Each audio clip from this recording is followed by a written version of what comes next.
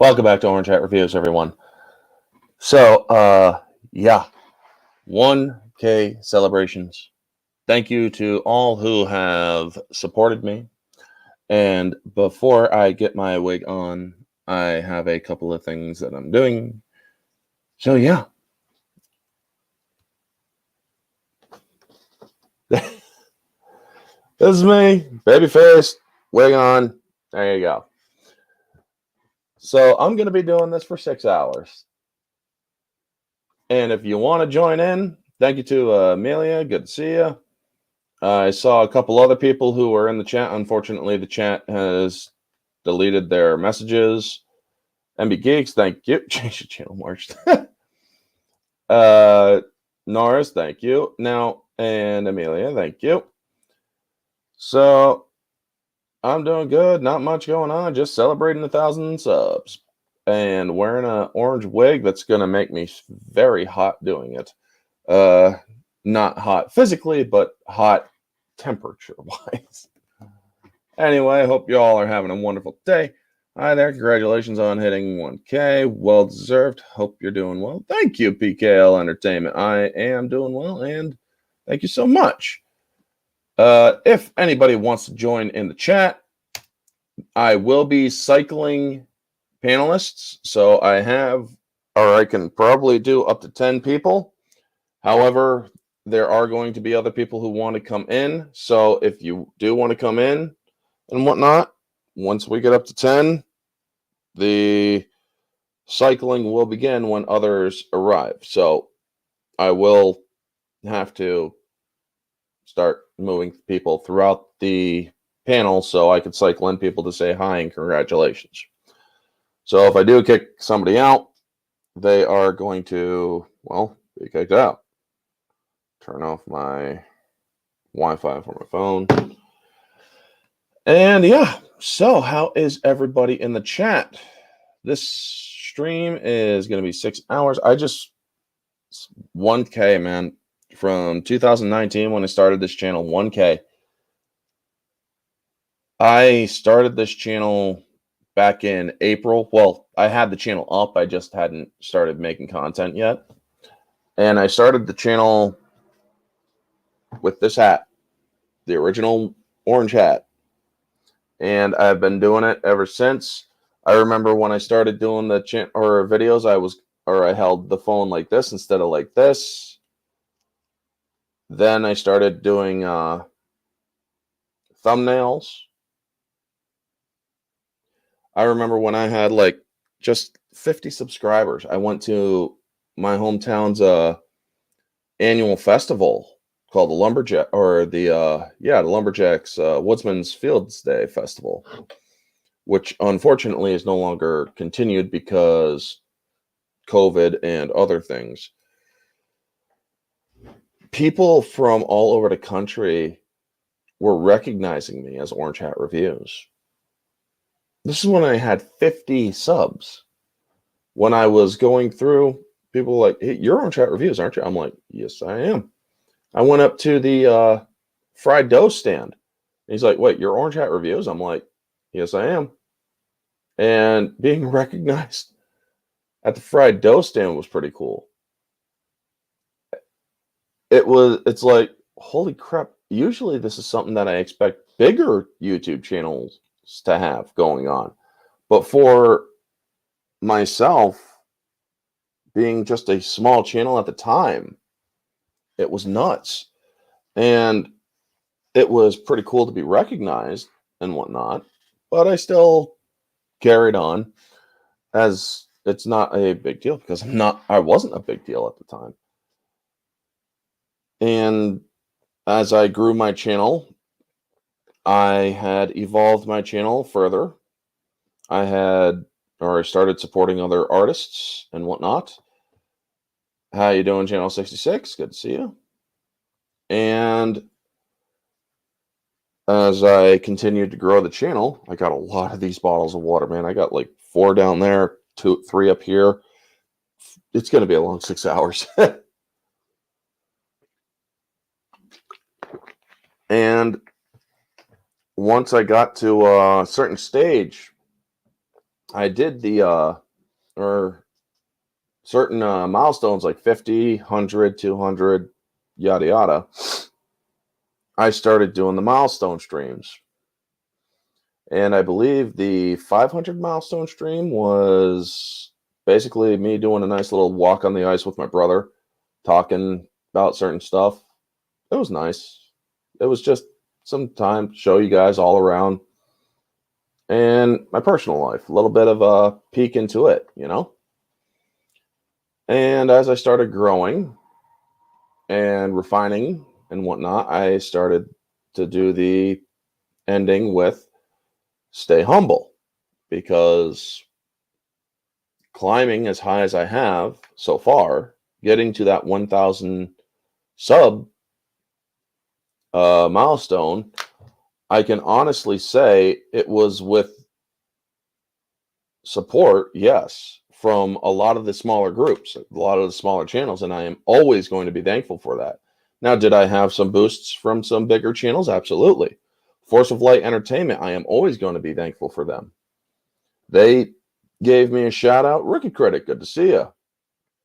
Odin has given me shout outs. I had shout outs from Gasperson when I was on his channel with Jeremy from Geeks and Gamers. They gave me a shout out. They helped get me close to 200 at the time. So yeah, I had a couple of boosts here and there. But one thing that I can honestly be proud of is that I made it to 1,000 with the help of everyone who supported me. Climbing that mountain was not easy. It took 3 years to climb this mountain to 1,000 subs. And I am always going to be happy that it took that long. Because if I was to shoot up in subscribers, there would have been if I was to just shoot up from a couple hundred to 1,000, there's a chance that I would have easily let that go to my head. Being at 1,000 subscribers does not mean I am better than anyone else. Being at 1,000 subscribers does not mean I am more privileged than anyone else. I am still me. And I am always going to be me. And yes, as Rookie Critic says, it is a difficult milestone, but I stuck with it. And I did stick with it. There were times where I didn't want to stick with it. There were times when I'm like, I'm never going to freaking be like these bigger channels. I'm never going to get as big as them. But you know what? The journey of 1,000 steps begins with the first step. The journey of 1,000 miles begins with the first step. The journey of 1,000 subs begins with the first video. And that first video that I did, my first video on the demise of the MCU, where I said that basically the MCU is going to run itself into the ground. Now, it may not have financially and whatnot, but when it comes to critique-wise, there's very little of the MCU left, where the MCU is just very little quality and a lot of political and identity political messaging. Odin from OMB Reviews, formerly Odin's Movie Blog, he was the one that inspired me to get my channel going because of his reviews. And I'm a very movie-oriented person. So I figured I could be a movie review channel. I have my theater close by at the time. I still do. It's just 7 miles away now, where it was just a couple blocks from where I originally lived at the time. And it's like, okay, I'm going to be a reviews channel. So something reviews. What can I have? And I'm looking around and I still see my winter hat from the winter previous. I went in the story about this hat. I'm not going to freaking come up with some bullshit excuse, folks. The story about this hat is a very simple and humble one. Like me, I'm a simple and humble YouTuber. I needed a winter hat. I went to the store and I bought an orange hat. And it helped get me through the winter, helped keep my head warm. And that is one of the wonderful things about it. It's as simple as that. Now, have I also had haters and whatnot? Absolutely, I've had haters. But I've also had people recognize me for what I do. Even throughout my little hometown where I used to live, Congratulations. I love your stuff. Keep up the good work. Thank you. And continue to grow. And thank you, Pops. Good to see you. Now, if anybody wants to hop in, like I said, this is an open invite. The StreamYard link is in the chat. And yeah, so continuing on, I just kept on growing. I pushed myself as hard as I could. I refined my technique. I took the advice of some of the bigger names. I helped out with some of the bigger names as much as I could. And I can honestly say that thanks to all of you, I have reached this milestone. And I'm not going to start walking around with sunglasses, taking freaking falafel out of people's hands and just start eating it. No, that's not me. I would always, okie dokie, Pops, I will always be a very humble person because honestly, I'm a person of very little means. Not afraid to admit that. I am able to do what I do with limited resources. Phone, laptop, my Amazon Fire HD pad thingy over there. Where I was originally doing, or when I had that, that was what I originally started doing my live streams on. And the quality has only increased since. I'm working on getting better equipment. It's going to take a while. But you know what? That's just part of growing. I was, or hopefully would have had a little help getting better equipment at the time, but unfortunately that didn't work out. Not going to go into specifics about it. Otherwise I would have had a PC editing software and whatnot to help with that or with my videos. I still have the high definition camera that I bought. However, sometimes that lowers the quality or causes the channel to skip and whatnot, or the stream to skip. Over the last year alone, I went from, I believe, 700 to 1,000. I finally hit it. And I told people, looks like I got somebody in the background. How you doing, Amelia? What's up? Not much. How you doing? There you go. You're showing up now. And you're frozen a little bit. Sorry. It's okay. How you doing? Could be better. Yeah, believe me, I know a lot of people that I know are going through hard times. Ruben, good to see you. See you in the chat. But yeah, as I continued on, I finally got to where it was, and it's like, you know what? I'm setting a goal for the 1,000 subs. Give me 1 second, okay? I'm just connecting to the Wi-Fi. Alrighty. And I said, you know what? If I get to 1,000, I'll do something. Well, they'll dye my hair, or I'll do something like that. Now, I was originally going to dye my hair, folks. I had the whole thing planned out, and except that because of the limited means that I have, I would have had to have gotten it done professionally, and that would have cost like $250. I would have had, because I have brown hair, I would have had to have, thank you, Ruben. I would have had to have had my hair bleached. That's $75. Would have had to have had it colored. And Is then that I would better? have also had, yep, that's better. All right, I just needed to connect to Wi-Fi. Mm-hmm. And I would have had to have done all that stuff with my beard as well to get that orange. And it wouldn't have worked because I wouldn't have had the money to do it. So I asked everybody what would be more appropriate. And a lot of y'all voted on the wig. So here's a clown wig. I look like a shorter haired version of Marge with orange hair instead of blue and white skin instead of yellow. So, yeah. I'm going to have to point out, Orange Hat, that The wig, honestly, gives off some Jackson 5 vibes. If it does, it does. I mean, I'm not going to sing like Michael Jackson at that age, but I mean, back when he was part of the Jackson 5, that was his best years, in my opinion. Oh, agreed. Yeah, the wig. Agreed. I want that vote. Yeah. And hey, man, if you ever wanted to get to the point where you can get a PC, hit me up, and we will piece you one together. I'm gonna hop off because I'm starting to hack. So. Okay, thank you for stopping by, Amelia. And we will piece you together one, or we can look at pre-builts. Thanks, man. I appreciate that. Sorry, the wig. I lost that vote. Oh, okay. So yeah. Well, I wanted to do it. Like I said, I couldn't afford it, but if I had to do it, I would have shelled out the money. The stream would have been later. The stream would have been in July, but everybody chose wig. So, a big congratulations to you and your community on this most tremendous milestone. Well, dude, we're all part of the same community.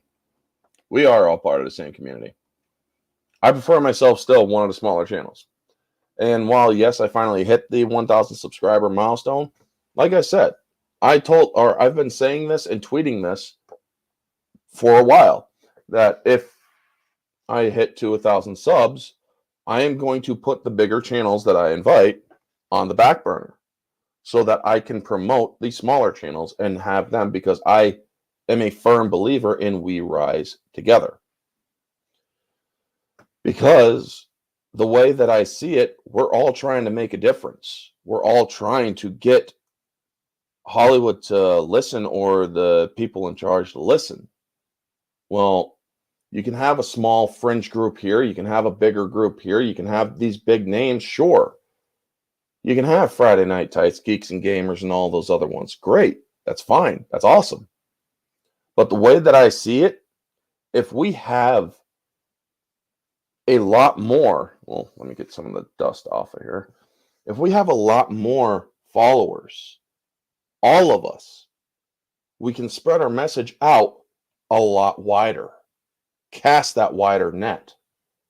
We can eventually have people realize that what we're trying to do is not hate on entertainment. What we're trying to honestly do is save it. We're trying to bring entertainment back to what it was before all this crap happened, with the identity politics, with the political messaging. All that stuff was subtle back then. It was subtle, or when it was actually necessary, a part of the plot of something, it happened. Coemption and option, for lack of a better term, is good. Well, okay. I have no idea what coemption is. Hex Allen Comics, good to see you. Thank you for stopping in, and thank you for the congratulations. And I got some other people who are talking. Or a friend of mine, Ryan Roger Athe, is coming in soon. Yeah, okay. And other people will be coming, apparently. Looks like that I got some looks like I got some people who are willing to hop on. And it still looks like I'm shadow banned on Twitter, so I sent this also in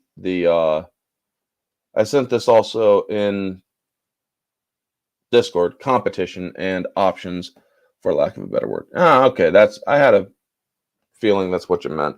Now, competition is all well and good. It's healthy. It helps keep it playful and whatnot. It helps inspire you to better yourself. And I had competition, believe me. Or when it comes to certain times and other days, I was stressed early on. It's like, how am I going to compete with people like Friday Night Tights? How am I going to compete with other people when I'm streaming at the same time as them? And then I was told, don't look at it as a competition. I don't. Well, I do have a Discord server. It's Orange Hat Reviews. It's just that I barely use it because nobody took much interest in it. I'm in other Discords as well. Minority Homes, Odin's, uh, Gothic Therapies, Linden Halls, RK Outposts, and Lethal Lightnings. Those are the main ones that I used. And whatnot. So yeah, if people want to join in, I left the link for them as well. And thank you, Channel 66, for sharing out the stream. And like I said, it's open mic. Or it's open discussion. It's open invite. I even have these banners. You guys can ask me anything. This is open. Whatever. You can ask me anything. You can. It's ask me about movies. Do whatever. But also make sure that you smash the like button and share out the stream because that's also important. Different opinions, they're also welcome in here. And seriously, folks, thank you all for the support. And for all the haters who came in here over the last couple weeks and whatnot, who tried being assholes and such. Well, I do got a message for you too. What are your thoughts on Obi-Wan finale? Sorry, I had something on my computer. It was a mess. It was an honest mess. And as I have said with every episode, and this one is no different, every episode of the Kenobi series is a giant mess. And every episode violates either Disney canon or the George Lucas trilogy canon, either PT or OT. And this movie is and this series is no exception. This episode was no exception. The whole rematch of the century. Nope. Yes, there's dialogue in there that they want to be reminiscent to A New Hope, which leads to A New Hope, and where when Obi-Wan explains to Luke, it's like, you didn't kill Anakin Skywalker, I did. Well, okay, so that gives him all the knowledge he needs to say where he's saying, when he says to Luke, he betrayed and murdered your father, or Darth Vader killed your father. Essentially. I think it is a show you and I are going to disagree on about Kenobi, and that is okay in my opinion. Yeah, that's fine by me, man. Different opinions are welcome, like I said. Thank you to Wise Guys Entertainment. Good to see you. I remember when I first saw Wise Guys Entertainment, the way that they have it spelled here, I called it Whiz Jizz one time. Oh my god, that was hilarious. It's like I always thought it was like Whiz Jizz Entertainment, not Wise Guys, but then because how my mind works, I don't always pick up on the humor and such, and so sometimes it's hard for me. There's things that took me years to understand, jokes from movies and stuff, and it's like, oh my god, how did I not pick up from it back then? Well, yeah. Ruben Thomas, stay easy, Orange Hat review, stay humble. Exactly. Staying humble is the thing that I'll always do.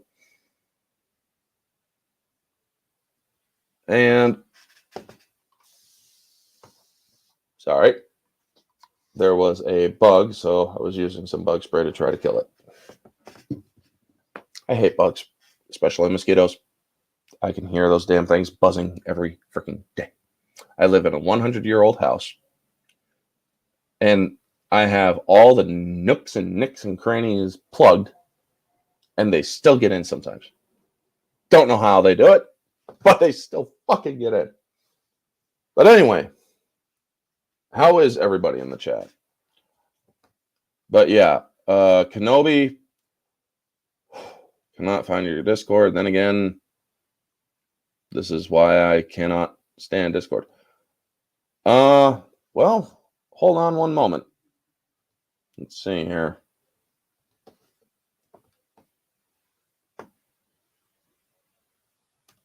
If you want to join my Discord, there's my Discord. Mosquitoes suck. They devour me like a Chinese buffet. I know, right?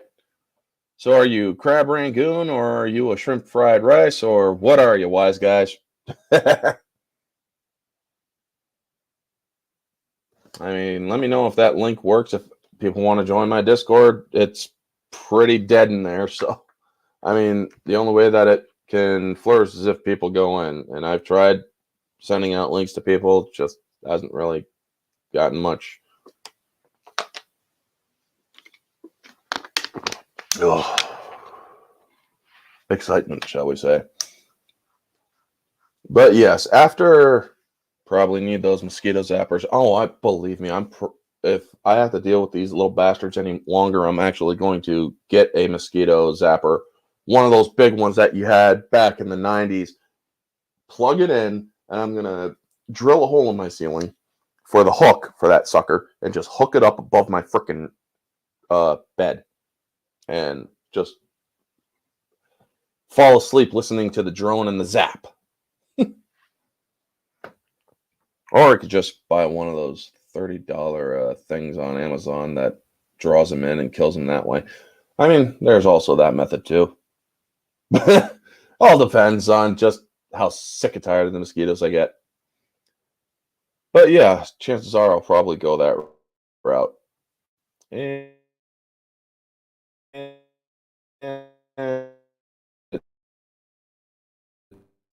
it's taking for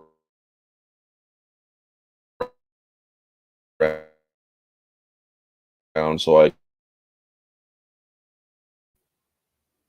Okay, there we are. It looks like I'm having some internet problems. Rough girl, how are you? I miss you. How are you doing? Thank you so much for the congratulations. Just don't want their dead bodies landing on you as they die. Oh, believe me, I understand that too. I have a Paige. Good to see you, buddy. How you doing? Seriously, what's up with the hair? Oh my God! It just blew up overnight. I'm telling you. I had brown hair last night, people. I had brown hair, and then just poof. I woke up, looked in the mirror. It was just so freaking horrible. It was a nightmare. I couldn't cut it fast enough, and every time I did try to cut it, it just got more curly. All I know is I better not see some meme of you going, wee! Right. So, yeah, you were roboting a little just now. Seems to have cleared that. Yeah, I noticed that the stupid thing gave me the dreaded circle of death. But thank you for letting me know on that. It's Yahoo Serious. Yeah, I know, right? It really is. Hey, Yahoo Serious is awesome. Yeah. But yeah. Orange Hat, can you shoot me a link in Twitter DM to come on to the Discord NB Geeks, or to come on to here? Because like I said, it's open invite. Well, How do you think I got up here, NB? oops. There. But yeah. Again, folks, if you want to drop in, say hi. There you go. 1,000 Stream here. subs. Yep. Took me a while. Finally got to it. I also do need to thank Deej, because he actually got me up to one of my 500. milestones. I think it was the 500. Yeah. It was the 500. We pushed Yep. you on the stream one day until we got you past it. Yep. And I'm very thankful to it too. And Big Geeks Grandpa, there he is. Yeah, how you doing? Yeah, that's what I was asking about, Orange Hat. Congrats, buddy. Thank you. I like the wig, although I would have preferred the dyed hair, and I was hoping you'd go the extra mile, but now it looks like you shaved off all the facial hair. So, well, I decided I did this, and I took a picture on I took a picture on my phone, sent it to family to show them what I did. My dad, no joke, my dad, he's like, you look like Beaker from the Muppets. And my mom was in here for me to read it out loud. She cracked up laughing. And I'm like, which one's Beaker again? Oh, right, the one with the shock of orange hair. Yeah. I don't know. And it's like, him and the Roadrunner kind of had that same similar. Yeah, exactly. And thank you, Ambassadorial Wing. Orange Hat. It's funny you say that about Beaker. We used to have a guy in the Marine Corps. Off topic, just real quick. We had a guy in the Marine Corps, good friend of mine, named Bennett, and we all called him Beaker because he was about as Irish as you could come, and he was about as redheaded as you could come. And he had that kind of Beaker hair, even in the Marine Corps, in a way. Somehow he managed to figure. We refer to him as Beaker or the Drunken Irish. Now see, when I hear Beaker, it takes me back to my 20s and this biker chick that I used to know that her name was Beaker. Hey, with your audio like that, do me a favor, Deej. Say, I am your father. I am your father. It actually worked! Holy crap. Is it sounding fucked up again? It kind of does, but it works in a Darth Vader-y kind of way. There we go. How about we do it that way? That's better. But hey, I like the Darth Vader better. It's my stupid sound dampening thing because I got the AC running, so I was trying not to have that bleed through. Because it's hotter than shit. Oh, believe me, it's gonna. Or from what I understand, I think it's actually gonna get up to the 70 or 60s or 70s up here. But well, I was out doing farm life video yesterday. We were doing hay, and I kept recording. If you watch my video yesterday, you'll see it hit 103 at one point. Oh wow! I will definitely have to check that out. Well, he's up in northern Illinois, so that's not surprising. Well, back. Surprising. Uh-oh, Beaker's running away, folks. Bunsen burners yelling at him. No, he's not running away. We're just seeing his tender side. Professor Bunsen Burner called him away for a second. Well, close. It was actually my book here.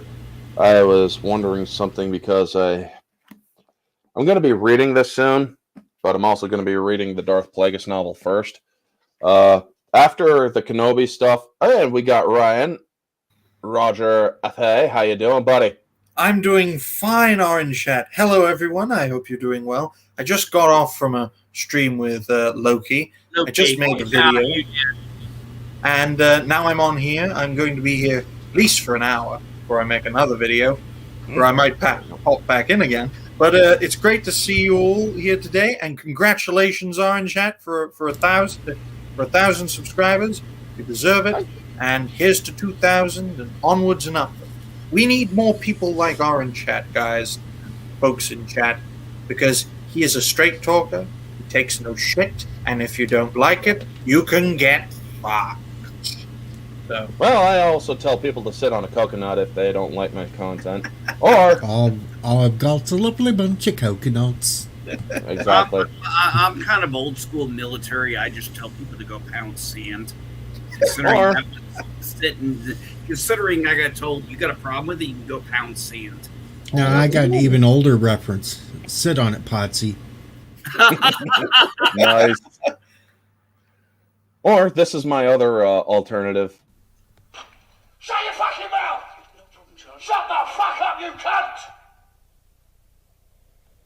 Shut it! As you can see, I have changed my clothing from my gown. It was getting pretty hot, especially with this Chinese-made light, which is probably spying on me. It's got a secret camera. Will this even fit? There you go. I look even worse. Ladies and gentlemen, I present to you the Ginger Joker. Yeah, there you go. There. Let's see if I can get this to work. Almost looks like Thank you, Netcat Media. He's trying to squeeze an extra small condom on his head. From what it looks like. Oh my. Oh my. Do you like my tower? It looks. Oh wow, nice. Do you want to see my stick? Oh my. What a great celebration this is. Indeed. A creator who has been doing this for many years, very good videos, content creator, is a shorts video maker, and now, Orange Hat, you're a live streamer. I think you've I've been streaming before. Yes, I've been doing it for a couple years now. Right. Oh my gosh, one of my favorite streams to this day is the one that I had my first versus stream, which was John Wick versus The Accountant, Ben Affleck movie. And I had Mara Jade and Lethal Lightning on, and I brought on Lethal first. His first words, "Women are trash." And I'm like, oh my fucking God. Oh, God. We need more women creators. That is the worst thing you could have. No, that's one of his things. He likes to dish on women a lot. It's all in good fun. It really is. The Full Aussie is my Saturday morning entertainment. Unfortunately, I won't be able to catch him this weekend because I got personal stuff that I'm dealing with. I got my aunt's memorial going on. Unfortunately, my aunt passed away back in late February. She was one of the most admirable people in my life. I loved my aunt very much. She was also my godmother. And I really, gosh, I miss her so much. But, yeah, we're doing a celebration of life for her this weekend, and I will be completely inaccessible this weekend. Okay. Lasso of Truth, thank you for coming in and saying hi, and congrats, thank you so much. And thank you, Wise Guys, the Ginger Joker. This is just the beginning, folks. It's just the beginning. We're going to get Orange Hat. He's going to be the next Az. He's going to be the American Az. Heel versus Babyface. Yeah, I know Heels. Funny thing about Heels versus Babyface, he actually looks like one of my brothers. My oldest brother. He actually looks like him. No joke. And it's like I'm watching my brother on YouTube. And he's British. And he's been doing it for 10 years. And he nearly failed because he wanted to move away from Blizzard stuff, and he did his own thing, and he nearly failed. What's this? Orange Hat looks like a modern feminist. Oh, God. And thank you for the condolences, folks. Don't put real feminists into this third-wave feminist shit. Whoever designed your profile pictures needs a medal, because they look good. Yeah. Speaking of which, I'm going to go off cam for a second, folks. Sure. This one, I do want to say thank you to my friend Pat Draxler on Facebook. Ooh. He's the one that actually designed this new one that I had.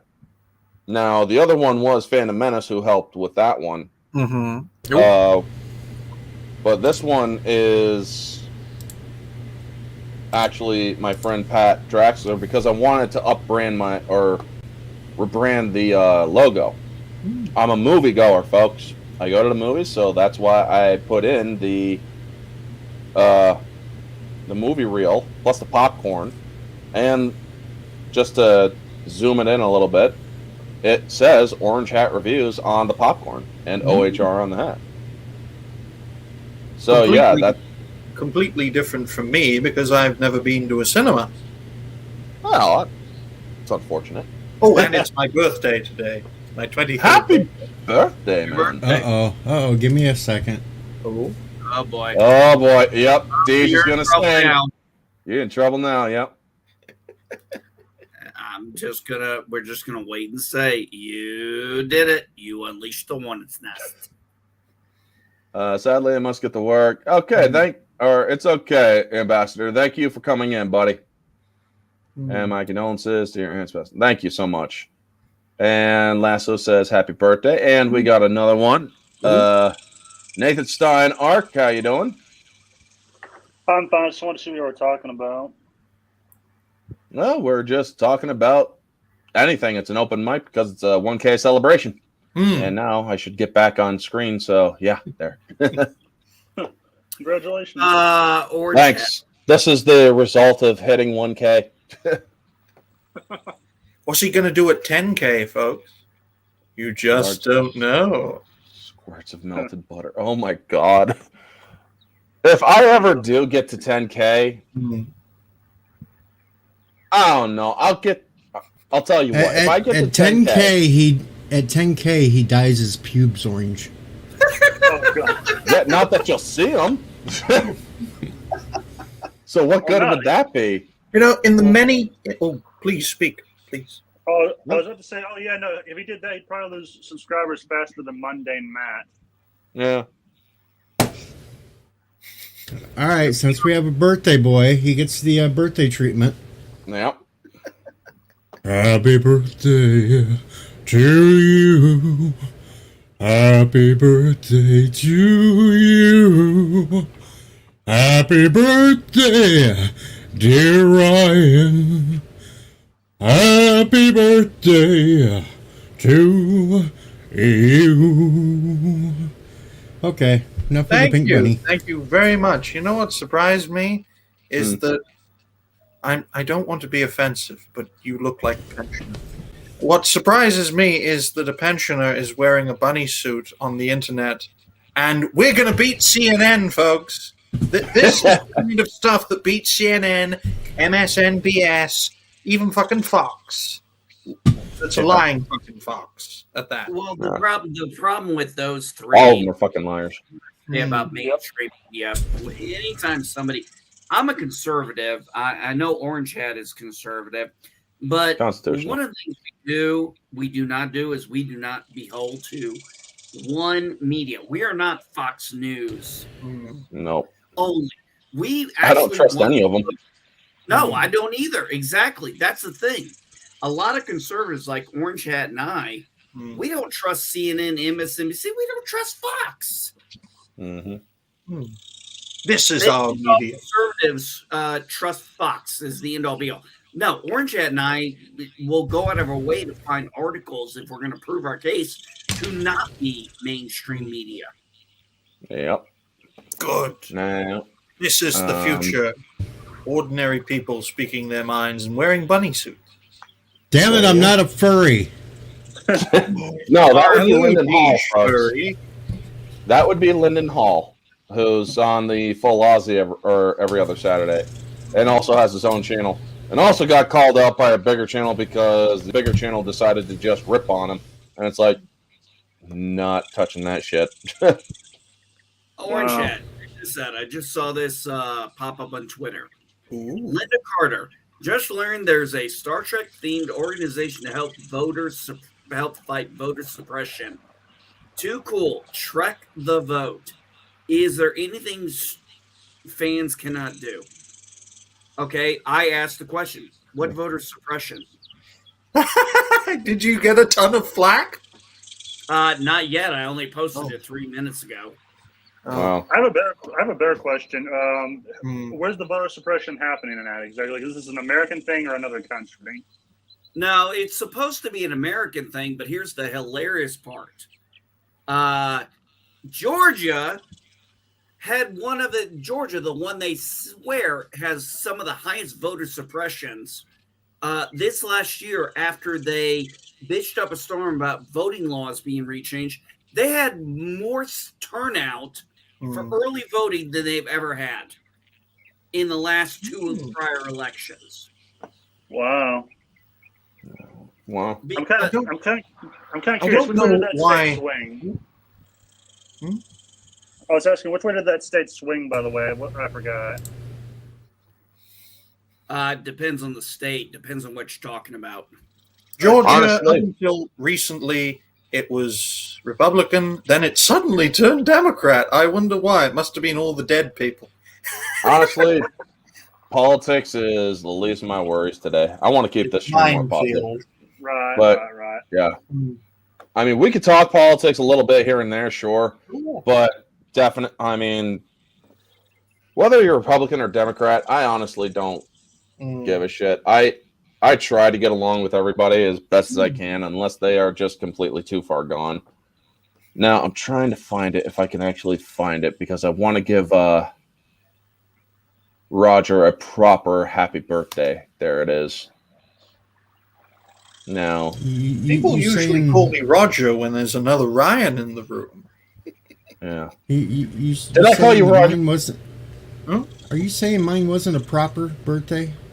Oh, yours is a proper birthday. Absolutely. I'm just saying that I want to give him my own version of a proper. What are you going to play, Marilyn Monroe? Hey, Orange Jack, can we agree on one thing? Yeah. Whether What's you're that? liberal, conservative, Republican, Democrat, whatever, when you're a geek, you're a geek. Yeah. Yeah. Let's turn this Like, light down. Geekdom has no borders. Like, being a geek has no borders. It doesn't matter if you're a left, right, center, or identify as an attack helicopter. Exactly. Now, Hey, I do identify as an attack helicopter. yeah, no. I regret Now it. I'm going to share. Let's see here. Want to share the screen. I'm going to get copyrighted for this, folks, but honestly, I don't care. I'm not monetized, nor do I plan to in the near future, because I still need 4,000 views or hours for that. But let's get here. Shame I couldn't give you some. I had like 14,000 watch hours. Holy shit, man. You weren't remember dancing when in we were that bunny suit. were you? Exactly, Lasso of Truth. No, I alrighty, only do so- the bunny suit stuff for birthday videos. When requests. Well, it used to be I did it for money, All right. but now it's just birthday videos. Here it is. It's going to be, or I'm not going to play too much of it, just this one small bit. But, yeah.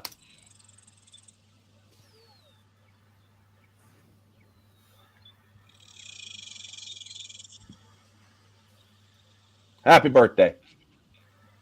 Thank you.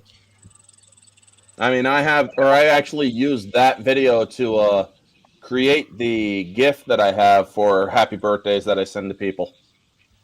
Now, this StreamYard is not... okay, good. Now I'm back. Is someone live in a swamp? Because I can hear critters and bugs. Oh, sorry, that's me. I went outside to talk to y'all. Like, I'm in Texas. It is in the swamp. It's okay. Jeez, no, man. Thank you, Jedi Padawan Trailer. And Big O Show, thank you so much. And thank you to Jacob Ironside. And yes, I am getting a lot more things. But yeah,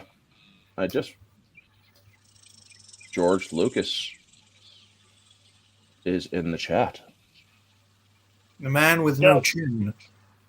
God bless George him, man. Lucas. God bless him. God bless you for Star Wars. But I also do want to say my heartfelt condolences for what Disney has done to Star Wars. Oh, You yeah, what gave- they've done is a war crime. He basically turned an indie company into a multi-million, if not billion-dollar company, and then sold it to the white slavers. Yeah, basically sold it to one of the most corrupt companies in the world. The At the real same time, I life can't really Roland blame him. Yutani. Yeah, I can't blame him, to be perfectly honest with you, because considering how some people were acting at the time, I would have been like, you know what, screw these guys. Okay, this is a name. We got the glory hole in the chat. Oh dear. Oh no. Stay away from me. It's a party now. Yep. I love that chicken. Just don't choke it on screen. But yeah, I- so one of the things that are what's another thing that I did? Hey, this is my brother from another mother. How you doing, Chris? Good to see you. Love the pink hair and congrats. It is orange, damn it. But you know that. But thank you seriously again, brother. Good to see you. Everybody. Well, if you want to come on, Stig, thank you for coming on or coming in. If people do that's a want to come guy. in from the chat, That's a guy who could be a big name if he made videos and had his own show. I Stig agree. would be- Stig, he could. He Yeah. chooses not to, but he could. Hmm. I would love to see him do videos. I'm not gonna lie. I like seeing what he says on Twitter sometimes. Yeah, I just saw him on Twitter not more than a few, I don't know, before I even got here. Yeah. Stig is the king of puns. I mean, when it comes to puns, you aren't going to find a better person that lays puns better than Stig. We need all the help we can get, folks. So come on, make some videos. Thank you, Phil. I one would time say he stated the obvious, though. Oh, sorry. I will say this. Most of us, I think, are all relatively within the same age group where we were the forefront of getting into social media back during dial-up, chat rooms, but now it is so I know social media sucks at times. We all know that. There's no way around it. It's like anything else. But if it wasn't for social media, none of us would be able to talk to each other. No, what's dial-up? What's dial-up? I'm 23 years old today. Born in You were around when dial-up was around. I wasn't paying attention when dial-up? dial-up was around. I have no idea what it is. I wasn't paying attention back then. Like, I hate social media. Dig, I'm one of the most blunt people on here. I mean, that's probably why I haven't been canceled, or that's probably why we got another person in the background. Oh, folks, it is one of my best friends on here. Rosetta! Rosetta, you kicked up a hornet's nest yesterday, didn't you? Me? Yes, you. I'm just laying here being innocent. Yeah, bullshit. You're literally live in bed. She's always in bed. She's always in bed. That's it's normal. common when I stream because when I actually have time to stream is usually when my muscles flare and I can't get up. Oh, that's understandable. It's Cars from Chelsea, thank you. Damn it, get out of bed and go make me a sandwich. Cancel him. We need more women. We need more women. She's known as the sandwich wench. Yeah. That's my husband's fault. 2.5 years I've been called sandwich ones by everyone, and it's all my husband's fault. Coming in when I'm in the middle of a big stream with a bunch of people on panel and in chat, carrying a tray where he loaded it full of sandwich supplies, going, "I'm hungry without you," and putting it under the camera. Speaking of which, Netcat is one of the only people out in the community that's actually had me serve him sandwiches. Hey, just remember, Stig, go back to your chloroform. I thought she was going to say glory hole then. He's not big enough for the glory hole. I mean, Oh, we don't want to know how you know that one either. We don't want to know. hi, Ornery. I remember when you posted that whole thing about when you posted and your husband said, "Go in the kitchen to make me a sandwich," and then he gets suspended, and you're like, "Who the fuck are you to tell my husband how to talk?" This stupid feminist reported my husband for making sandwich wench jokes at me on Twitter. Yeah, Are you sure it was an actual woman? Because we don't know these days. What is a woman in 2022? Yeah, I mean, right. they can. I can't tell you. I'm not a biologist. If you're a woman, you have a vagina and tits. There you go. I'm not a biologist. I can't tell you. Now, yeah, you beat me to it there. Now I'm going to What, sit here. And what exactly are good too? Sandwiches or told you glory holes? Yeah, sandwiches. I told you he's actually got my sandwiches. I actually made him sandwiches live on air on my stream and served him in the car. Nice. Hello, Are you a biologist? That was a thing. How does your puss there, Rosetta? What did you say? I How's said, your how puss? is your puss? Marnie's doing good. Athena's been doing good. She hasn't had any issues since last surgery. Optimus Prime would look small when parking in the Grand Canyon. Oh shit! Sig, dream on. Oh fuck! Rosetta. And now he's at 1,000. Rosetta, I got a little story wow. for you and everybody else. So my daughter has 2 cats. One of them is named Alto, and unfortunately, Alto broke one of his legs. Oh, So he is, yeah. And last time I visited, when I went to go see my daughter and my grandson, you can see how he's walking, and it's his back leg, and it's just kind of doing this as he's walking. And I told my daughter, I was like, you can't let him out anymore, right? She goes, yeah, I know.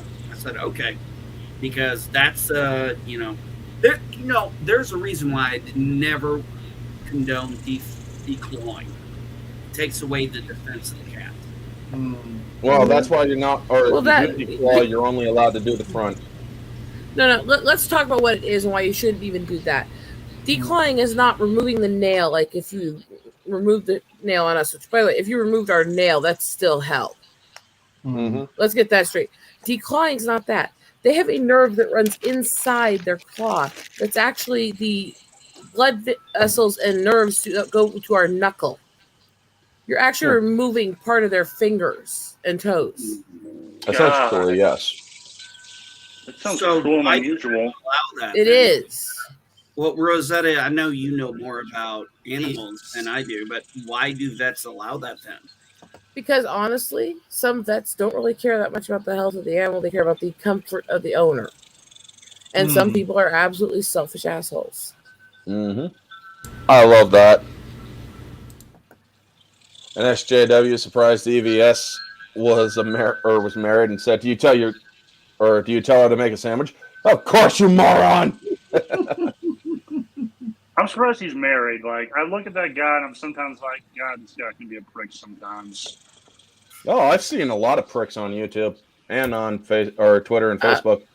To be fair, or chat, because you do not just follow my husband on Twitter, but you've had conversations with him over on the Facebook stuff.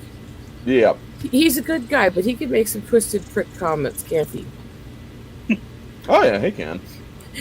We're one big coalition, folks. Of course, there are going to be people who disagree with each other, but we all have one common enemy, and that's those in the mainstream.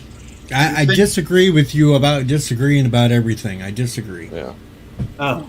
We don't agree about everything. We disagree on some stuff. I agree with that, DJ, just to annoy you. Yeah. But there's also, I mean, because, like I said, differing opinions are always welcome on my stream. I mean, if you, or like, I think it was NB Geek that said it, didn't you say that we'll agree to disagree on Kenobi? Yeah, we will agree to. Yeah, we will disagree in Kenobi. I've seen your tweets.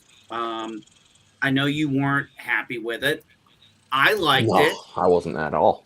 Yeah, exactly. I mean, well, to be completely honest, actually, you guys will have to wait for the stream tonight at 8 p.m. with me and Nerd with the Cigar.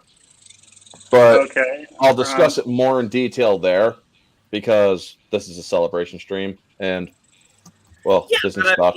So. But at the end of the day, it is okay that we don't agree on this. Exactly. I mean, I have always said this, folks. I am not going to tell you what to like and dislike. I will strongly, or I will say, I don't recommend this or whatnot. Oh, Janet, how are you? Hey, sweetie. Ooh. Hello. Another lovely lady. I saw that after the house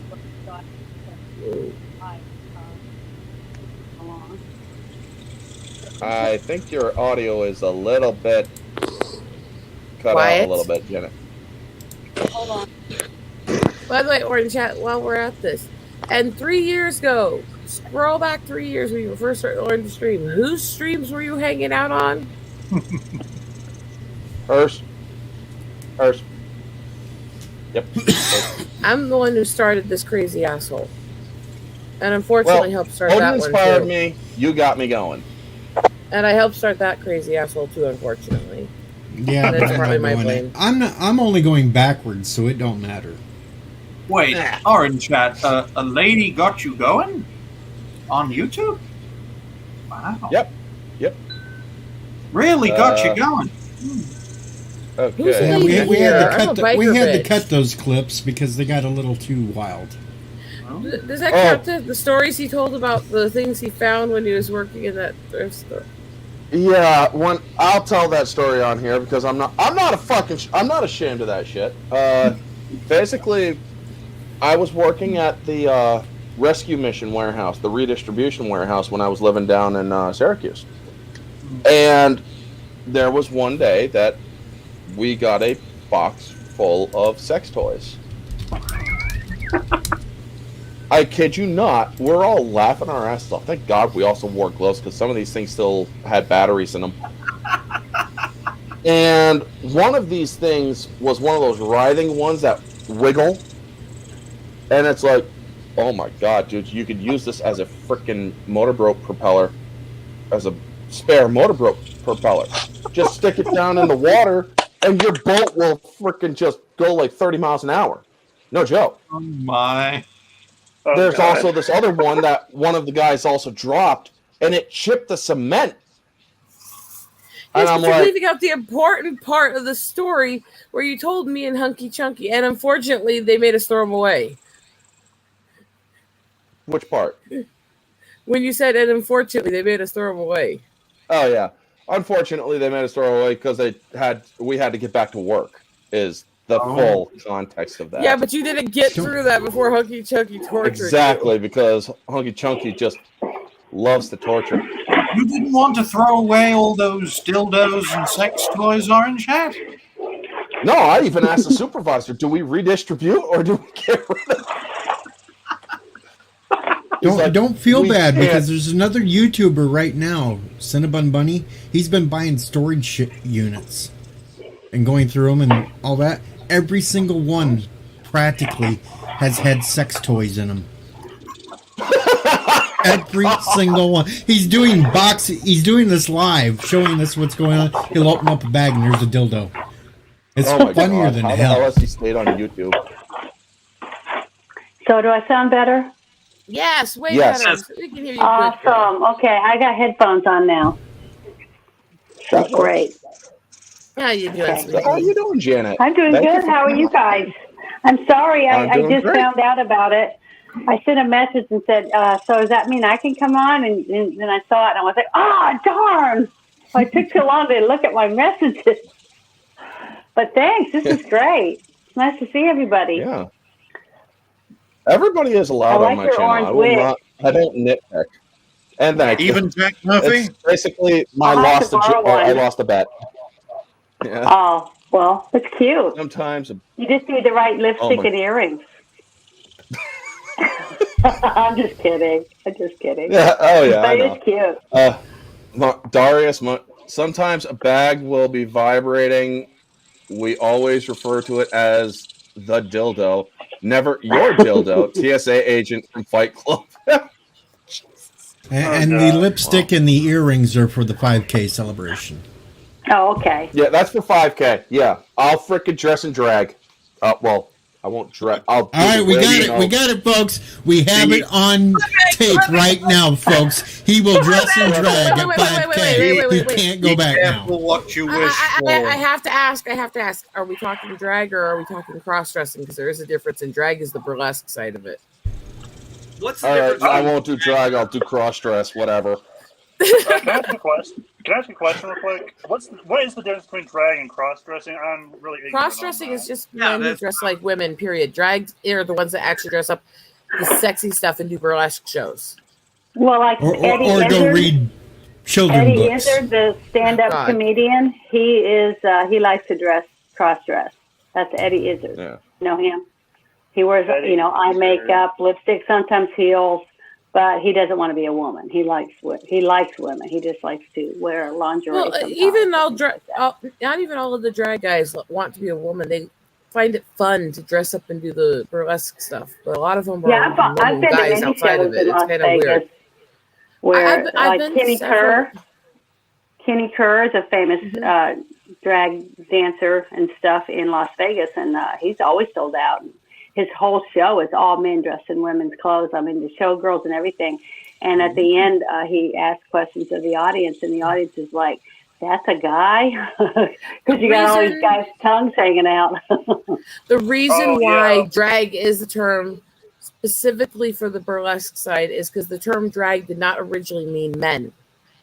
Drag was originally a very specific type of burlesque where they did over-the-top makeup and costumes, and that's why it got picked up by the cross-dressers, because it was easier to look like a woman when you have all the extra stuff to hide more of the masculine side. Yeah, all of us can look damn good if we're wearing stuff like that. Hey, I have a Star Trek question for you guys. Didn't the Bell riots happen in the 90s, or did that happen in the early 2000s in Star Trek Deep Space Nine? Oh, God. 2000s. 2000s.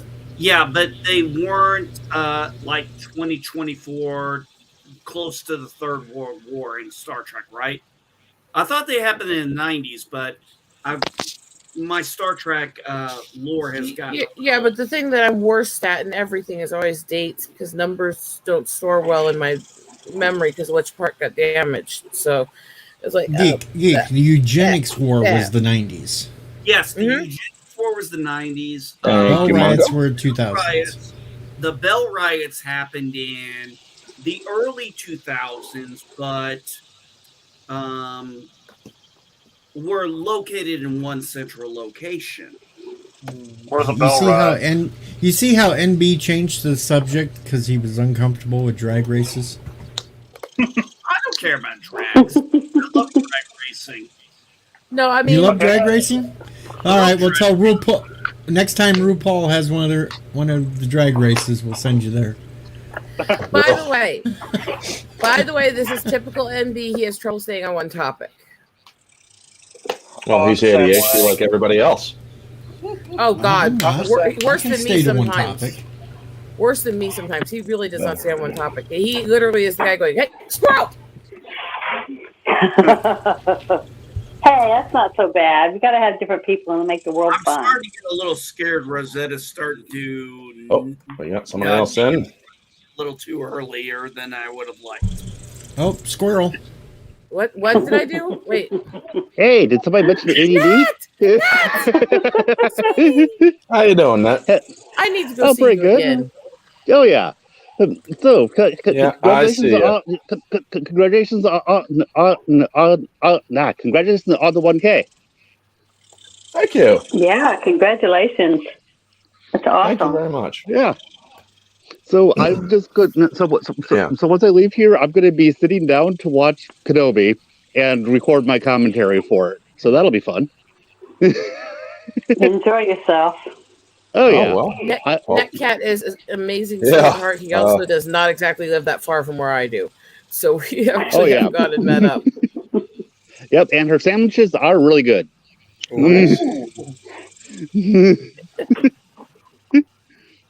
And I'm doing crazy enough to go buy supplies and make someone a sandwich live on air. Yeah, we went to we actually went to the store, got all the supplies while we were streaming. And just made them in the car while we were talking. Now that's content, folks. Did he say Wes Craven? What? Did you say Wes Craven? I missed that part. I didn't say anything about Wes Craven. Okay, never mind. Oh no, I said well streaming. Oh, okay. I've gone down and met with him a couple times, so does whatever. I've actually taken him out with me for doing some of my photography and stuff and chasing animals. Oh yeah, good time. And I promise I didn't eat any of them, even though I'm a cat. I wanted to. Remember, I'm the cat girl too. So. Yeah. Wow, only an hour and 9 minutes in. Jeez. I don't mind eating a little kitty. Man, is it hot out here? Oh, I just caught that. I caught it instantly. Why do you think I hit my head with my hand? Yeah. I'm not touching that. Because you hit your head. That's what she And said. I was like, oh, okay. I'm not touching that. Usually I would, but I'm not touching that. Man, is it hot? Because I was going to say I like kitty cats too, but I'm not going to now. Well, that's what she said. Bad deeds.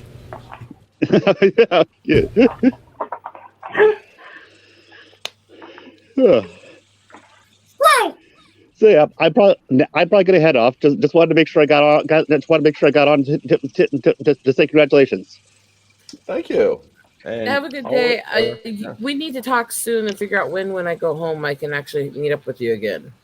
Yeah, we should. That'll be a good time. Because I'm still over in the Black Hills. Yeah. We're a little bit far away right now. Then. Yeah, around 900 miles. Yeah. Yeah, just a tad. Well, at least Rosetta, while you're there, the Black Hills, say hi to Rocky Raccoon for me. I'm more stalling to, stay through the rally. Where are the Black Hills at? Western South Dakota, and that's where Rushmore, Sturgis, and all that is. A lot of the Old West. So you have Deadwood, Rapid, and all that, the Old West. Okay, I thought that sounded familiar. Sorry. And this is where I grew up, is trampsing the mountains here and doing this crazy shit. So I mean, I want to stall until after the rally in Sturgis, because I want to be at the rally this year. I was actually Tiger Chicken, he's got to go back. Oh, I'm sorry. I was actually going to ask you that question, Rosetta, because I couldn't figure out if you were in North or South. Because I have not researched where the Black Hills are. No. North Dakota has technically across the state more mountains, but the condensed mountains with all the interest is here. And North Dakota kind of has a stereotype where we make jokes, they're up in the air without their brain cells. They can't have airheads. And my aunt, bless her heart, became this blonde North Dakotan lawyer. She was a walking joke book. North Dakota and South Dakota are kind of like the American versions of North Korea and South Korea. No, actually, well, they make fun of. Well, we have those jokes about airheads in North Dakota. The western side of both states and the eastern side of both states get along with each other. We don't get along with each other. West and East River hate each other with a passion. West Dakota and East Dakota. That's what we actually need. We need it redivided because the west side past the Missouri River and the east side past the Missouri River hate each other. They always have. For memory's sake. If you want to compare North Korea and South Korea, I'll give you a better example. Illinois and Cook County. Oh. And that's my home state. One big fact. You mispronounced it. It's Crook County. Crook County, not Cook. It's Crook. Chicago lets the whole city. It hasn't been Cook County since Illinois. Chicago lets down the whole state of Illinois. Hey, Chicago. I'm only gonna say this. Chicago and Illinois was run much more civilized when the mob was in charge. And that says something. He's not wrong. He's not wrong. The mob actually had a lot more order in it, or order to Chicago, than the current person who's in charge of running Chicago, Beetlejuice's ex-wife. I'm sorry, I had to use this avatar on your stream. Just making sandwiches. pizza. It's a That white wouldn't surprise me circle for me. because Chicago has this tradition of people getting blasted. They're keeping that tradition alive and well, apparently. Chicago has the tradition of being a shithole. It's keeping that tradition alive well. We keep trying to give Chicago away. Nobody will take it. And to be fair, a lot of the mob families are still helping run the government in Chicago. They just went more underground, less obvious mob. Well, they need to get more active because, god damn it, Deej needs help, damn it. He lives in Illinois. You know, this is a fun fact. This is a fun fact here. Years ago, when the little fat man in North Korea was threatening to bomb Guam, we were sending maps of Chicago with arrows pointing, calling it Guam. But all these big cities let down the states. You look at New York State. Now, okay, now I see the. Oh. I love that. He's got a delay. I love that Avatar Rosetta. Yeah, with the ball gag in her mouth. Yeah. That's only because men want women to shut up. Seriously, That's the only reason look men at like this. that. Look at this one closely. It's Yitzy does good work. We'll say that. Yes, he does. It's very well drawn. Like you can see 3 Yitza originals on your on the stream right now. Hal, watch mine for a minute. You'll see a few of them. Because he also did me as an angel in a halo. Which was bullshit. And then he did my Eagle Rider stuff for my channel art. Oh, that one's nice. Like that. Man, you're top heavy in that picture. No, I'm top heavy, period. I know, but I mean, in that picture, it's very, very obvious that poor eagle's trying to carry that around. There you go, I'm bottom At least heavy. you won't sink if you just crash into the ocean. Yeah, so that's a good thing about having good ones. Big, nice boobies. Keep you from drowning. Well, actually, it made it hard. I will with tell the you, big when I was package. learning to swim, they actually made it hard for me to stay underwater trying to do tricks. Yeah, that's why all those swimmers are all flat in the Olympics.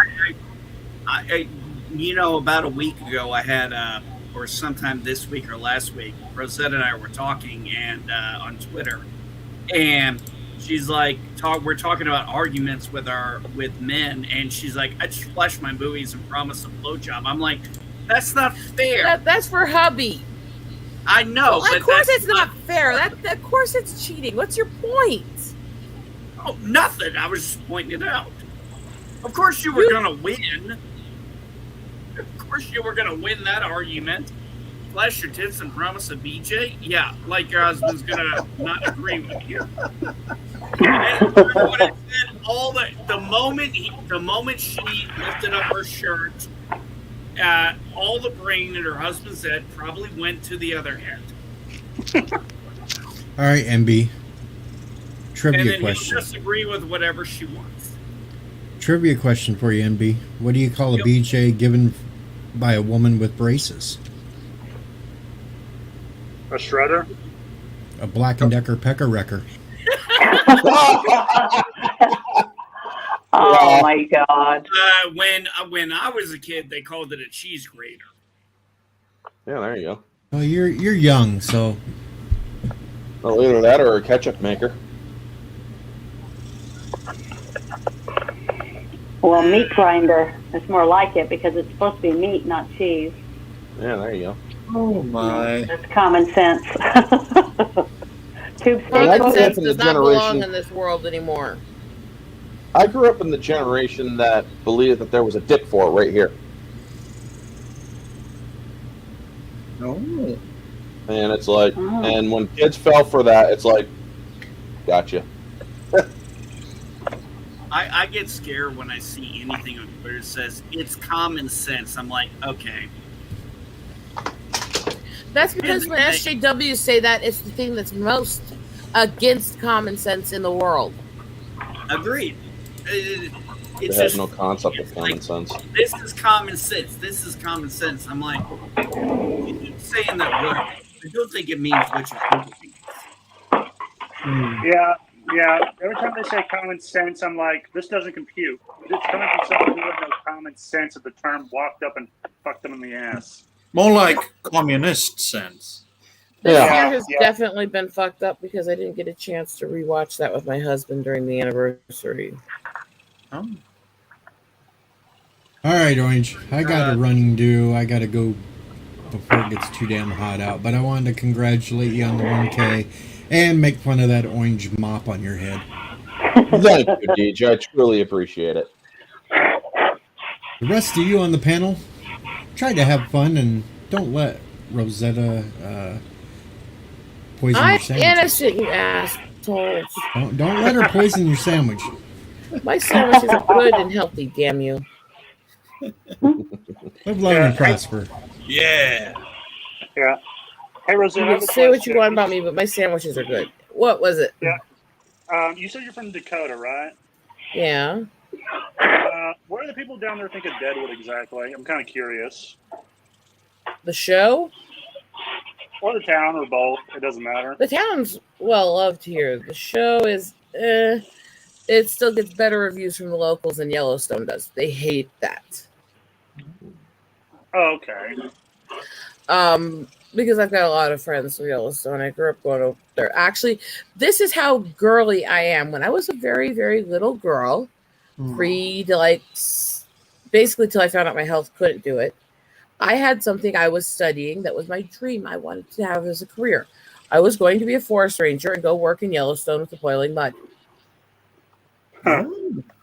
And I studied that from being like 3 years old until I found out when I went into Job Corps that there were health problems that would nullify me from it for life. Oh. Okay. So that was my dream growing up. That tells you how girly I am. That's not that girly, but I'm not going to tell you what I could have wanted to do for career day. And Yellowstone is having a lot of problems right now. I've still got friends that haven't been able to get out of their town for like 2 weeks because the storms have done so much damage. It's completely destroyed a bunch of the roadways, and they're still trying to get people out. Yeah, it's funny you mentioned Yellowstone. Guess who made that into a national park? FDR. The guy who became the sheriff of Deadwood, he made that into a park. That was his idea. From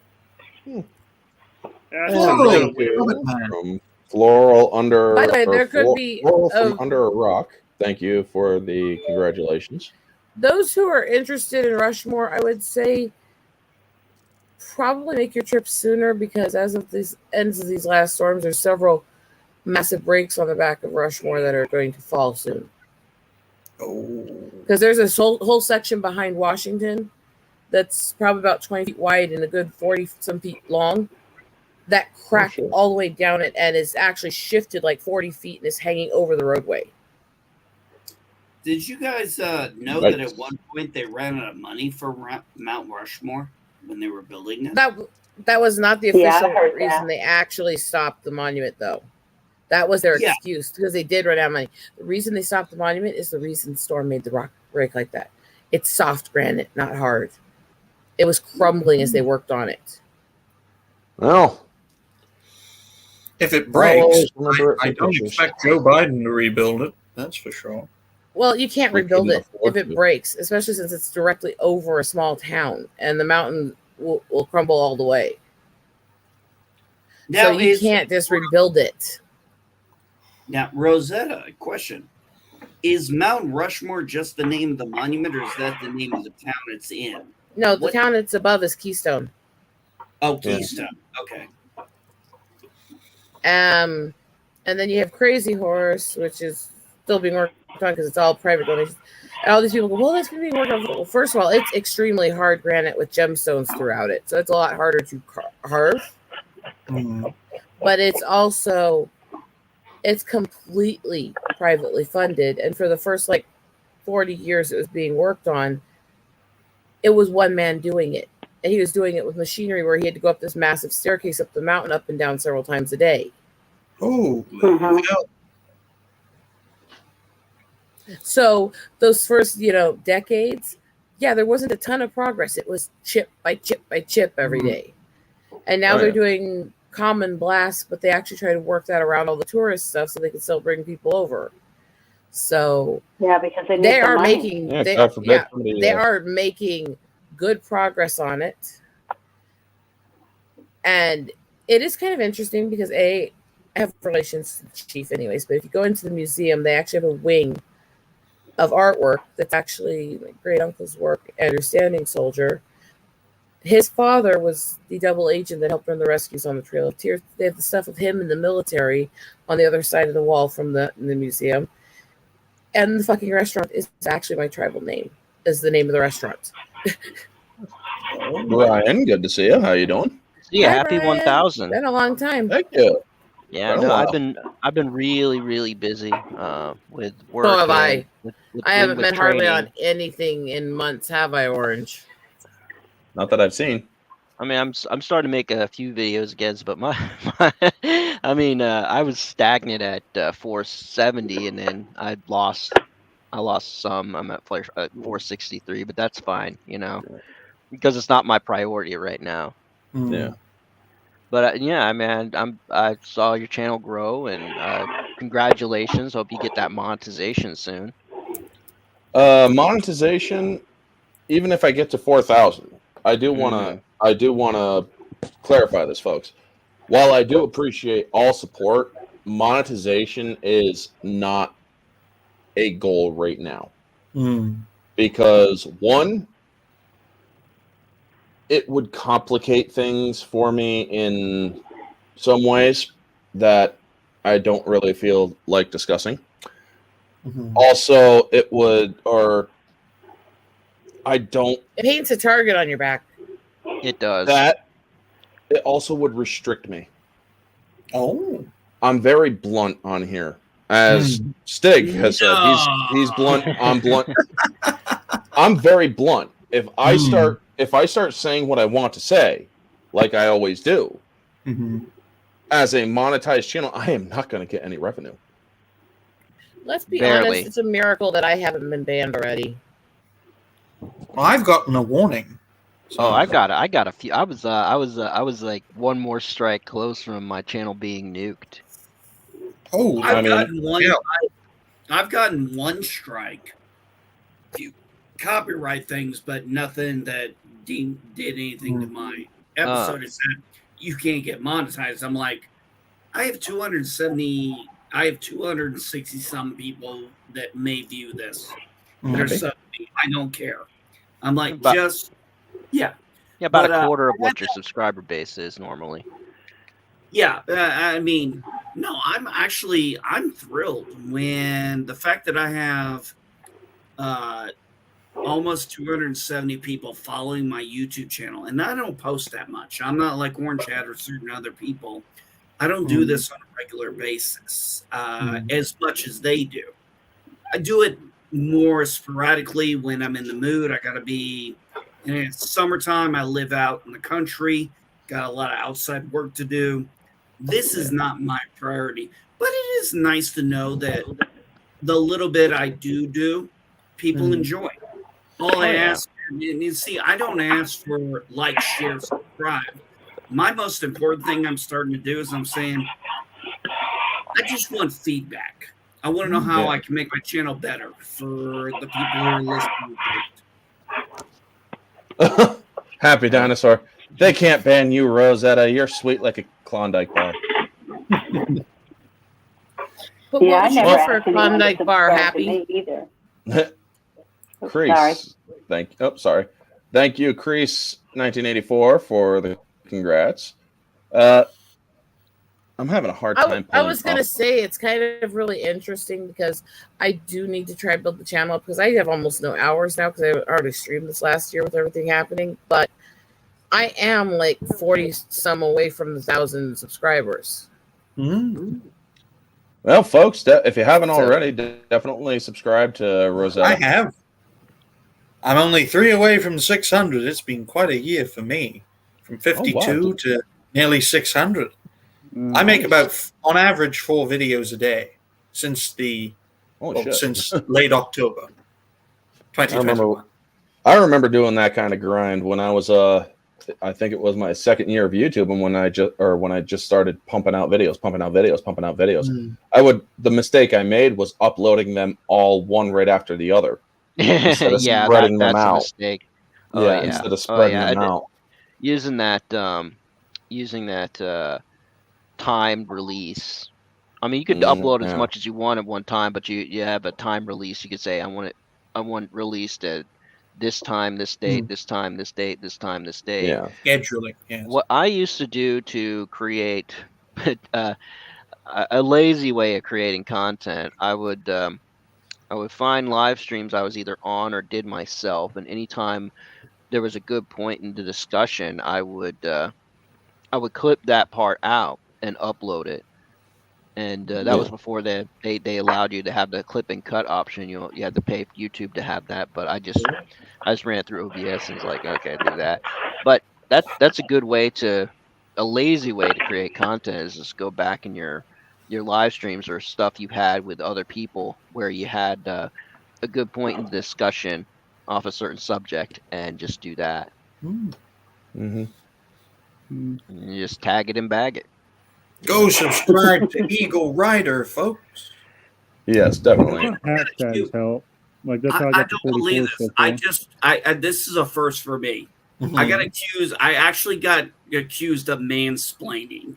That is a first. That is honestly, I'm gonna say that is a first. I just saw it on Twitter. It popped up. It is like, it's like mansplaining is unnecessary. You know, do you know what I would say is actually? You know what I would say is actually mansplaining is these stuff. Fucking male feminists who come out and shoot their mouths off about the women, and then when women try to disagree with them, they attack us or block us because we're not allowed to speak against his opinion on women. I went into town a few days ago to make a small little grocery run, and I was talking with a friend who happened to be female, and some other person's like, "Why are you always mansplaining?" I'm like, first off, I'm a man.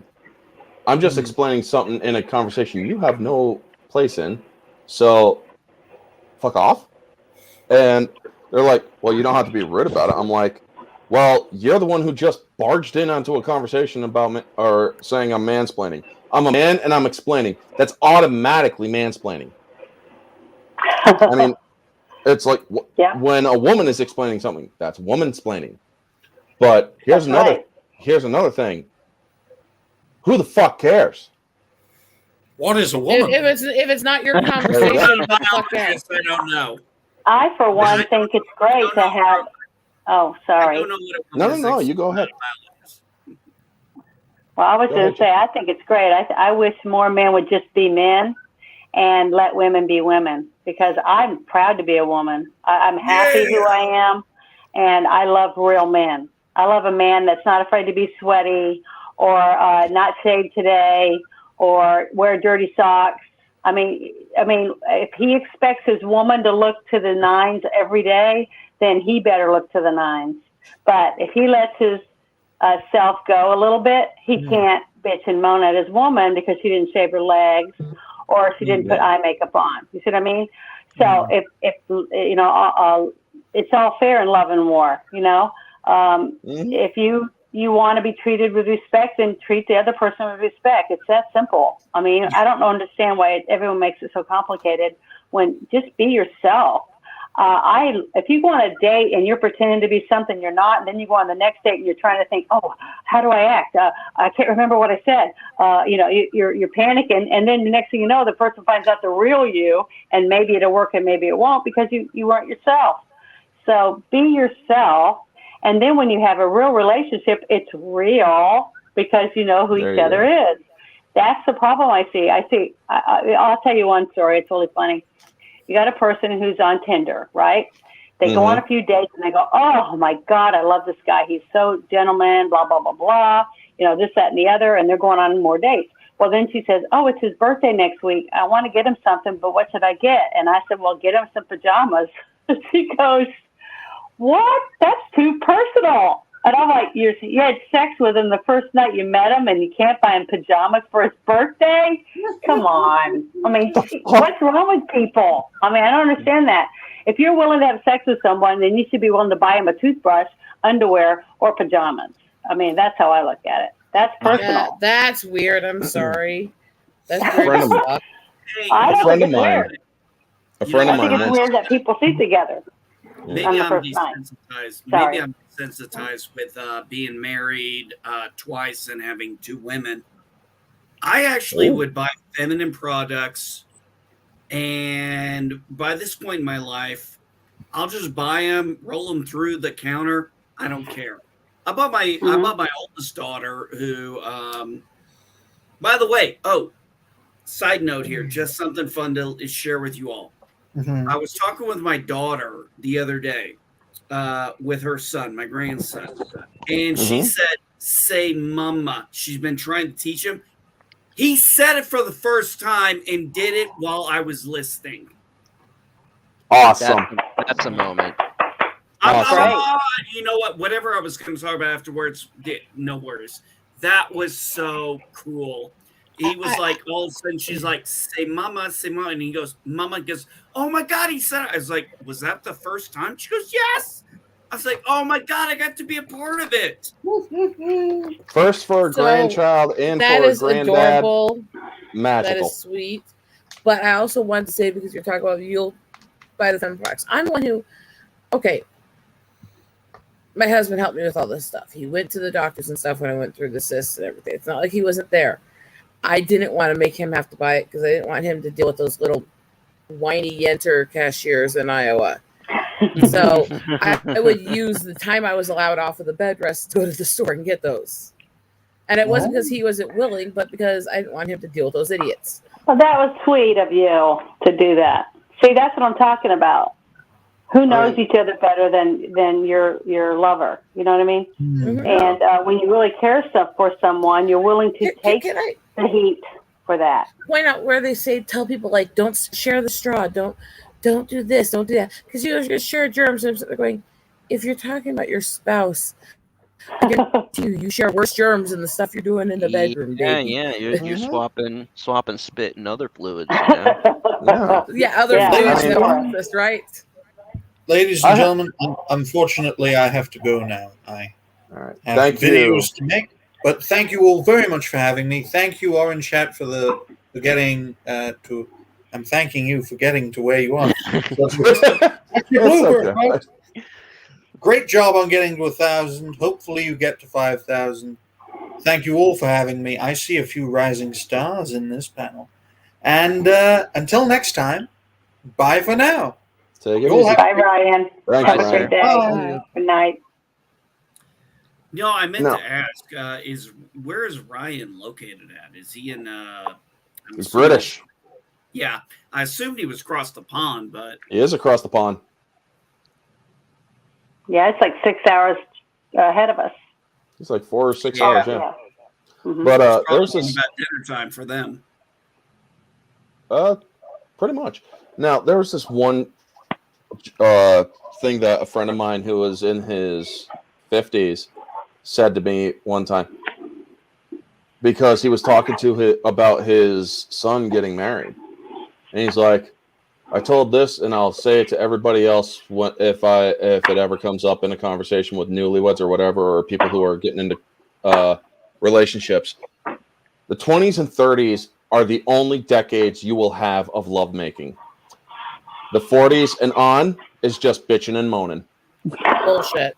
I disagree. 100% disagree. I know plenty of couples that prove He that said it as a joke. He obviously said it as a joke. Okay. It's like, because for him, his wife, I mean, yeah, they were having sex, but sometimes she would start bitching about stuff, and he would just have to go harder to make her moan. So would you like to know where the #1 place for STDs are? In marriage? The #1 place. Your tongue. That would be the villages. in Florida, the senior citizen retirement community, the big town that's Yeah, dedicated because to. the guys are going out and picking up prostitutes and bringing the Look at diseases it also home. No, this I'm way. kidding. When you I'm get to joking. that age, you basically figure if I get it, it kills me. Oh well, I was already dying. Well, that and then the ladies had gone through menopause, so there's no risk of pregnancy. So They don't why tend to be as bother? careful with protection. Yeah, but what so I was they don't. actually going to say to this, because you're talking about things said to young couples, I remember going back because I'm very focused recently on remembering Dad a lot. My dad's advice at my wedding. Take it easy. He walked over and he put his arm around me and he said, "Do you want to know the secret to have a nice, long, happy marriage like mine? It's simple. You just get to the point where you start fights just to make up," and then walked off. Have you guys ever seen the show Still Standing? Yes. No. Oh, the show is great. It had Jamie Gertz, Mark Addy as the parents, and one of the kids was bitching at him and whatnot, and she's like, "Honey, one day you're gonna look back on this moment in life and find out how little we care." I'm like, oh my God, that is just so wrong to say to your kid, but it's so fucking hilarious. It's so wrong and right at the same time. Yes. Was that the one where the dad was like really fat and they said it's like Penguin and Joker have teamed up? Yeah. Oh, I do remember that show. I loved it. Mark Addy is one of the best freaking actors I've ever seen. He played the king guy in the first season of Game of Thrones. Okay, yeah, that's who I'm thinking of. Yeah, I liked it. My favorite episode when they realized their two oldest kids were getting along. They were terrified. Like it's like the Joker and the Riddler have teamed up. You know what this means? They could train you to be the Penguin, and they could rule Gotham. Yeah, and then he's trying to get the mom's trying to get the son to spill beans, and the dad's trying to get the daughter to spill beans. He opens up the oven and cranks it. And he's like, "What, is it getting a little too hot in here and whatnot?" And so it ends up getting too hot for him. And she's like, "I don't know why you did that, Dad." But they're so embarrassed because they don't want the parents to show up to an honor roll society or awards because they're getting awards for being good in school. Yeah. I think that's from the same episode I was talking about. I mean, it is wow. Well, going back to the subject of like other YouTube channels. If you guys have any channel links, you could put them in the private chat, and I'll drop them in the main chat for Thank the you for audience. That.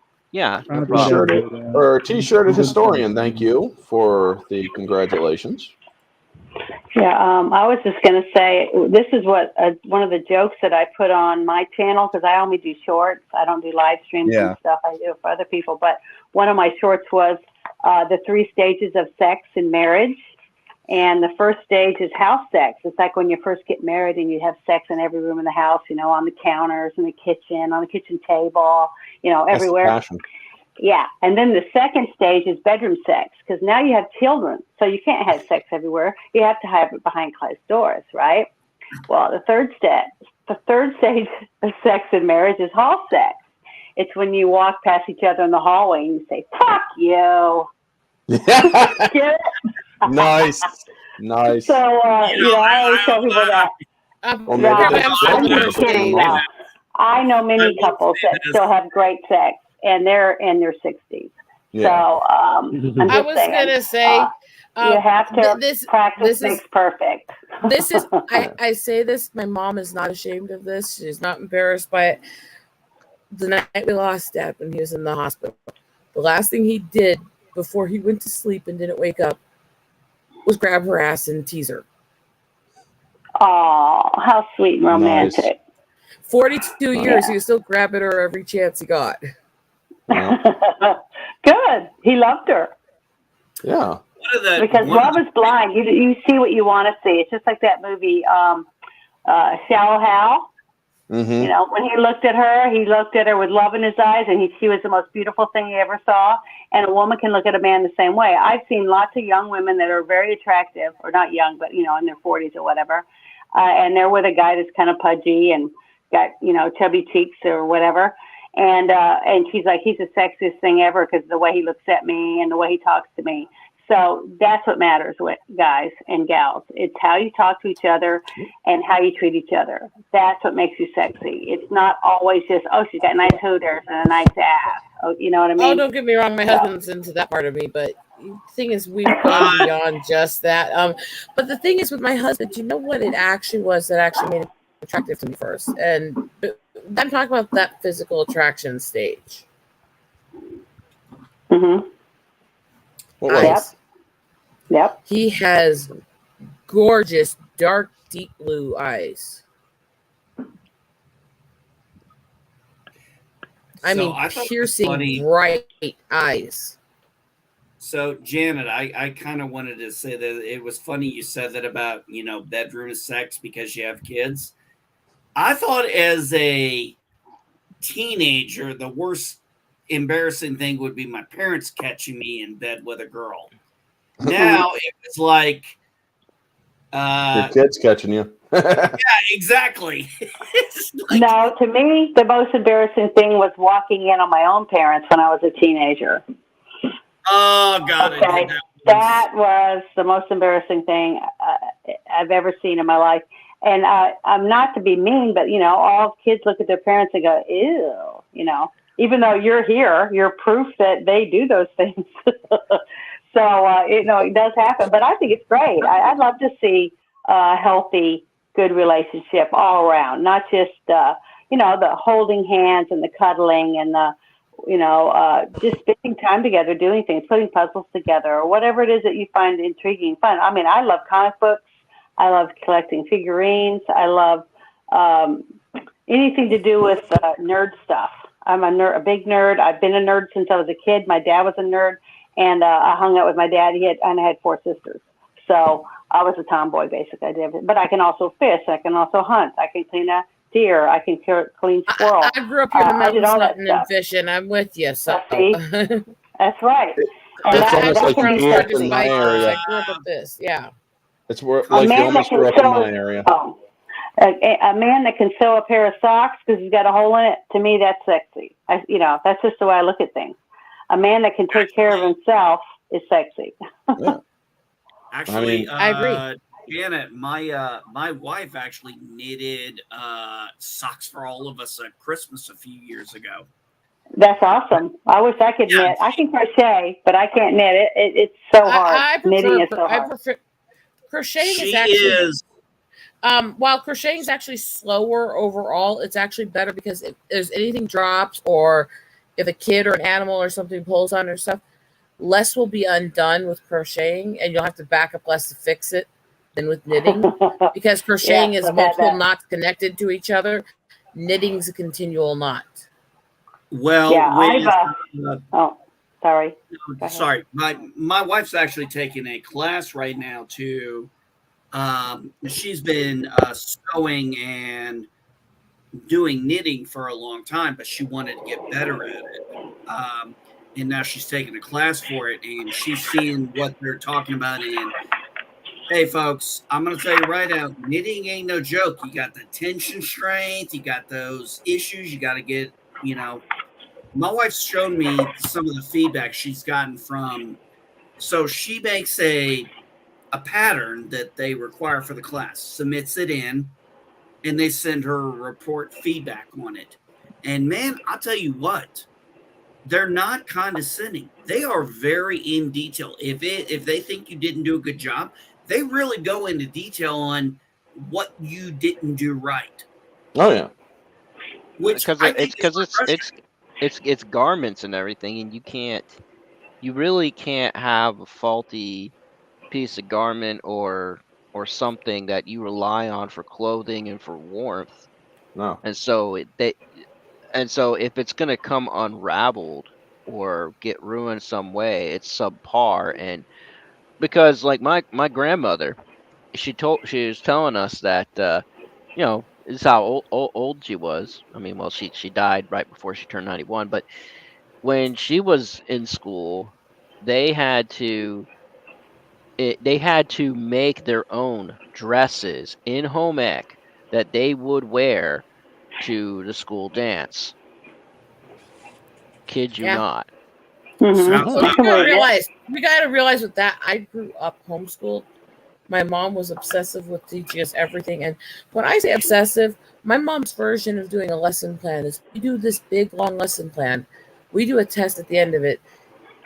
If we didn't get over a 95, we did the entire lesson plan over again. If we got under 100, we had to redo the part we missed and relearn that section. This was my mom. She taught me making stuff. She taught me creative stuff. I have made full velvet Renaissance gowns with gold trimming and lacing and stuff, but I don't like to sew. I don't like it. It's not my personality. So, yeah, I make all my cosplay stuff that I wear. You still need to know how. You still need to know how, because you need that skill in this world. Because look at how chaotic the world is lately. You never know when something's going to collapse. How many businesses have gone under? How many people, especially in small towns, have nowhere to go for stuff anymore? You don't know what's going to happen. Learn skills for survival. Yeah, I crochet bags out of used trash, used shopping bags, like Walmart bags and stuff. I crochet tote bags out of those bags that people give me. So I like to recycle and make cool stuff with it. I'm working on trying to make an Etsy page for all my stuff that I make, my rhinestone pictures and my crocheting. I still hate Etsy. They're so overpriced and all the fees they charge you. Yeah, I know. That's the only thing, but I don't know where else to do anything. The problem with Etsy is if you're not making a whole bunch of the same item, they are such a ripoff. It's not even funny because they charge you so many fees for every listing. And so for me, in the way I do my projects, I would be paying most of the cost in fees. So I hate it. I really do. When I was in school, they taught things like hand knitting. You did hand quilts. And then you did a stuffed animal with the sewing machine. Mm-hmm. And then I miss those kind of things. You learned how to cook and bake in school. Nowadays, kids don't even learn fundamentals like cursive writing. Yeah, I remember with my parents, with mom, because we were poor. I'm not talking about what they consider poor in this country usually. I'm not talking about what they consider poor today. I'm talking about 6 people trying to survive with disabilities on $200 a month in the 80s. Ooh. Wow. On a reservation. I'm talking about literally, we were very close to the reservation. We were right at the outskirts area, just outside the property, but still living like it. I'm talking about, walking to the first thrift store we could find and getting them to give us the stuff that was too broken for themselves so we could reformat it into stuff we needed to survive. Oh, yeah. Cannibalizing things. One of the reasons why we started homeschooling 3 years ago was actually, and that's something you brought up, Orange Hat, is cursive. We are teaching our kids to write and read cursive. And actually, my son, he's left-handed. He has actually found that writing in cursive is easier for his hand than writing in print. And I said, well, it's also a lot faster. It's also the only way you can have a true signature. It's really an important thing to learn.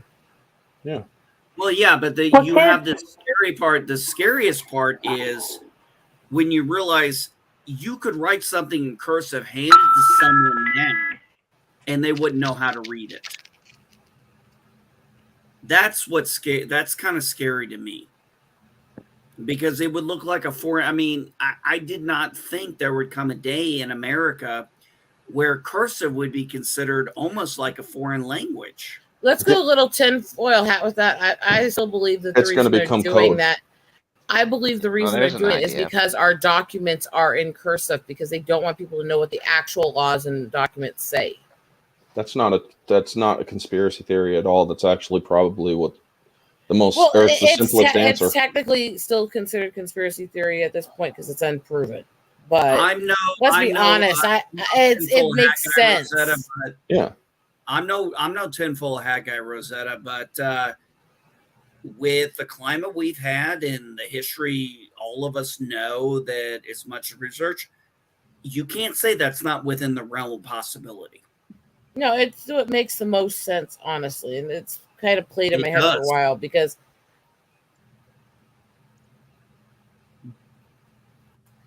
it just makes sense. Yeah. Well, it's also not too far-fetched, honestly, because look at how they have been going after look at how they've been going after education, how they want to change what education is. They've gotten rid of freaking cursive writing, and they've gotten rid of things like learning how to basically function in life and whatnot. It's absolutely abhorrent. In the new Common Core books, they actually removed the Trail of Tears. That's disgusting. I can believe that.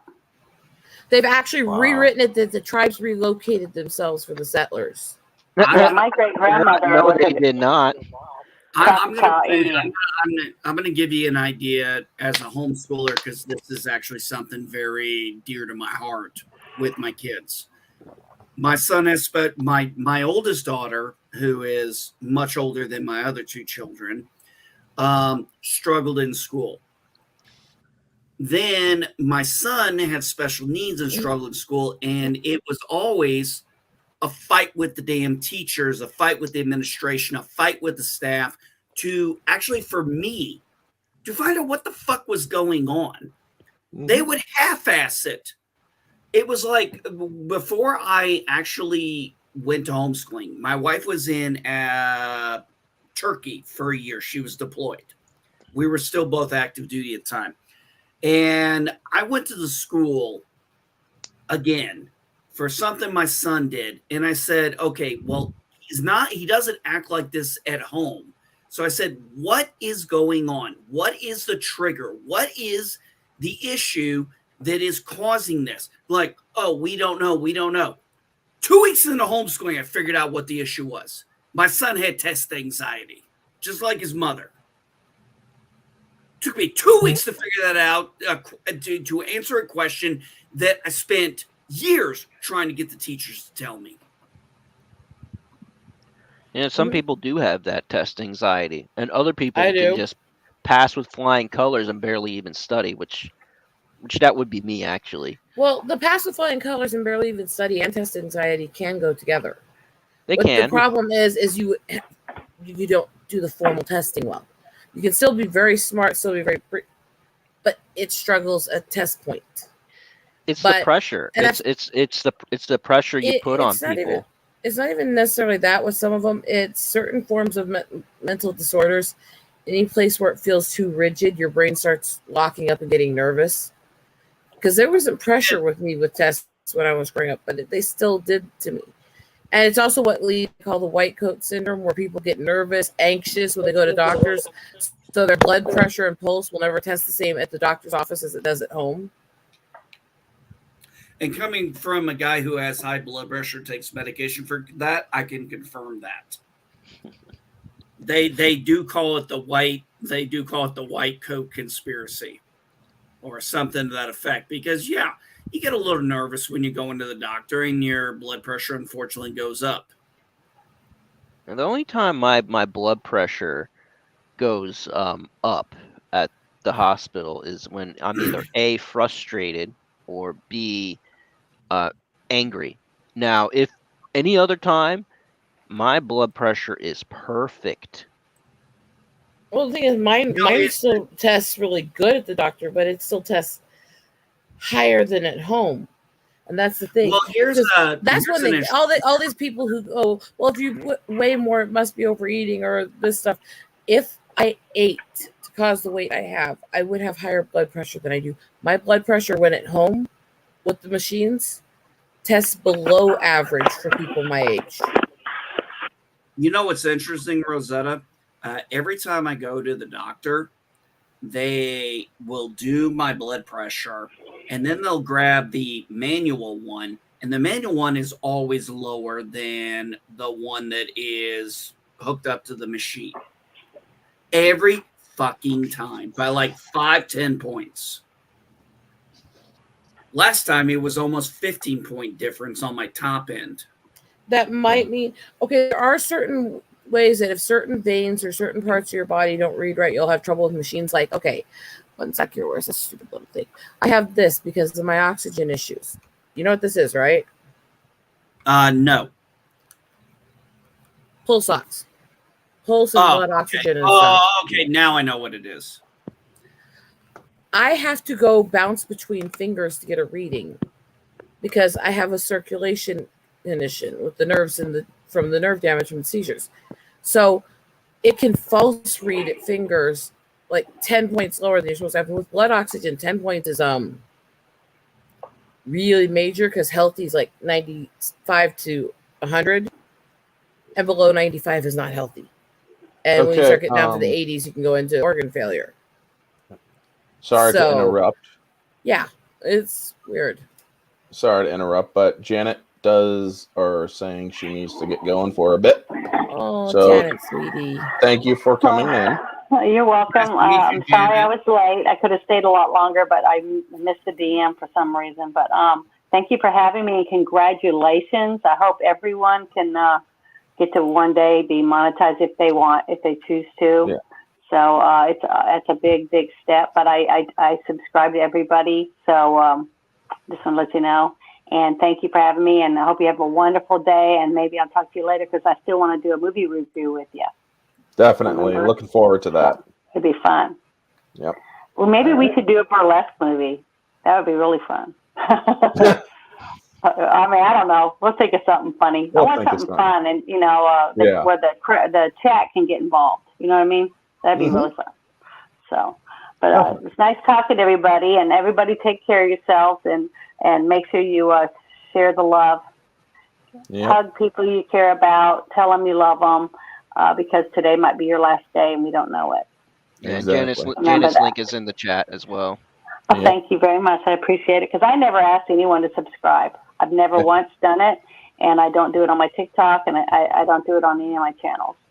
So I just, because either they will or they won't. I mean, that's just how I look at it. So, but I only do shorts, and I don't really have enough time in my shorts of 25 seconds or whatever to put a whole spiel on, hey, come to my channel and subscribe. But I just do it because I love it. It's fun.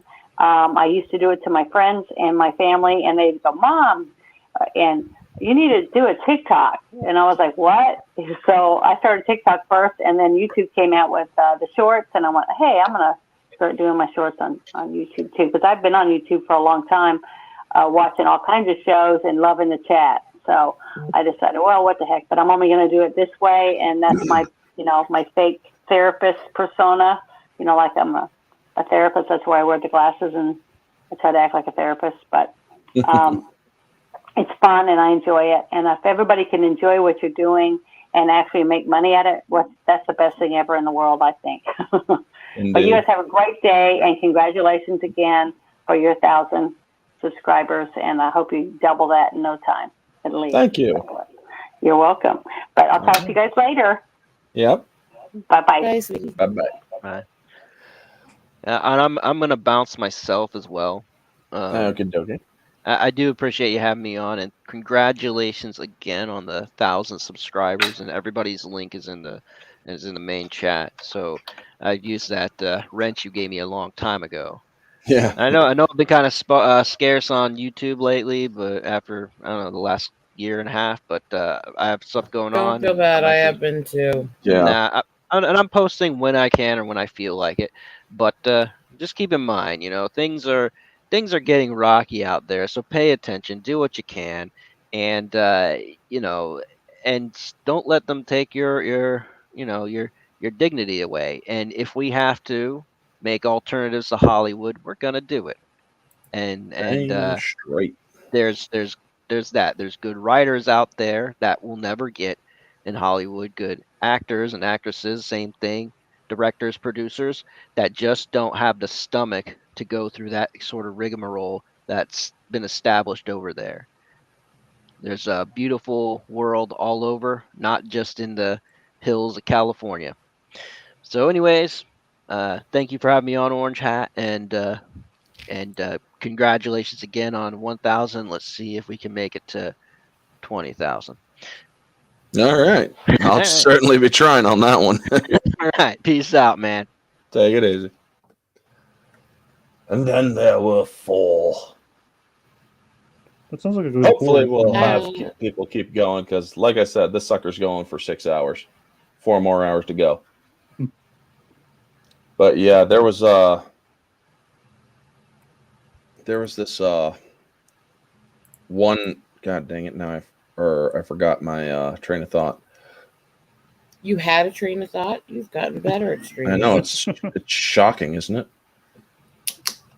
You never had one on my streams. What the fuck happened? I started. I evolved.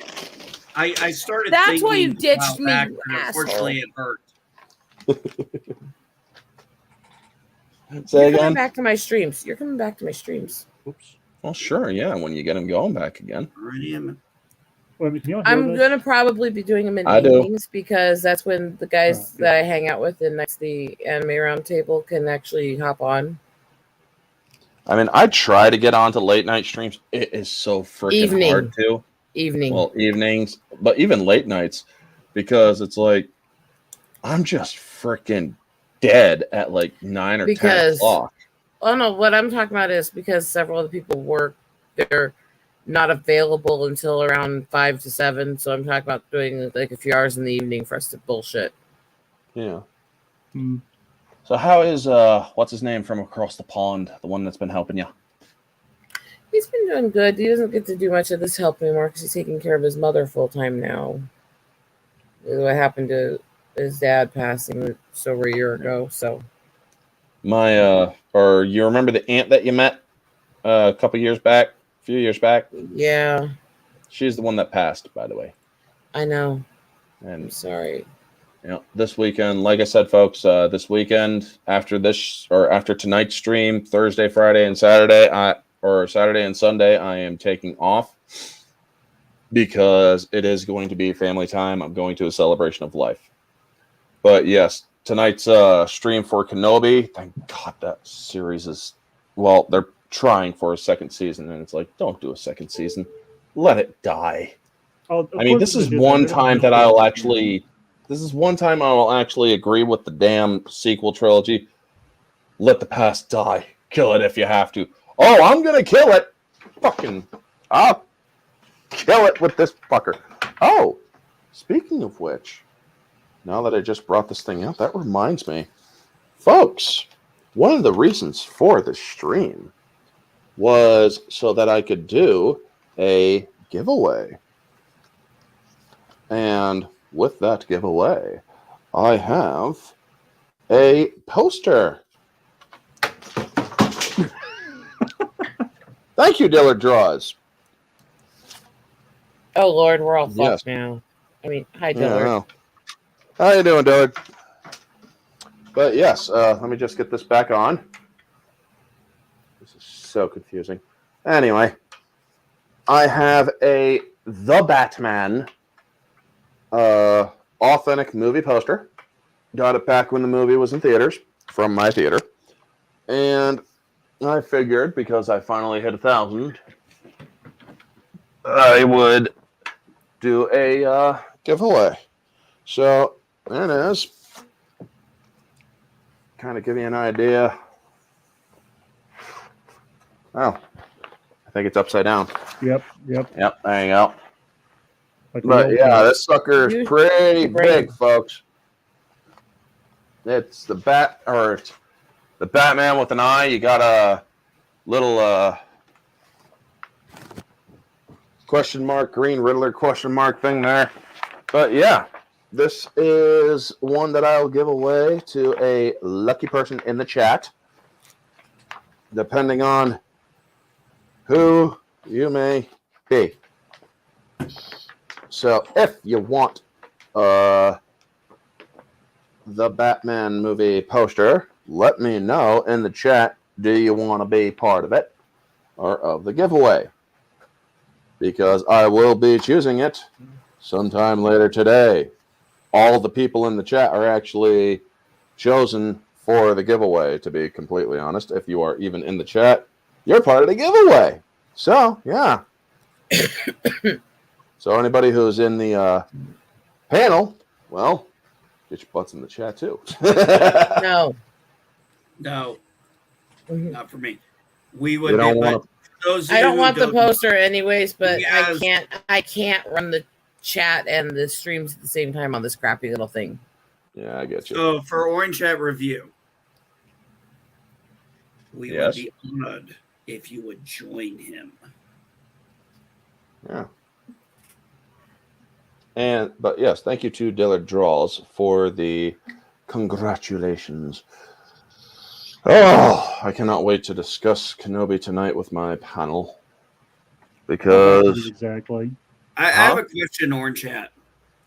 What was, or hold on, Nathaniel said, or Nathan said something. What was it? How bad is it really? Like, you don't have to tell me, don't have to give too much away. Just like on a scale of 1 to 10, how bad do you think it is? 3. Really? So it's not that bad? It's bad. Oh no. Well, this 1 is where okay. 10 is really bad. Oh, 10 is bad? Okay, so you did that reverse. 7. Okay. Because, like I said, if you're looking at it from a humongous Star Wars fanship, I mean, I'll agree to disagree with those who disagree with me. But if you are somebody who cares about consistency, somebody who cares about lore, somebody who cares about keeping the story cohesive, this show absolutely sucks at that. Now, I have a question for you on that, Orange Chat, real quick. Yes. Is it because, okay, you know me, I'm an EU guy. That was all. Am I. Yeah, you're an EU guy. Is it because Disney is breaking canon on their new EU? They're breaking canon on their new EU. They're disregarding the original trilogy and the prequel trilogy with this series. All right, because I'm going to be honest with you. I have not read any Disney Star Wars comics or books. My EU is strictly what was Batum and Del Rey and Dark Horse. Mm-hmm. That's my EU. That is my idea of the future of Star Wars. Well, personally, I was pissed off when I found out Disney got it, and mainly because what really pissed me off was when I found out the Sword of the Jedi trilogy wasn't going to get made, even though it was talked about, planned, and published, as far as letting us know. And Jaina Solo, what was her last name after she married Thakin Cal? Fell. Thank you. Fell. So Jaina Solo Fell was supposed to get her own trilogy, and it was going to be called Sword of the Jedi. And for all you assholes out there who sit there and think we hate women, we were. Jaina's fucking badass. I love Jaina. Jaina was taking on Sith Lords from like a couple thousand years ago, and she was like, lol. And she wasn't I quick do. about it. But she also wasn't a Mary Sue. She wasn't instantly given those abilities. Yep. No, she had she worked her ass Hello, Orange off Hat. and trained for it. How you doing, Ruben? How you doing? You take it easy. I'm very happy for your 1,000 subscribers. I just want to say congratulations. I hope your content continues to grow and just do your best. By the way, I'm actually very happy the way I watched one of your videos. That makes me so happy. Especially the rants. I just for my suggestion. Can you do a bit of a rant as well? Because that helps me, just to get lots of movement. Oh, it does. Or depends on what the content is. If it's something that's rant worthy, I'll think about it. Definitely. Yeah. Because one of your rants are extremely important to me. Because like every time I watch one of your videos, like your rants can also be motivating as well. So technically, and also rents gives me a lot of thinking as well, that you and me, because we're the common people here who understand about now, so yeah. I just wanted to just to say in the short message, just take it easy. You always stay humble guy, and I always stay easy, but hopefully I wanted to say something that hope your channel continue to stay successful. And as I say, as a long time subscriber, I'll take consideration of your support. I got your back, man. Thank you. Yeah, that's no worries. I will support you all the way, and yeah, so I'll be stay humble about it if you take a wish to consider. Yeah, Yeah. I'll definitely look into it. Thank you. So I heard of this woke continues the woke films. Here I have a question for you. Have you ever watched What Is a Woman? You know that documentary. I have No, I not have been not. able to catch that yet. I have a Daily Wire account, and no, I have not watched it yet. I'm I avoiding like don't have a Daily alimony. Wire account, so yeah. Because Oh, sorry. Because just to saying that What Is a Woman? It's actually kind of in my humble opinion, it's one of the most ridiculous and stupid documents I never watched it because we know all the common sense people there, we understand with it. But the purpose of this or of the documentary, from what I understand, is to basically call out the absolute ridiculousness that this question even has to be asked. What is a woman? Yeah. Now this was Matt Walsh, right, Orange Chat? Huh? This was Matt Walsh, right? Yeah, I believe so. This Yes. was a Matt Walsh documentary, and I've seen a little bit of clips, and he asked this question to somebody who has a fucking PhD, and he's asking about animals, and he even says, "Well, we assign that," but that No, we doesn't don't. mean huh? No, we don't. I'm just saying that's. Oh, I know. That's what the guy Genetics says, and assign I'm that. willing to look at that Genetics PhD guy. assign that. Yeah, no, I agree with you on that, but I mean, she was if you saw this little clip of it of this PhD doctor talking about just trying to literally word salad stuff, and that was just in a little bit of the trailer. But it's a real fair question when it comes to it, because it's when did we all of a sudden get confused what women were in America? Well, Women. when a This bunch is of part of being a retards woman. started This is taking part of being over a the woman right here. See this? Yeah. This is part of being a woman. Yeah. But the Okay, shut to up. answer Kitty. his question is basically when a bunch of retards started dictating what is this and what is that. The thing is, I will look that PhD person right in the face and I will say, you are a retard because you are held back and hindered by this bullshit modern society that wants to dictate things and change things because they don't agree with it. First off, I do agree. We do not dictate what is male and what is female. Nature does. And nature, by its very structure and definition, is binary, meaning male, female. When you Like look this at little thing is a female. That's why she caterwauls and whines a lot, because she's a bitch. I mean, well, yeah, I get it. But when it comes to nature, you have female plants and you have male plants. You have other animals, male and female. They do not, or they are operating on the most basic function: eat, sleep, fuck, breed, live. That's it. That is the most basic lifestyle of a binary natural order. But because humans are so complex, and there are some people who are feeding the delusion that there's more than two genders, I'm sorry, there isn't more than two genders. You have male, you have female. Then you also have hermaphrodism, which does have people who have both organs at once.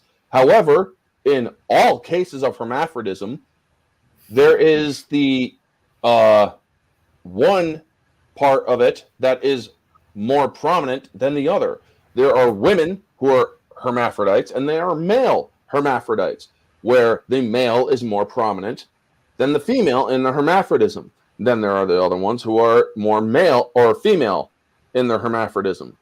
So yeah, them saying that there's this whole ZGB, Voi, Baku, and they, them bullshit is bullshit. I do not ascribe to it. The only time grammatically that you are ever supposed to call a single person they or them is when you are referring to a stranger that you do not know the gender of. Exactly. Even that sounds confusing. Or just stranger in general. I saw them over there. Exactly.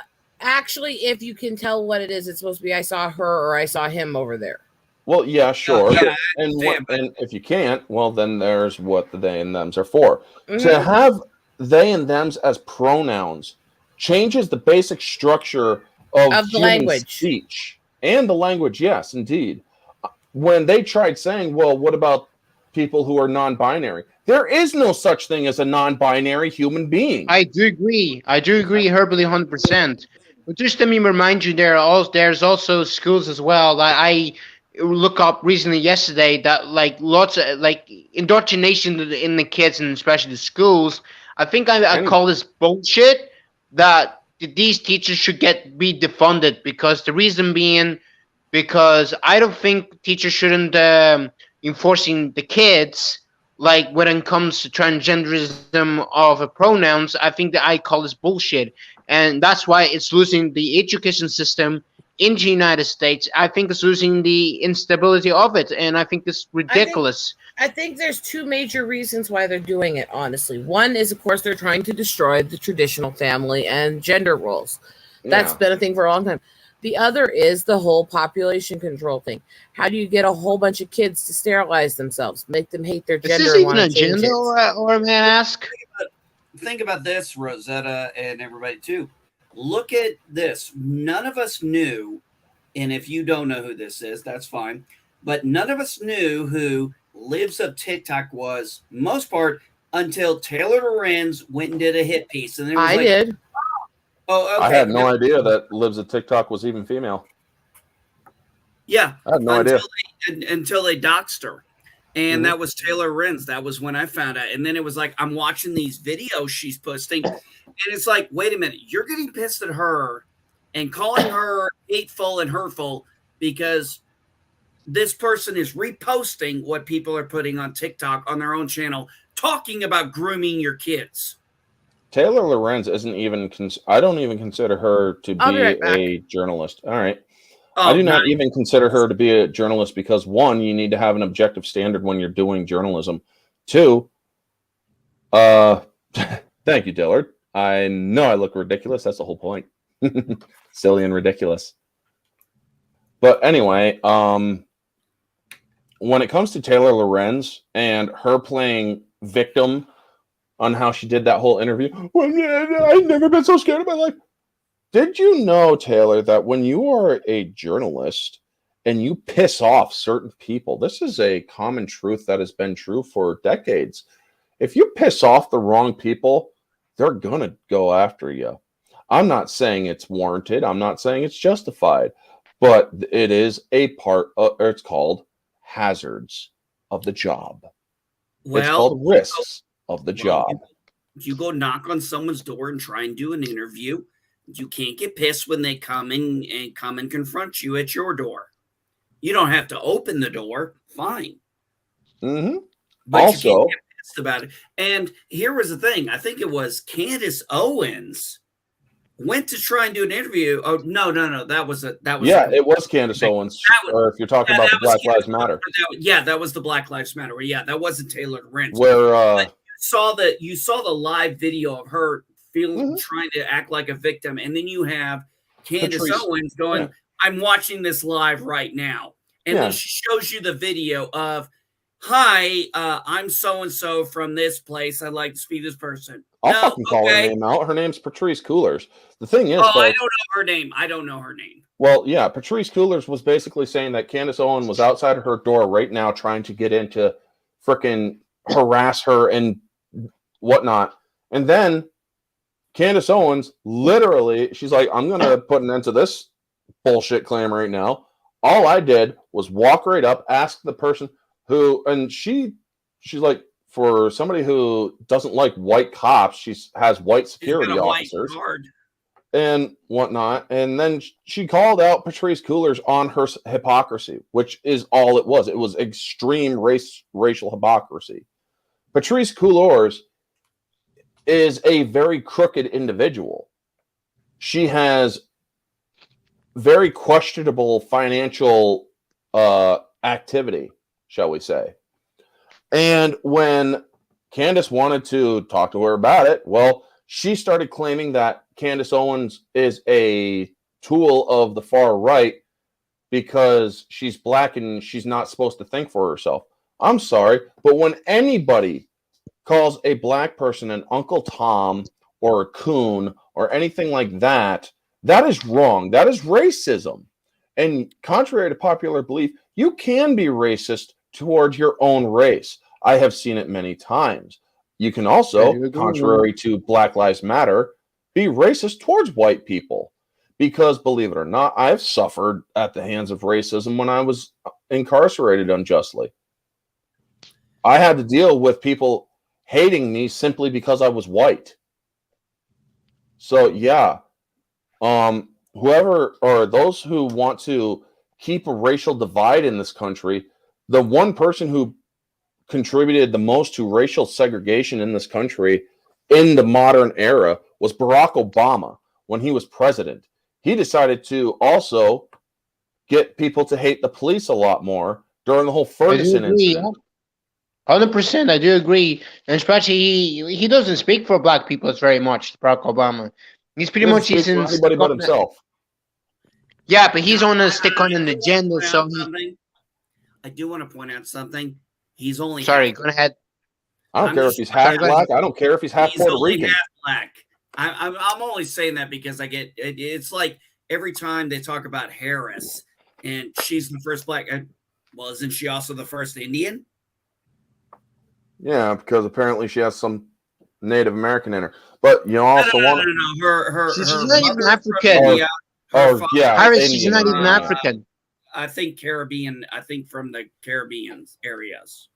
Well, she's Indian, and she's from Indian family background. She's not, because I recently discovered she's an Indian, not a black.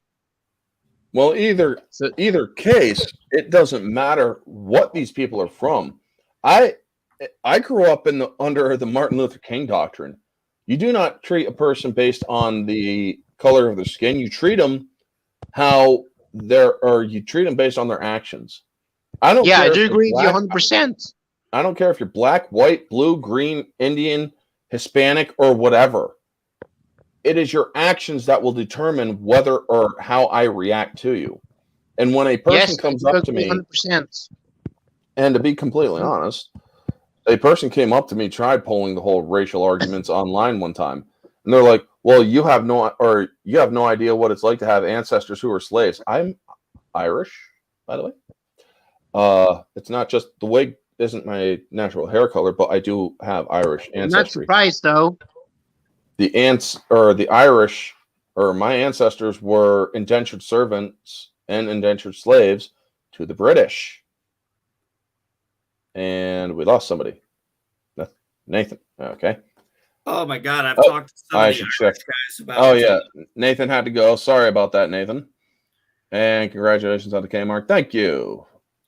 Yeah, going back to that, my family is Irish, and I told them that. It's like, my family were indentured slaves to the British. What else do you got? Well, you've never been judged by your skin color. I just was. Thank you. What else do you got? Well, were you ever before? Yes, I was beaten because I was white. Thank you. What else do you got? Well, you probably grew up in a 2-parent household. My parents divorced when I was 2. What else do you got? And they were getting really pissed off at that point. And then they're like, well, your family probably owned slaves. My family didn't arrive here until after the Civil War. What else do you have? Well, did you ever, or you probably never knew what it was like to be on benefits and stuff. I'm on benefits currently, jackass. Not to mention my parents were, or my dad was on benefits for temporarily for a while. What else do you got? Well, you're just a racist. Yeah, I do agree with you. You're the racist. And I told him, it sounds to me like you're the racist.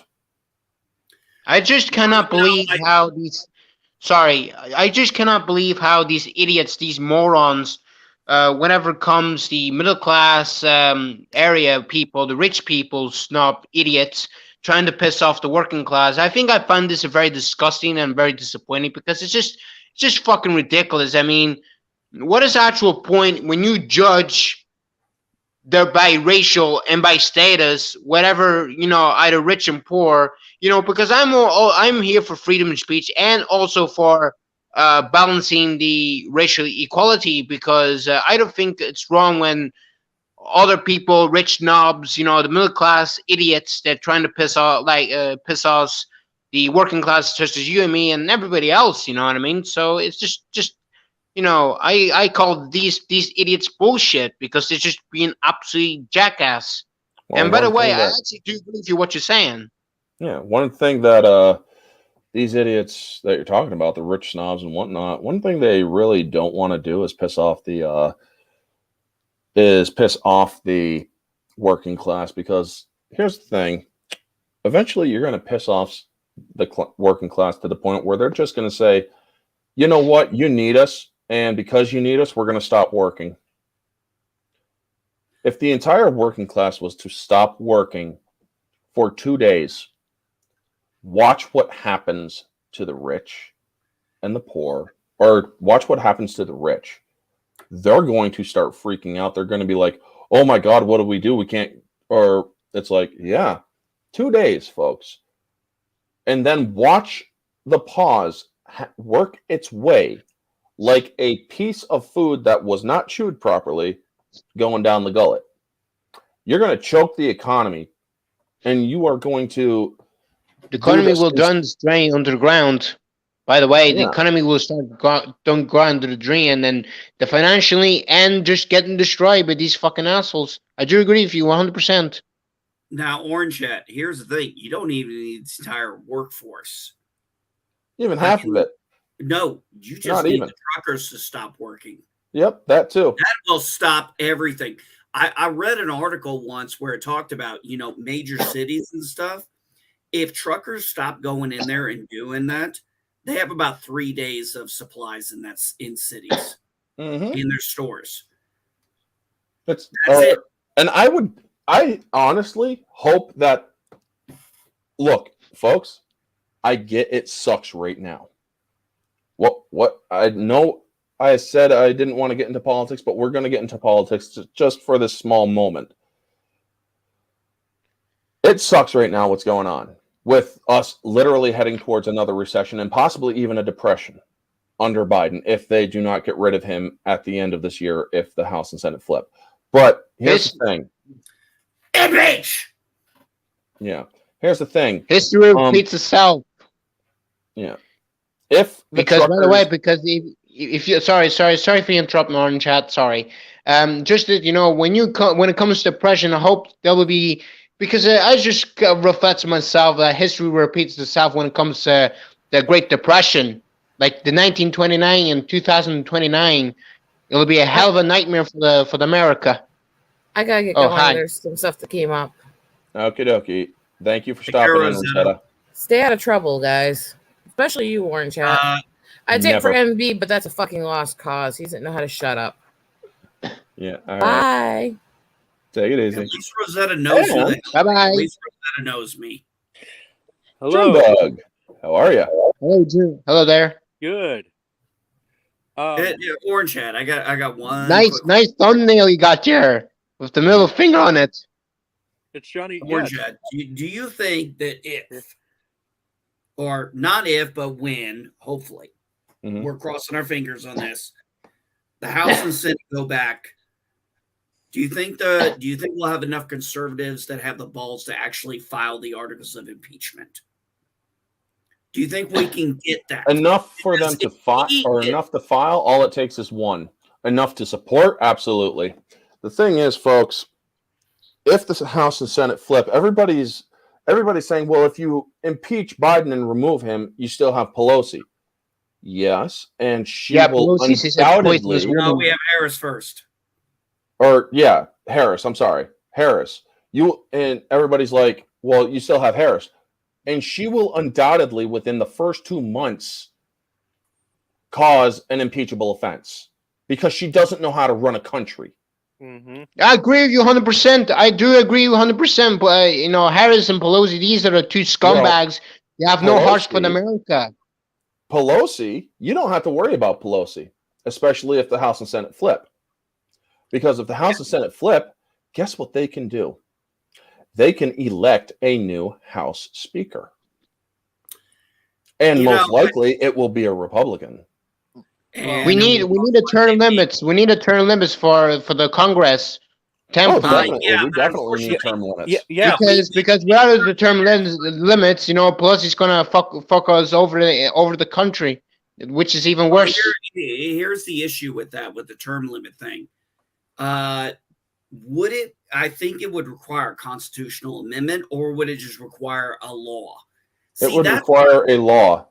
Yeah, I'm not sure if that would or a require federal law, or possibly or yes, also an amendment to the Constitution. Well, I only say that because remember how the House of Representatives is set up by population stuff, but we have federal law that limits it to its current cap since the 19. So, yeah, that's where I'm wondering: is it an amendment, or can we just pass a law? I don't. That's one area I'm not sure about. I'd have to ask that. But Junebug, you wanted to say something? Yes, well, definitely one of the reasons why we do need term limits for senators is look at Rome. One of the reasons why Rome fell is the Senate got too powerful, and then they became the Roman Empire. If the Senate, well, that's because Caesar never gave up his power. Yes, but I'm just saying that I think that's if we have term limits actually for senators, they wouldn't become more powerful than they actually are.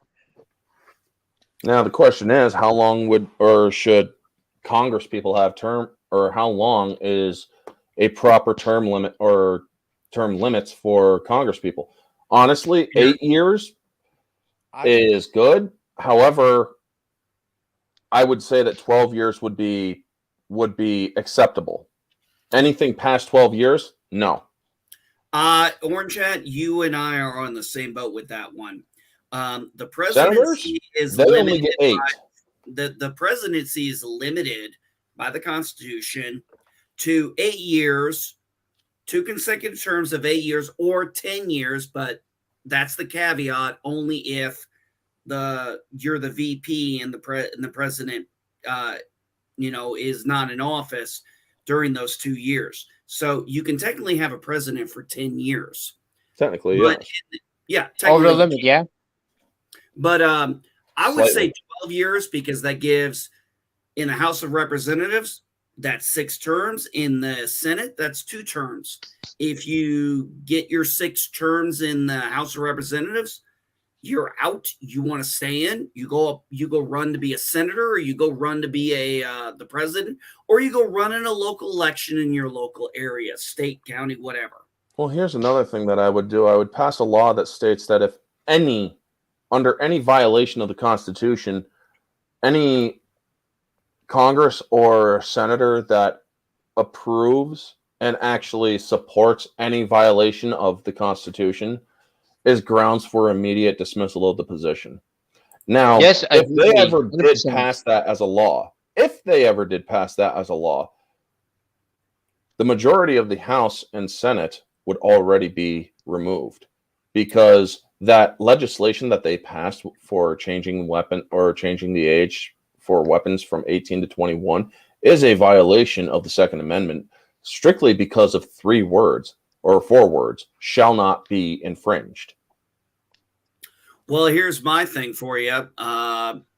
Being a retired military guy, I was trained on a 9mm by the Marine Corps when I was 20. It would be another year before I was legally allowed to buy a 9mm. Exactly. Yeah, so I can't buy it, but the government can issue it to me. You understand the problem there? Yeah. If you don't understand the problem with, I can't have it, but the government can issue it to me, even though I can't personally get it, then I'm sorry, I can't help you at that point. Not only that, the president pushing for this should also be grounds for violation of the oath of office. When everybody asks me, do you not care about dead kids?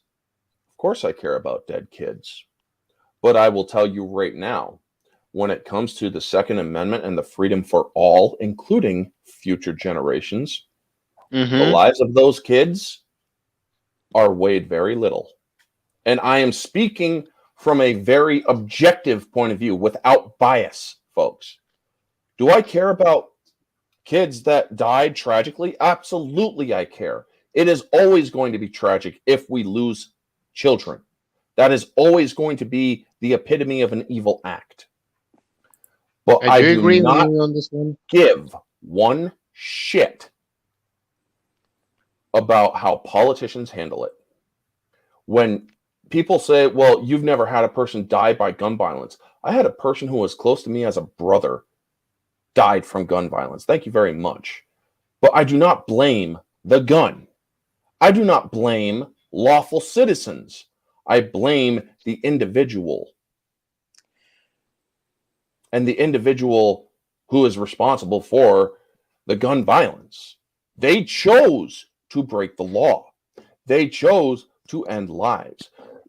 Also, the name of the people who did the shootings in Buffalo and Uvalde, guess what? The media were idiots. They released those names. They're now famous, or they now have the notoriety. I would follow what Ben Shapiro does, not mention the names of these individuals, because by doing so, you are giving them power. When it comes to the Second Amendment, you do not infringe. That's a violation. Yep. And folks, this is going to piss off a lot of people. I don't care how many kids are killed. When it comes to the freedom of this nation, there are ways to handle these situations. You protect the children, first off. You arm the teachers. You have armed security. But when it comes to, when it comes to kids dying, of course I do care. But when people are using those kids as political tools, I won't care. Because I will put aside my subjective thoughts, because laws cannot be made by raw emotion. Raw emotion dictating a government is what is the cause of a government's eventual collapse. Mm-hmm. If you dictate laws based on how you feel, you are doomed to ruin your country, your society, your government. Mm-hmm. But not even close.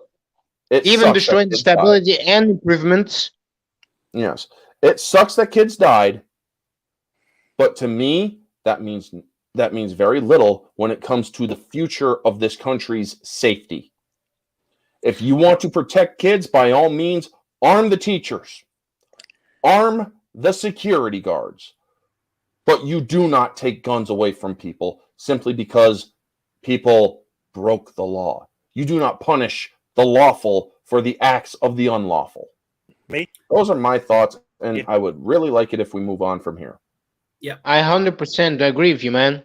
Absolutely 100%. Whatever you do, that kind of a thing, that is a very, very serious.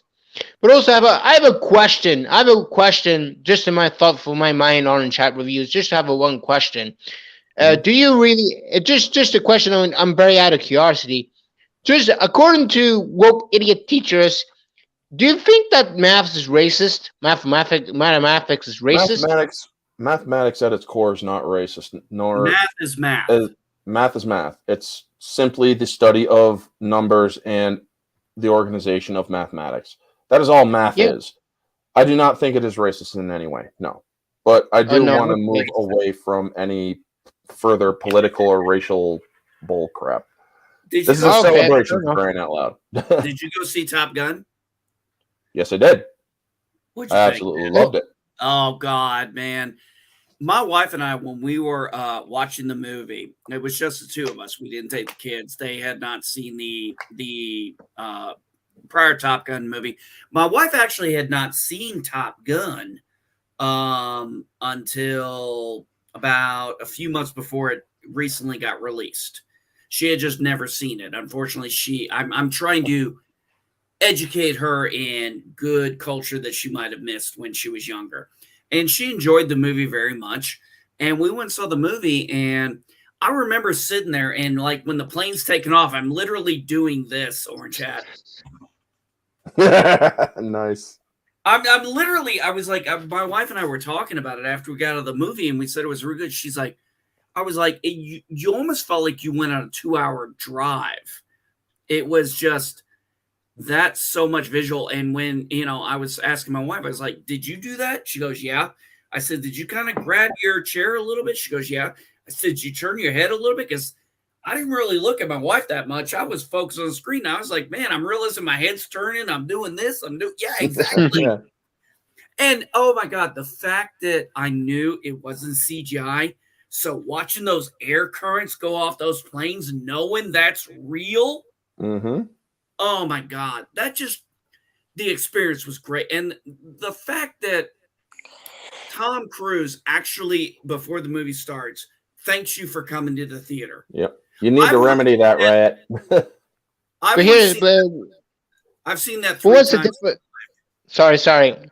Do you think? I actually kind of like the Tom Gunn, the older movie myself, because the new one I don't like the remakes movies. I like the traditional movie Top Gun. I actually quite enjoyed watching Top Gun myself. But just ask me this: what's the difference between the scenery of the Top Gun, the first one, and the Top Gun, the new one? I'm going to defer to the expert here. I'm going to let him do it. He does better review. I do movie reviews. He does them better. The scenery? Yeah. Well, yeah.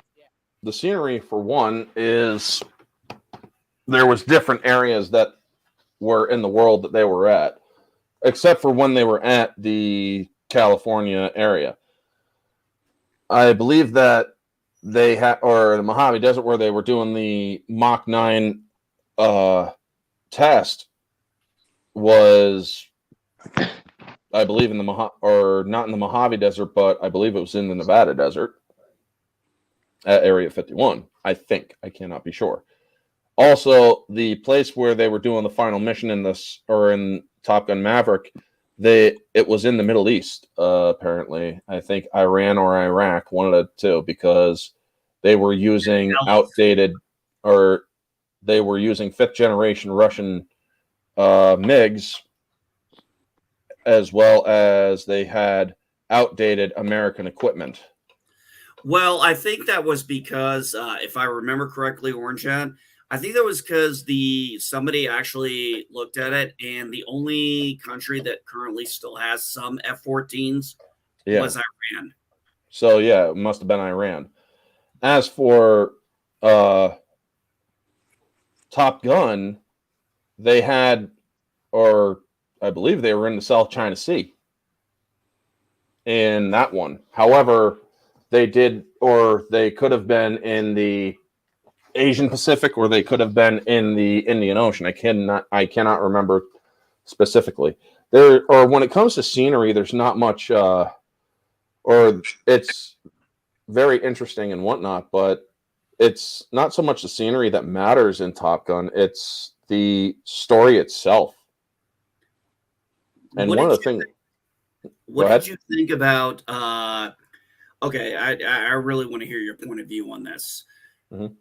Iceman and Maverick. And this is why I'm saying that you have the first movie. We have a 35-year gap. How do you compose 35 years of friendship and bonding with each other in just a few minutes? And I thought they managed to pull it off with the giving him the more surrounding story and the information provided. And then that scene with Iceman and Maverick was just beautiful. It spoke volumes, because he's like, I need to talk to you personally, face to face. This is not a good time. I'm not asking. And so here's the thing, folks, when an admiral, I'm not military, but I do know the Navy and the Air Force well enough that if you are in the military, if a fucking admiral calls you to report in, you do not dawdle. You get there as fast as humanly possible. Let me put it this way. As somebody who did do 20 years in the military, when the commanding officer calls you, your ass better be moving. Yeah. I mean, it's like, I'm not asking this time. When he says, I'm not asking, It's like, okay, they're not speaking as friends. This is an official capacity. Now, when he is talking with, in quote unquote, talking with Iceman, it is heartbreaking that Val Kilmer has this problem with his throat, that he has the cancer and whatnot. Now, they made it more terminal in the film because obviously he didn't really die in real life yet that I'm aware of. It sucks if he does. Val Kilmer is one of the greatest actors of his time. And he did Batman. I mean, I might not like Batman Forever as much, but he actually did a very good Batman and Bruce Wayne. Now, the movie is just campy as shit. Him as Iceman in both 86 and in 2022, he managed to keep the spirit of Iceman. When he's like, what do you want to talk about? Work. He points to the screen. He's like, I want to talk about work. No. I'm here for you. I'm here for you. And he points at it. And then he's like, and he tries telling him, and at that point, he's coming clean. He's like, there's nothing I can do for Rooster. There's nothing I can do for him. He has to come out of this himself, because no matter what I do, he's always going to have that resentment because I can't tell him the truth. The truth is, his mother didn't ever want him his mother didn't want him flying. That is the real reason why I pulled his application, why I pulled his papers. Sorry, I see Riot Kitty's comment. I'm not in the military, I dawdle. But yeah, but when he gets up and he actually talks, now, from what I understand, they actually do use digital stuff in ADR, and they use this. His son does the voice. Yeah, and even if it's his son, it sounded very much like a hushed version of Val Kilmer. And I love how he says, "Between you and me, who's the best pilot?" We just had a moment, dude. Don't ruin it. Now, tell me, at the end of that moment, did it not feel like yeah, that fits? Because that's 35 years. That is literally 35 years of friendship that does not need to be explained explicitly. No. By that one statement alone, that tells you all you need to know. They were rivals in the first movie. They hated each other in the first movie. In fact, so shocked in the first movie that that Maverick didn't somewhat blame Iceman for Goose's death because he went through his own jet wash when he had to pull out. It's like, dude, what the fuck? I think that goes to an aspect of but it also goes to an aspect Maverick's of maturity. Character. Pete Maverick is the kind of character that, like when you saw in Maverick and like you saw in the original Top Gun, yes, he's cocky, yes, he's arrogant, but when the mission counts, he's going to get it done. And if something fails, he takes ownership of it. He blames himself. He will take, yes. He doesn't look for excuses. He doesn't look for somebody else to blame. Yep. And I absolutely when I did my mystery review for Top Gun, it was mostly because Top Gun 2 was coming out, and I wanted to get that in. But when you see how he listens to the instructors in Top Gun in the first one. When Jester is basically telling him, that was some of the best flying I've ever seen, right until you got killed. You never leave your wingman. And when they're yelling at him, and he's like, he reflects. He's like, this will never happen again. I am so sorry for fucking up. He realizes, damn it, I went for the obvious choice. If I can get Viper, that will put me way ahead of Iceman and Merlin. That's the obvious choice. And he was an idiot who went for the obvious choice. He realizes that. He went into he played their game. Yeah. They beat him. They beat him, and he even admitted to it after. He's like, I knew I shouldn't have left. I know I'm not supposed to leave my wingman. And he admits it. Yeah. And that was always the thing about Maverick is despite his cockiness, when he fucked up, he owned it. Yes. And also, Goose was there to also level him out. When they did the flyby, when they got in trouble for that flyby, Goose comes to him and says, dude, I got a kid and a wife I got to think about. I can't fuck this up. And Maverick tells him, I'm sorry about that. It won't happen again. And they don't do it until afterward. Now, Iceman, Val Kilmer's character in the first movie, there's a reason or everybody says that's the way he flies, ice cold, no mistakes. There's a reason why he doesn't make any mistakes. He's too fucking cautious. He's too by the book. Now, does that make him an excellent pilot? Sure. But but when it comes to being a better pilot, Maverick is the better pilot. True, Iceman won the trophy. Iceman graduated top of the class at Top Gun. Maverick never did. He was number 2. He graduated Top Gun, but he graduated number 2. Now, unless he went in 87 and won the Top Gun trophy, fine. I don't think they covered that. No, they just said, no, remember, he said, I finished second, sir. Yeah, he did correct. Yeah, he corrected the record. Now, if you paid attention to Iceman and how he flew in that movie, it's because he was always by the book that he got his ass in a freaking sling in the ending scene where he was fighting off 5 fucking jets. He was great maneuvering his ass around those 5, not giving him a clear target until Maverick got in and shot down 3 of them. And then he shot down 2 of them and became an ace in this one. Yeah, well, I kind of, okay. Orange Hat, you can't tell me when they were talking about the 3 MiGs he shot down, I'm like, oh, he's going to shoot down 2 more planes. He's going to be an ace by the end of this movie. Oh, yeah, I knew him. Or I don't know the requirements for being an ace, but I knew that by the time, or he's at least going to shoot down 2 more in this movie, or he's going to shoot down a couple more in this movie, because you need that aerial battle. You can't just missile lock him and have him bug out. That's very anticlimactic. Yeah, but okay, so to be an ace pilot, it's shooting down 5 enemy aircraft. You need 5 enemy. You need 5 enemy aircraft to be considered an ace. That is the term.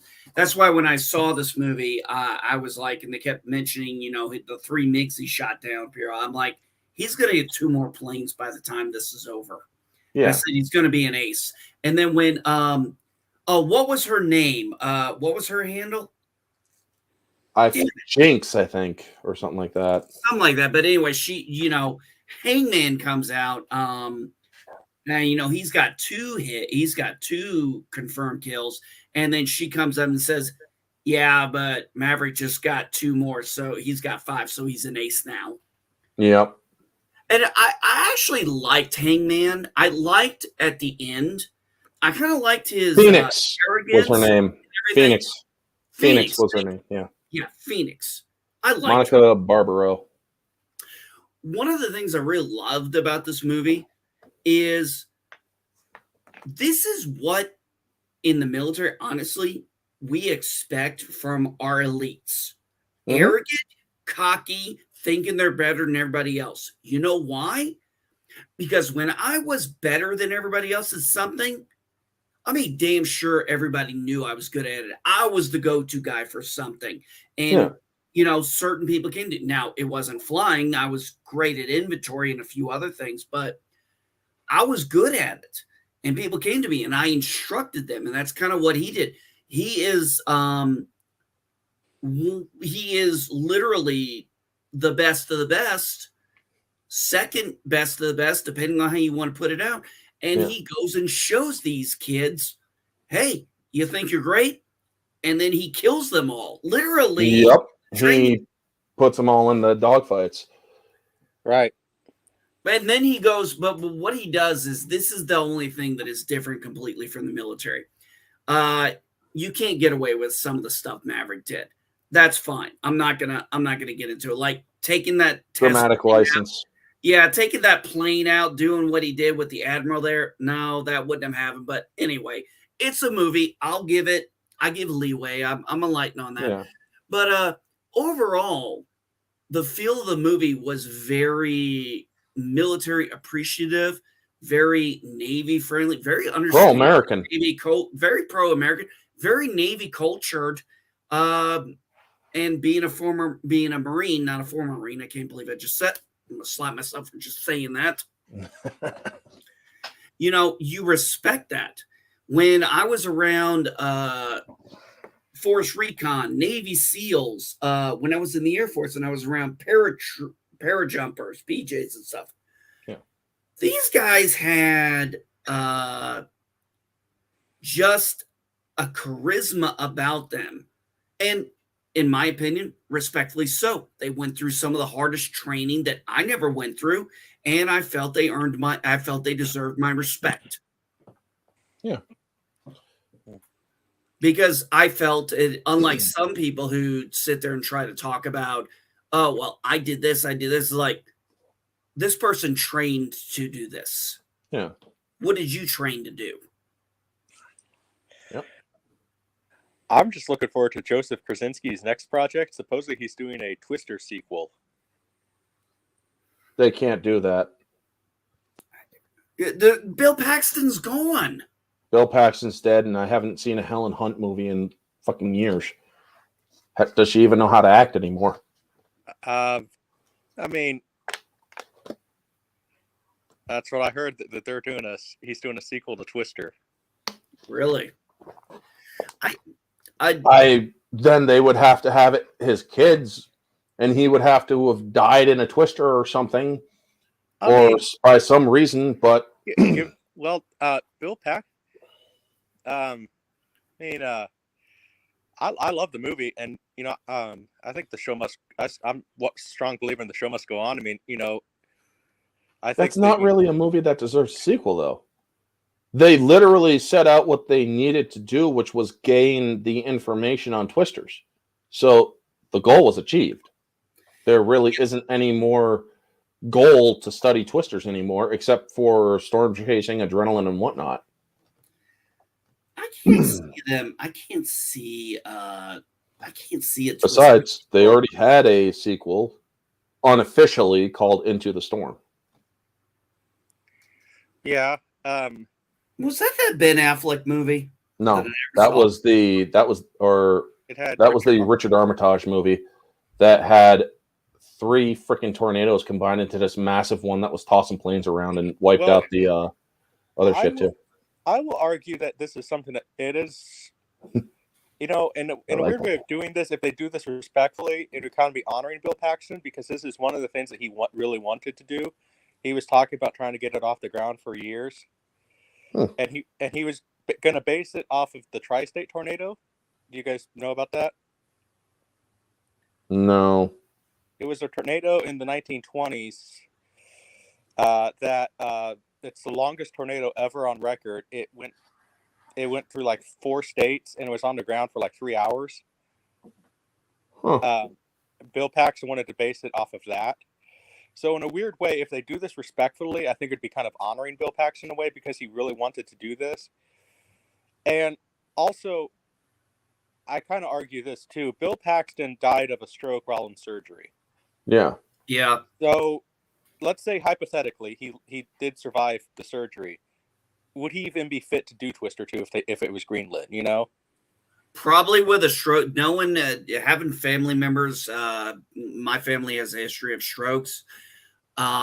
Depending on the level of it, probably not. If it had been not as bad to take his life, it would have probably been bad enough to where he would have probably had to quit as an actor at that point, or at least in some form or capacity. Maybe do like Michael J. Fox with his Parkinson's, kind of does, maybe a cameo here and there, but can't do it can't do it all the time anymore. Right. And I think there's actors who could replace his character. We're not saying replace Bill Paxton, but replace his character. I mean, I could see Kurt Russell in that part. Miguel Ferrer is a good actor to reference to what happens when people have strokes. He continued his work on NCIS LA even after he had his stroke and before he died. If you pay attention to what happened with him, he was barely understandable. When he spoke in those scenes, because of what happened with his stroke, the damage to your brain makes your speech, like this. You're talking like you can't understand. That is basically what happened with Miguel Ferrer.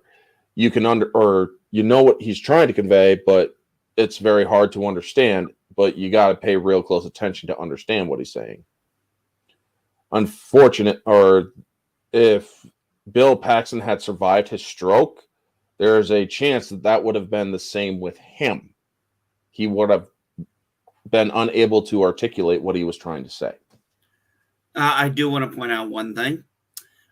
Bill Paxton went up against a Terminator, a Predator, and an alien. Yes. Died to all three.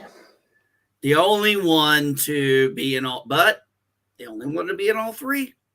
Yep. He was a punk, he was a detective, and he was a Marine. God bless you, Bill. Yeah. We miss you. God, what a great Aliens! What a great movie. Yep. Yeah. I mean, I think they could still do it. I mean, possibly, sure, but it'd be a later generation doing it. Why not do a different? Why not a different cast entirely? Why do we need to even pick up? Bring back Helen Hunt. You got two actors from that series that are dead, but you could bring back a couple or some of the older ones, sure. Yeah. Bring back Helen Hunt.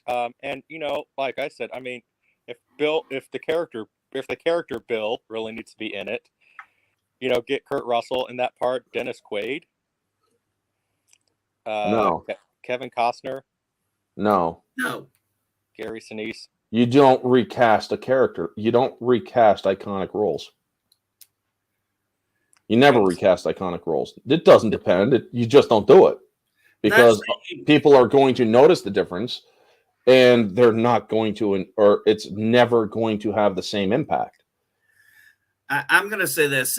Even though I actually enjoy Terminator Genesis, past two, it's the only one I actually enjoy. I will admit I got very turned off at the very beginning because I'm seeing the whole kind of redo of the 80s Terminator 1, and I'm like, yeah, that's not Bill Paxton. I'm sorry. You are absolutely right. Bill Paxton had blue spiky hair. This dude had this, but black. Yeah. It's like, nice night for a walk, eh? What are you, fucking Canadian? No offense to all my Canadian friends out there. Nice night for a walk, eh? Nice night for a walk. Wash day tomorrow. Yeah. Nothing clean, right? Nothing clean, right? Yeah. But I remember the lines. It's just I'm trying to imagine how it just doesn't look right. Now, I think if you're doing very good impressionist on the Canadian now in chat, you're very funny. Yeah, thank you.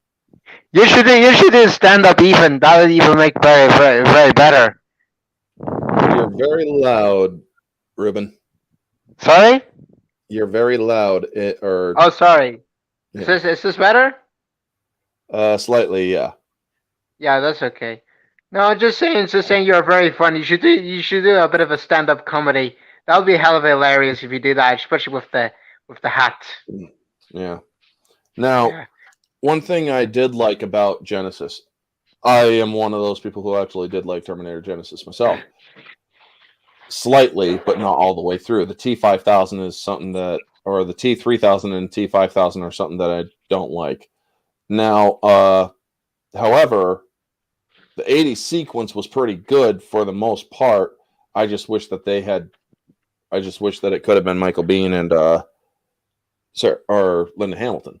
Now, also the inconsistency with the dummy T800 that was shut down, and when it comes back up, because the dummy T800 had its nose chopped off, and when it was reactivated, its nose is right back on. But one of the things I did like was, he's like, your clothes, give them to me now. Well, hey, fuck you, asshole. You're not going to be needing any clothes. The look that the Terminator gives, it's like, it's like, I'm hearing my own voice, motherfucker. What is this? And he realizes that it's a compromised Terminator. That's the only reason, or it would immediately attack another Terminator if it realizes that its system integrity is compromised. That is actually something in Terminator lore that is not very much, or that's only really pointed out in the T3 game for the Xbox or PlayStation 2, is that the T800 that, or the T850 that is sent back in T3 fights another T850 that looks like Arnold Schwarzenegger. Fights another one. And it's coming up to him and it says, your system integrity has been compromised. You must be terminated.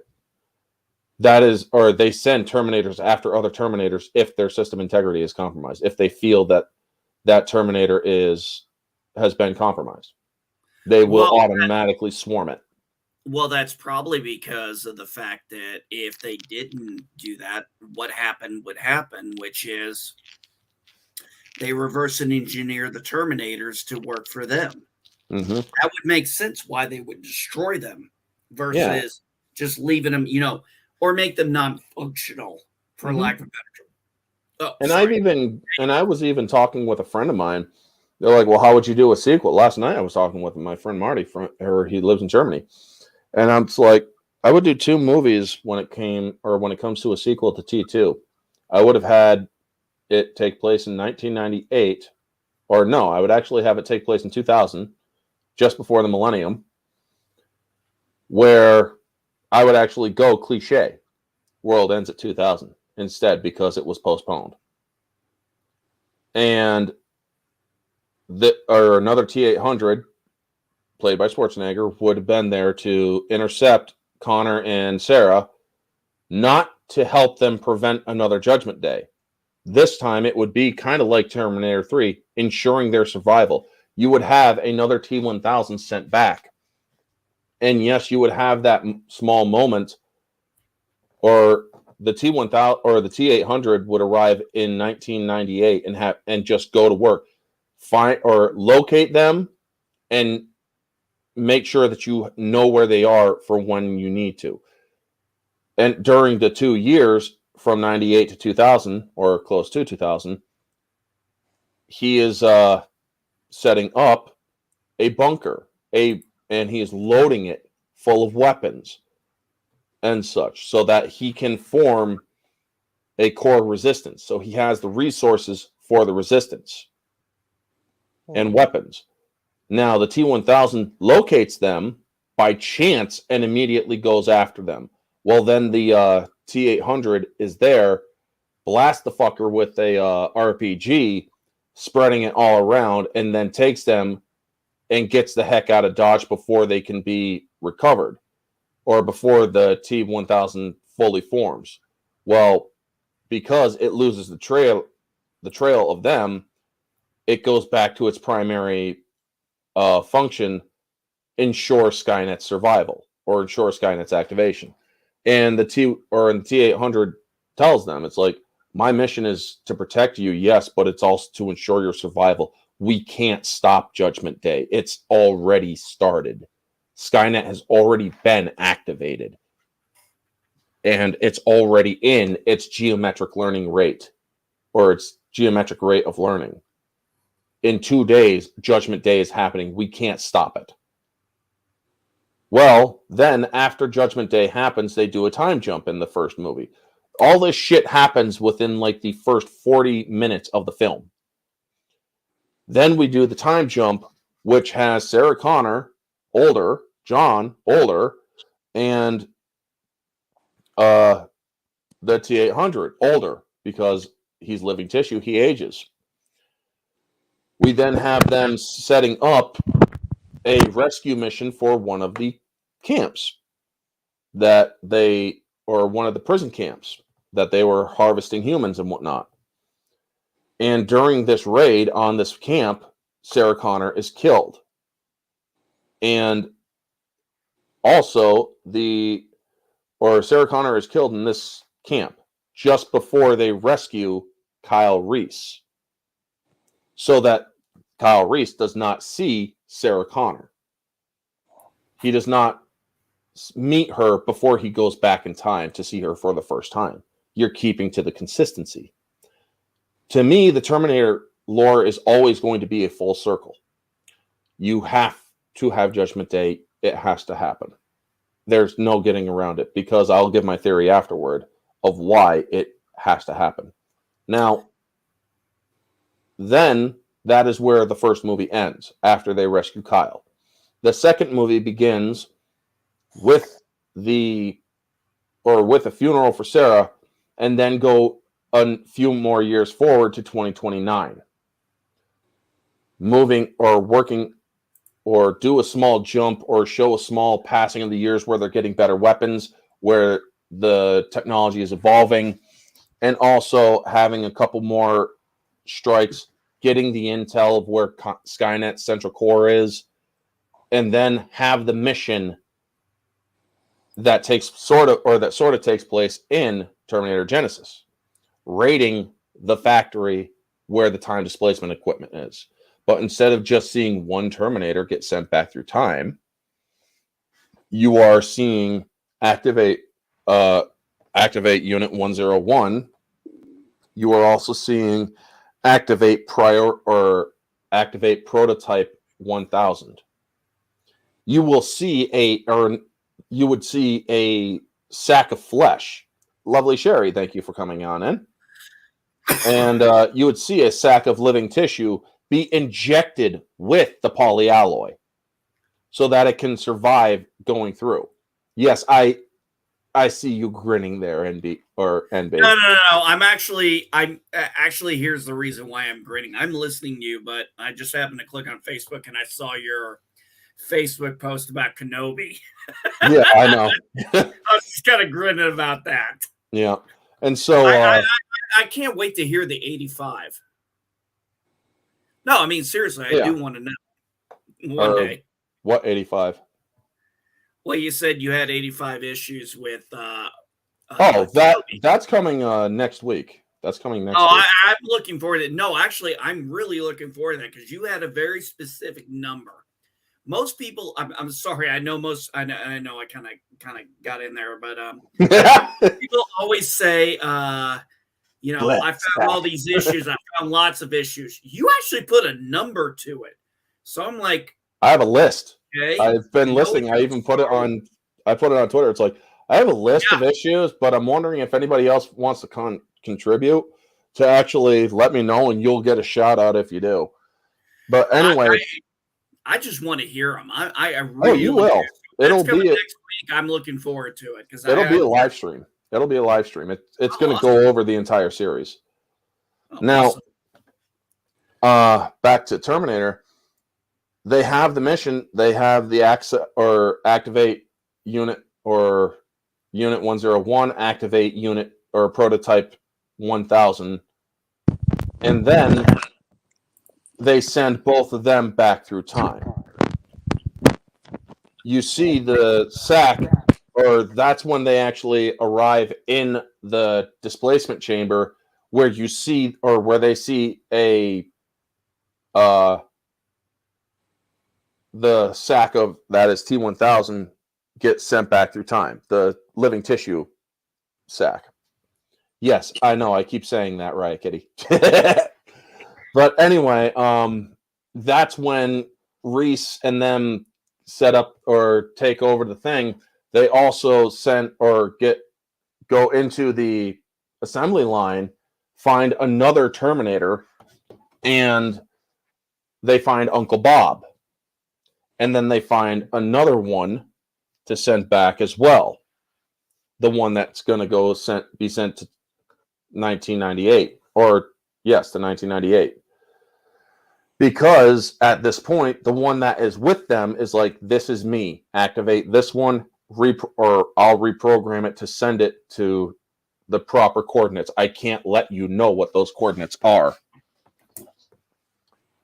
And so, yes, the T-800 that survived with the others is surviving long enough to, or survives long enough to identify which unit it is so that it can be sent back to maintain the consistency. Now, they send back Reese, then they send back Uncle Bob, and then they send back the other one to 98. And then they blow it, or they set up the explosives. However, on their way out, the system, or before they can blow it, another T-1000 prototype is sent back. The one to ensure the coordinates from 98, it's sent back to 99 so that it can ensure the survival of Skynet. So you see, or that's when they're like, the system's activating again. We have to get out of here. They think that it's the entire system coming up and Skynet is about to try wiping them out. And instead, it's Skynet's activating and sending another prototype back in time. And then they get out and then they blow the factory after, but that T-1000 still made it through. And that is how the movie ends. It would have a little narration that the future is set. While we think there is no fate, we understand that some things do have to happen. Otherwise, I will not be born. Because the way that I see this, and hello, Soul Assassin, thank you very much. Heading back to work, but congratulations on 1K. Orange Fro. I mean, hat. Now, the way that I see this, the way that I theorize this, everybody says, well, because John Connor exists in this time back then where he gets conceived by Reese, where Reese gets sent back to conceive him, he exists in this time, no matter, or you could try to change it and whatnot, sure. But here's the thing. Say they did succeed. Say they blew up Cyberdyne and that was it. Once 2029 comes along, that is when John Connor, the one that was conceived by Kyle Reese, ceases to exist. Once you hit the date that they send Kyle back, that is when he ceases to exist because they prevented him from being sent back at that time. It is literally time catching up to you in the rules of time, basically, now you don't exist beyond this time. That is how my theory of it actually would work. Orange Head, I was playing on my PS4 maybe about a year ago. I was playing a Terminator game set during, I don't remember the other part of it. I think it was Terminator Resistance, but I could be wrong. Mm-hmm. And the one of the things I really liked about this game was the story arc, as it said that because by the end of the game, you find out, okay, we're at the end of the war. This is basically when Skynet falls. John Connor sends Kyle Reese back, and then it says we've got a Terminator we're sending back because Skynet had two. And this is where I enjoyed it because it kind of brought some things together. Skynet had two areas for their time travel experiment. One was going to be the T-800. One was going to be the T-1000. Now, what I found interesting was they said that in the game, The T1000 was a prototype. They said they didn't call it the T1000. They called it a prototype, a one of a kind. Mm-hmm. So it was the first of its generation. Yeah. And that's where T3 and all them got. That's where T3 always threw me. I was like, okay, you can't have this model, and this model, and tell me you couldn't have wiped out humanity. I'm sorry. That's why the TX was also an advanced prototype, because it was 2032. Not to mention because of the surviving prototypes, because of the time travel, other prototype or the Terminator's technology survived and was discovered. So that leaps their technology ahead, which allowed the prototypes in the future to leap ahead as well. Did any of you guys ever get a chance to see the alternate ending of T2? With the future with his granddaughter and his in John Connor Unscarred, yes. Yeah. I'm going to be honest, based on where Terminator franchise has gone, I really wish James Cameron had kind of gone with that. But I'm okay with the highway scene because I can still left it ambiguous. Yes, and in some ways, I do not mind that kind of an open ending. Yeah. See, there's a difference between a cliffhanger and an open ending. Mm-hmm. There was a movie I loved way back in the day. I watched it when I was a kid called it's an old Western called Valdez is Coming. Mm-hmm. And I'm not going to go into the details, but at the very end, it's based in Mexico. It's dealing with so we literally get a Mexican standoff at the end of the movie between this guy, the woman he has with him, the guy who's trying to kill him, and his posse. And his posse is like, literally at the moment, they're like, kill him. Shame my woman. They ended up getting respect for Valdez to the point where it's like, okay, they're not going to shoot him, so you're going to have to do it, or he's going to shoot you. And they leave it with they leave it there. You have no idea what happens after that. It's kind of like it ends in a Mexican standoff, literally. Wow. And I actually enjoyed that. That's an interesting movie. It's called Valdez is Coming. It came out way back in the 70s. Spaghetti Western.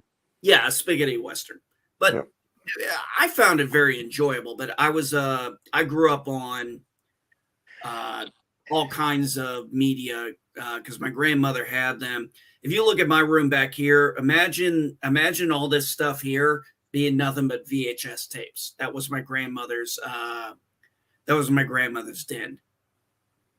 God, I miss being able to sit in front of TVs with VHSs, popping them in and out of the VCR, rewinding them, and all that stuff. Kids just don't. I don't think kids would ever be able to appreciate that. Luckily, I still have my original TV as a kid, and it still works and everything. And it's one of those that has a VHS player hooked up with it. Whoa, and they both still work? Yeah. Damn, usually when you got that TV VCR combo, the VCR would always break it. Yeah, it would crap out. Yeah. When it craps out, I've kind of had to learn how to fix it, since there's no more TV repairmen anymore. Pretty much.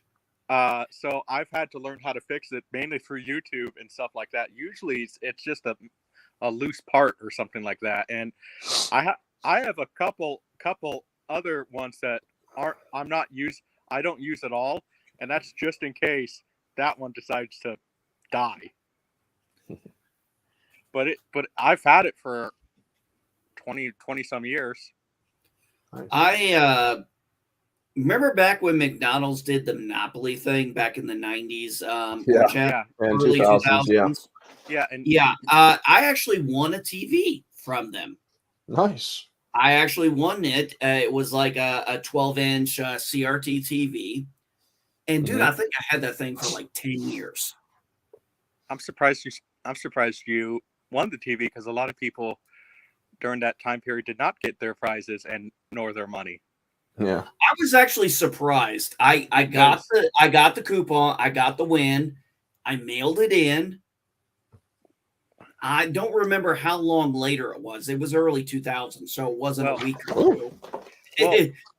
I mean, but then again, Orange had, then again, I think some of us are all old enough to remember reading the article. Please wait 3 to 6 weeks for delivery. Yeah. Right. I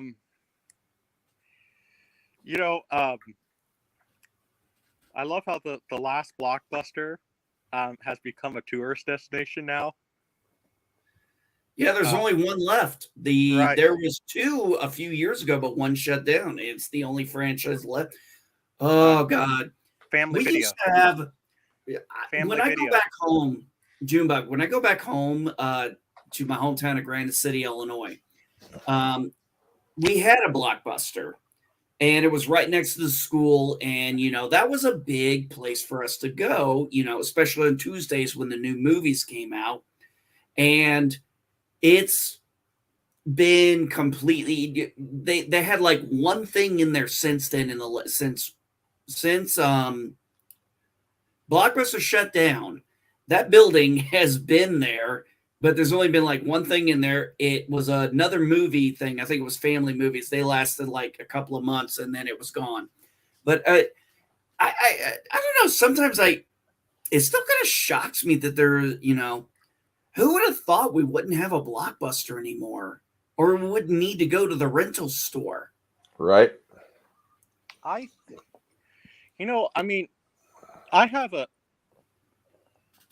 have this maybe it's just hopeful thinking, but I have a feeling that if Blockbuster, I think it could come back in a slow capacity, not like how it was, but I think if that somebody would actually give that person some money or something, say, hey, let's open up another store, not come back in a full capacity like it was, but a slow,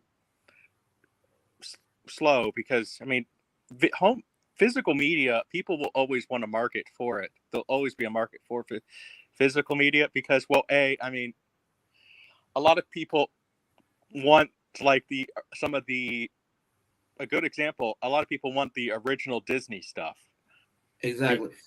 Well, they don't want the edited stuff. Like, for example, the moment I heard, I think Orange Hat is Frozen. No, I'm not. Oh, no, you're not. Okay. I'm reading something. Dan, you were just staring right there. I thought you were frozen for a second there. Reading something. Anyway, what was I saying a second ago? You were talking about censorship or something with No, Disney. I wasn't talking about.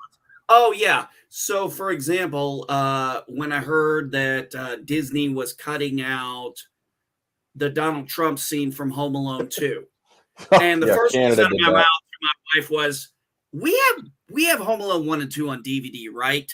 I'm like, we have those on DVD. I knew we had the first one. I wasn't sure if we had the second one. And she's like, yes, we do. I said, oh, thank God. Because that's the thing right there. That's the one downside about digital streaming. They'll edit it. It's almost like watching, it's almost like going back to watching a show on regular TV where they cut parts out of it. You watch it the first time, the full length. I'll give you an example. All Good Things, Star Trek's TNG series finale. When I saw the two-parter originally, we got the full context. When I later saw it on regular TV, they edit out parts, like they edit out the entire conversation the entire banter between Worf and Picard, where he goes, you always use my Klingon against me because it always worked. They cut all that out. And that's what I feel like the streaming services are going to kind of maybe do now to us. Yeah. They're definitely going to be doing that. Well, I mean, even with Disney too, some of the number one selling VHS tape of all time is The Little Mermaid. the original Little Mermaid. Yeah, because of the dick on the castle. Which have you heard the story on how that actually happened? Yes. No. Apparently, a Disney employee was told. He was told that day. By the way, you're going to get fired. And by the way, can you draw the poster for the Little Mermaid? And he's like, okay, well, I'm going to get fired anyway, so.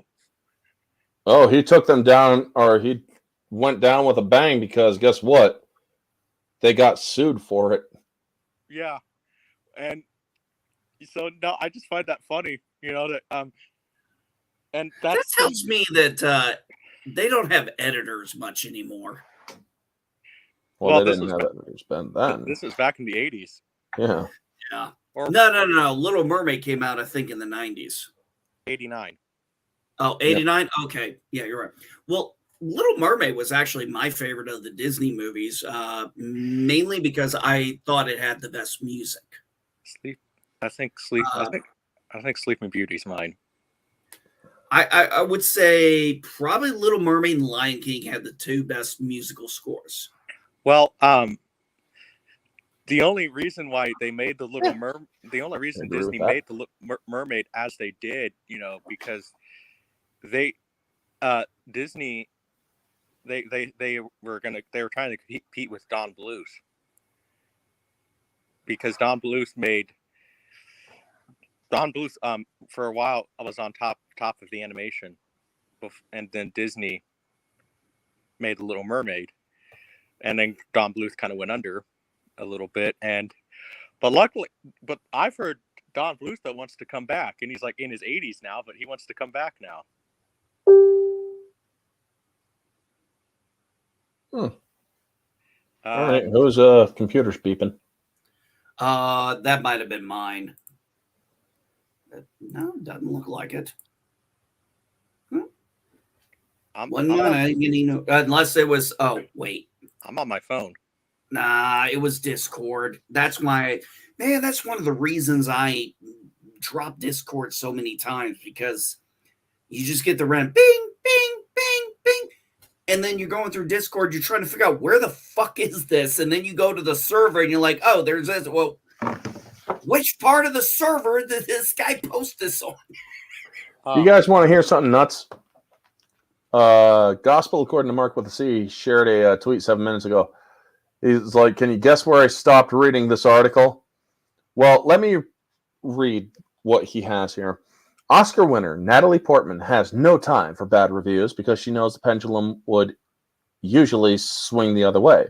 After Portman's 1994 feature debut in Lyon, The Professional was critically panned upon release, as well as her turn as Princess Leia in Star Wars prequel trilogy and later Thor: The Dark World.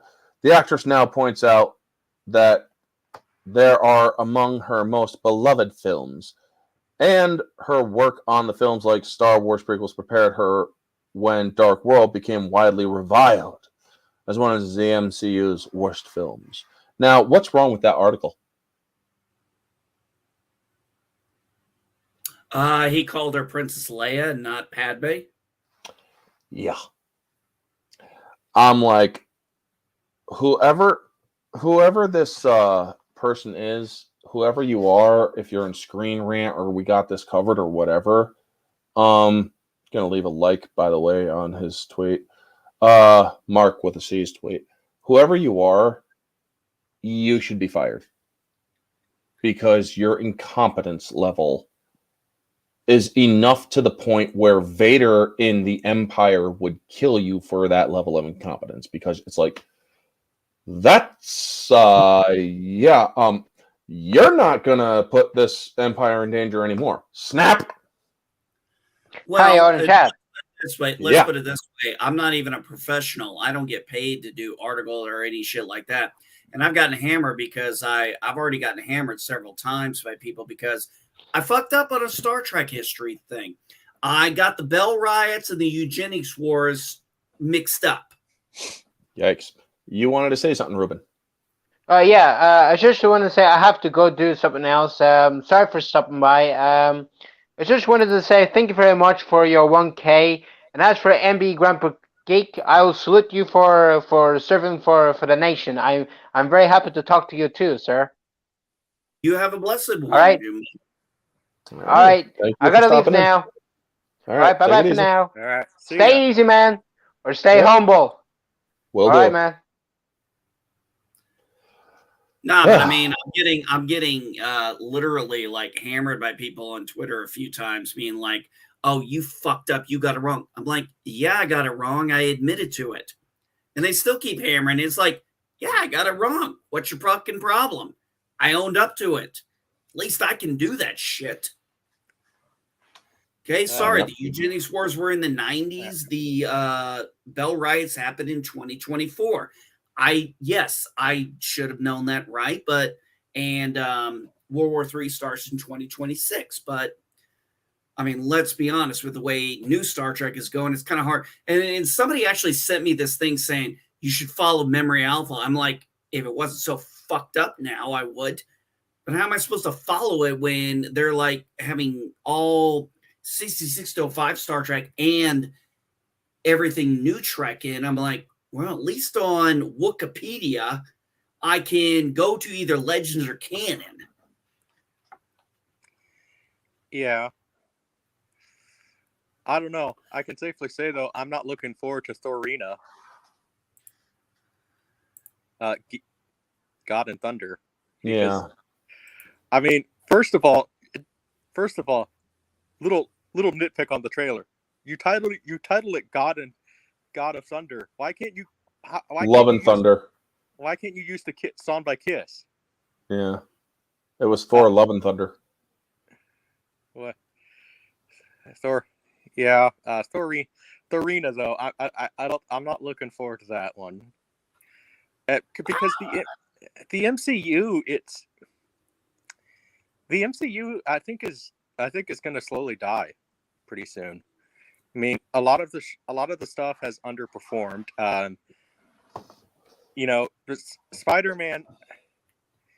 Spider-Man, the people bring up Spider-Man, but they fixed the box office of Spider-Man. Yeah. I mean, the movie cost, what was it? 250 million something to make. Within its first week, it made 4 times its budget.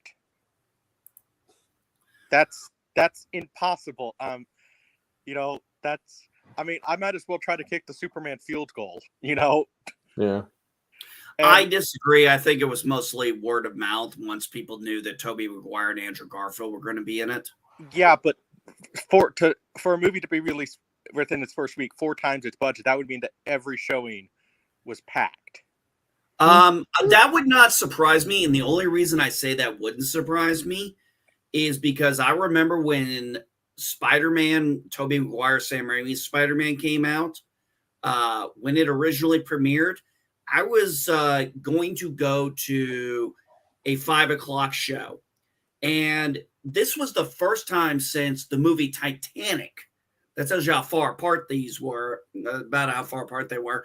5 years. The line was all the way around. The line was all the way around the corner. Everybody wanted to see Spider-Man because of the way the movie showed it. It's like, like Superman, for example, in the trailer when Christopher Reeve did, you will believe a man could fly. Well, in this one, for a lack of a better term, we believed Spider-Man would swing through, New York. And they did. And then we get this movie, and it's like, are we going to get this? And there was a lot of anticipation to see Andrew Garfield and Tobey Maguire come back. And they did it. I think what really sold the movie was they respected the legacy characters. Yeah. Which is something Disney has not had much luck at lately. I still think, though, it's, the MCU is it's slowly having a decline because how do you, yeah, I know in the comics there's stuff that, there's stuff that can top Thanos, but we're talking, what do you have anticipation for audiences now that could bring back the MCU? Because,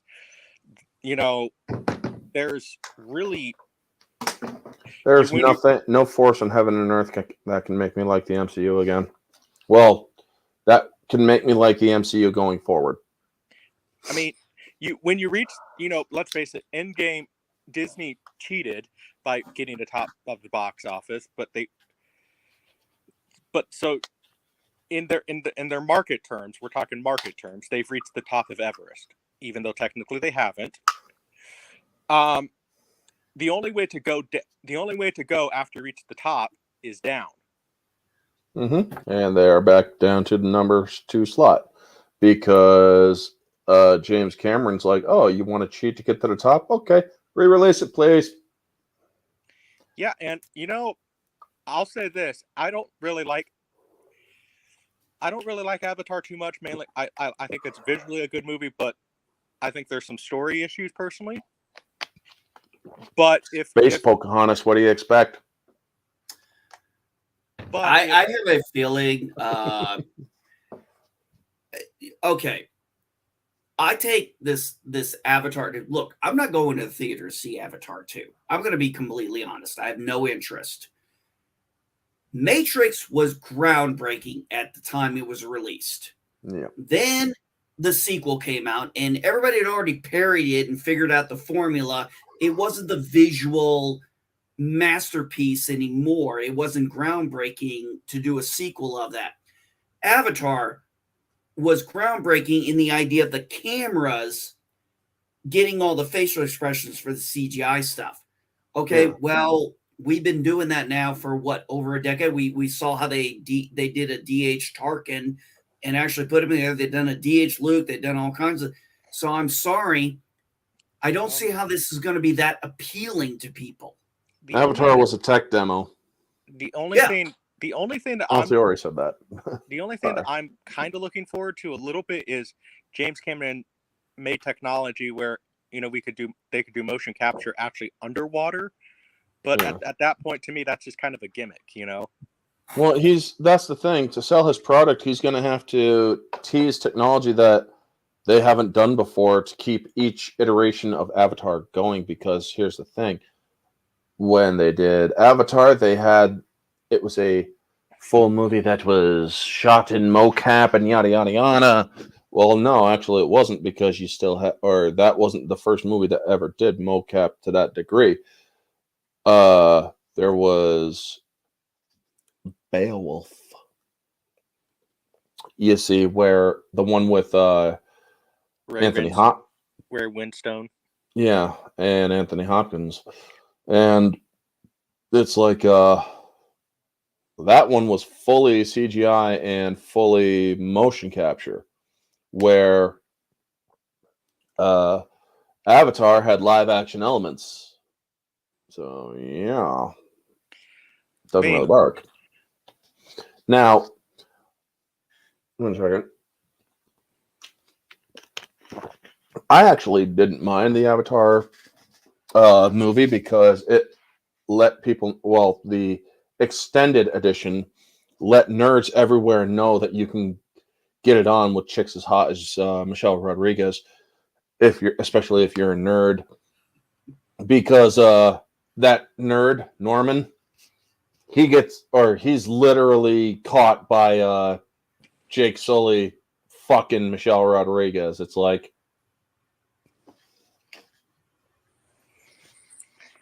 okay, I just caught those two fucking. It's like, wow, dude.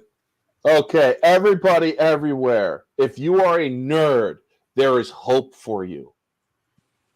Especially if you like Marines.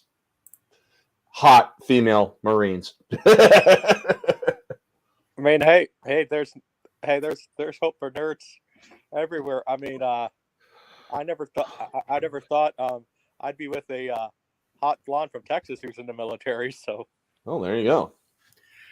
Well, I didn't think after my divorce, I didn't think going through my divorce, I'd hook up with my wife now of 15 years, who was also military. Nice. But it worked out. But it's actually funny how this worked out, Orange Hat. Just real quick, I was working in what was called unit deployment management, and we had in this room called tech control, which was in another building in a secure location. somebody had stole classified servers. I mean, shit. active classified. Well, what we found out was they stole active classified servers, and then it was found that inactive ones that were in storage, were stole too. So somebody stole the ones that were not being used, and then they tried to steal the ones that were being used with classified information on them and use their admin accounts to try and get their way around it. Well, security found out. They suspended everybody's clearance on that shift. They figured out they knew who it was, but they had to go be thorough, so they had to suspend everybody.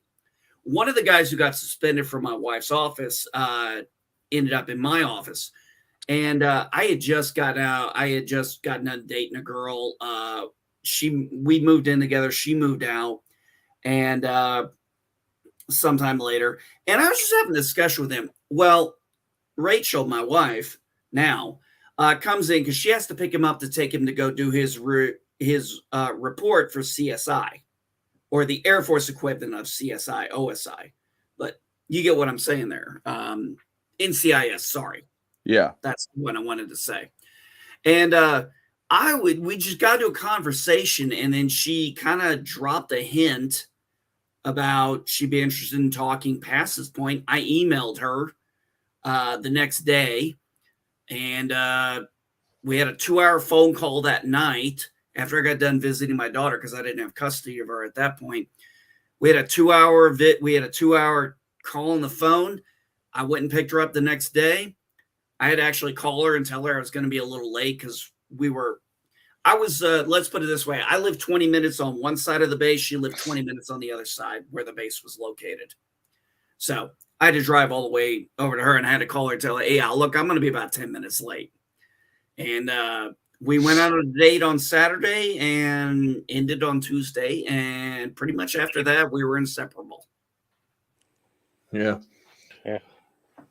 There's this Ben Shapiro meme for the Kenobi series. When I watch Obi-Wan Kenobi, I expect to see Obi-Wan Kenobi and Vader, not Reva and Leia, says the fans. Disney. Okay, but where's that written? It's in the name, Obi-Wan Kenobi.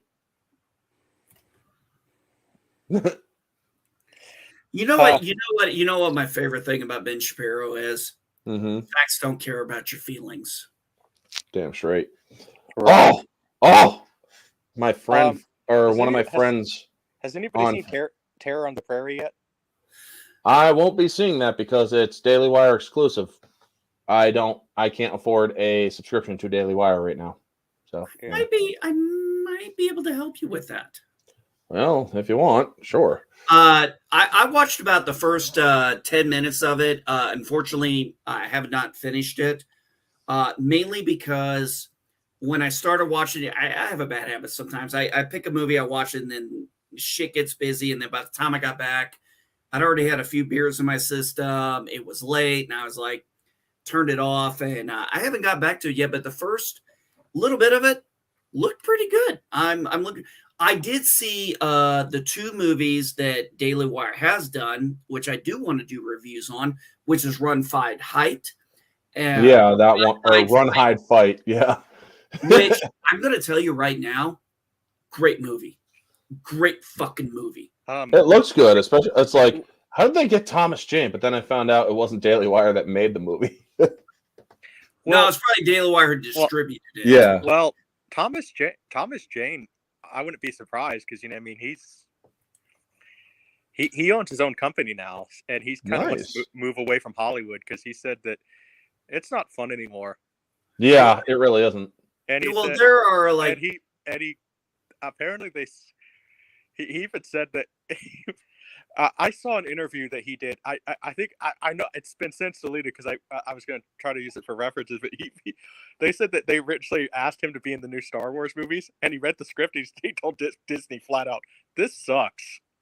That's awesome. If that is true, Thomas Jane, you fucking rock, dude. Well, Thomas Jane just says, I'm 50 I'm 52 years old. I don't care anymore. Oh my god. cast Aaron Taylor Johnson to be Kraven? Who? Aaron Taylor Johnson to be Kraven the Hunter. Ford Brody. Is that? Ford Brody in the Godzilla movie. In Godzilla 2014, and also Quicksilver in the MCU. So the person who is going to be in MCU side is now going to, or was already in the MCU as another character. Jesus Christ, they can't fucking. Well, yikes. they've done that like two or three times now. Yeah. And he's going to be an animal lover and a protector of the natural world in Sony's spinoff, according to Taylor Johnson. A departure from most depictions of Kraven in the comics because he's a fucking hunter. So wait a minute. I read that article, Origin. I thought it was set. I thought it was a joke. Apparently, the direct who wrote this article is not a satire site. So Kraven the Hunter, they're going to turn Kraven the Hunter into a member of PETA. How does that work? This is the guy who actually. This was the guy who actually buried Spider-Man and took over his identity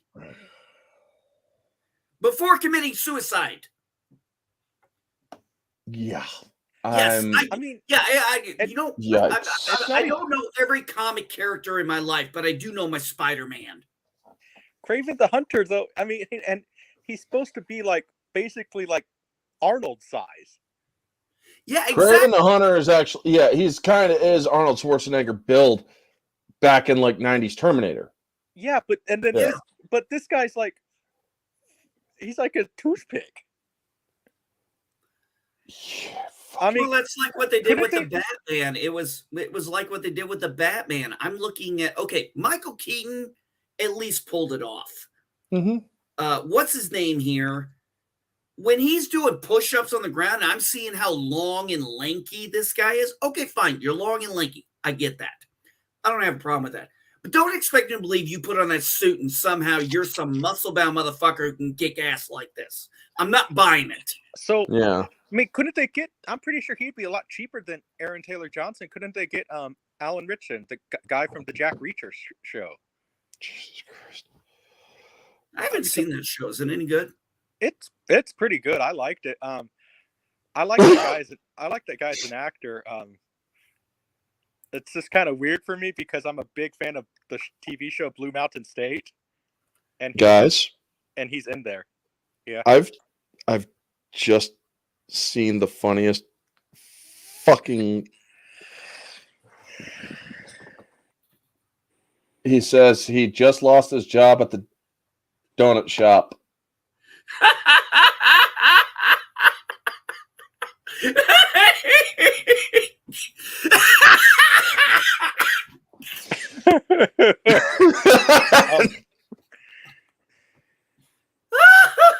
Did you see it? Yes.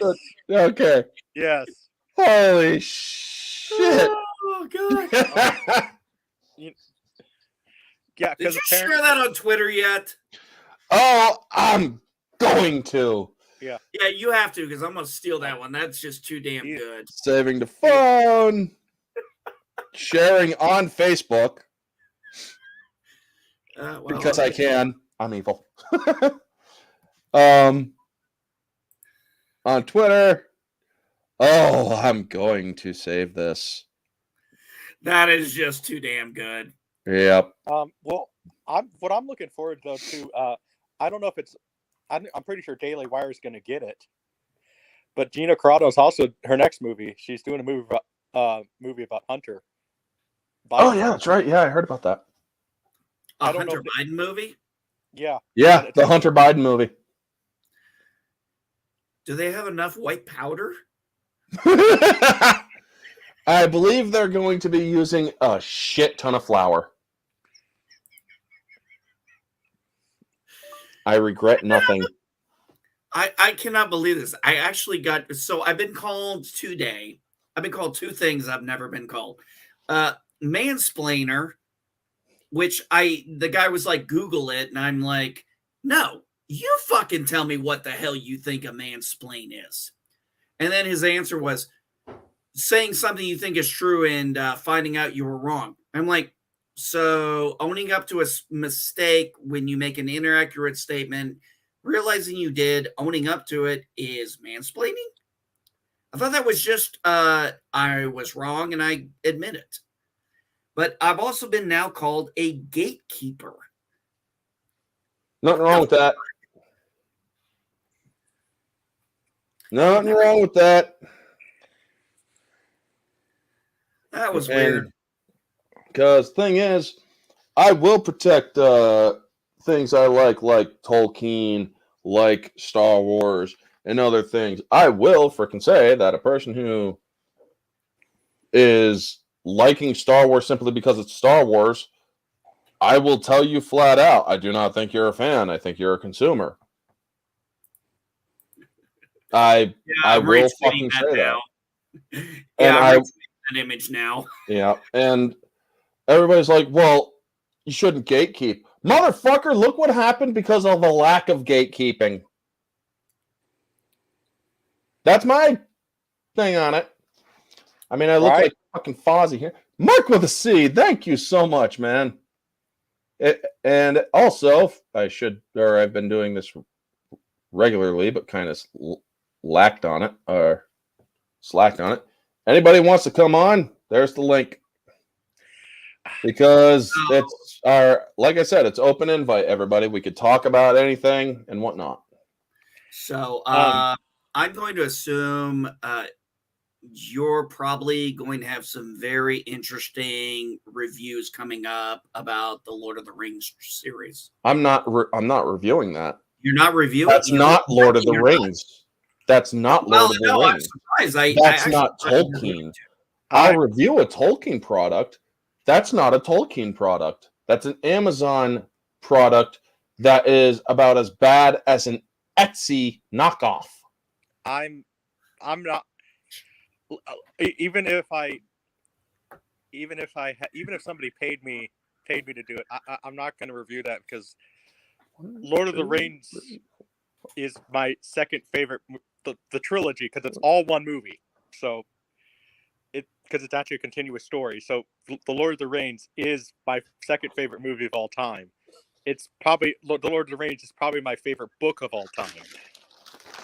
So I can't watch that Amazon show. I actually refuse to. So I mean, Lord of the Rings is probably the movie that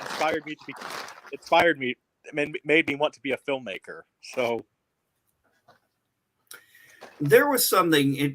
I'll be the first one to admit I didn't know much about. Actually, I didn't know hardly anything about Lord of the Rings prior to the movies coming out. I had not, though. I'm not a big. I'm a big sci-fi guy, but I'm more of a space opera guy. I'm not a sword, sorcery, dragons kind of guy. Right. Now, I like movies like that, but books like that, they tend to, I don't know, they're very hit or miss for me. But I watched these movies and very much enjoyed them.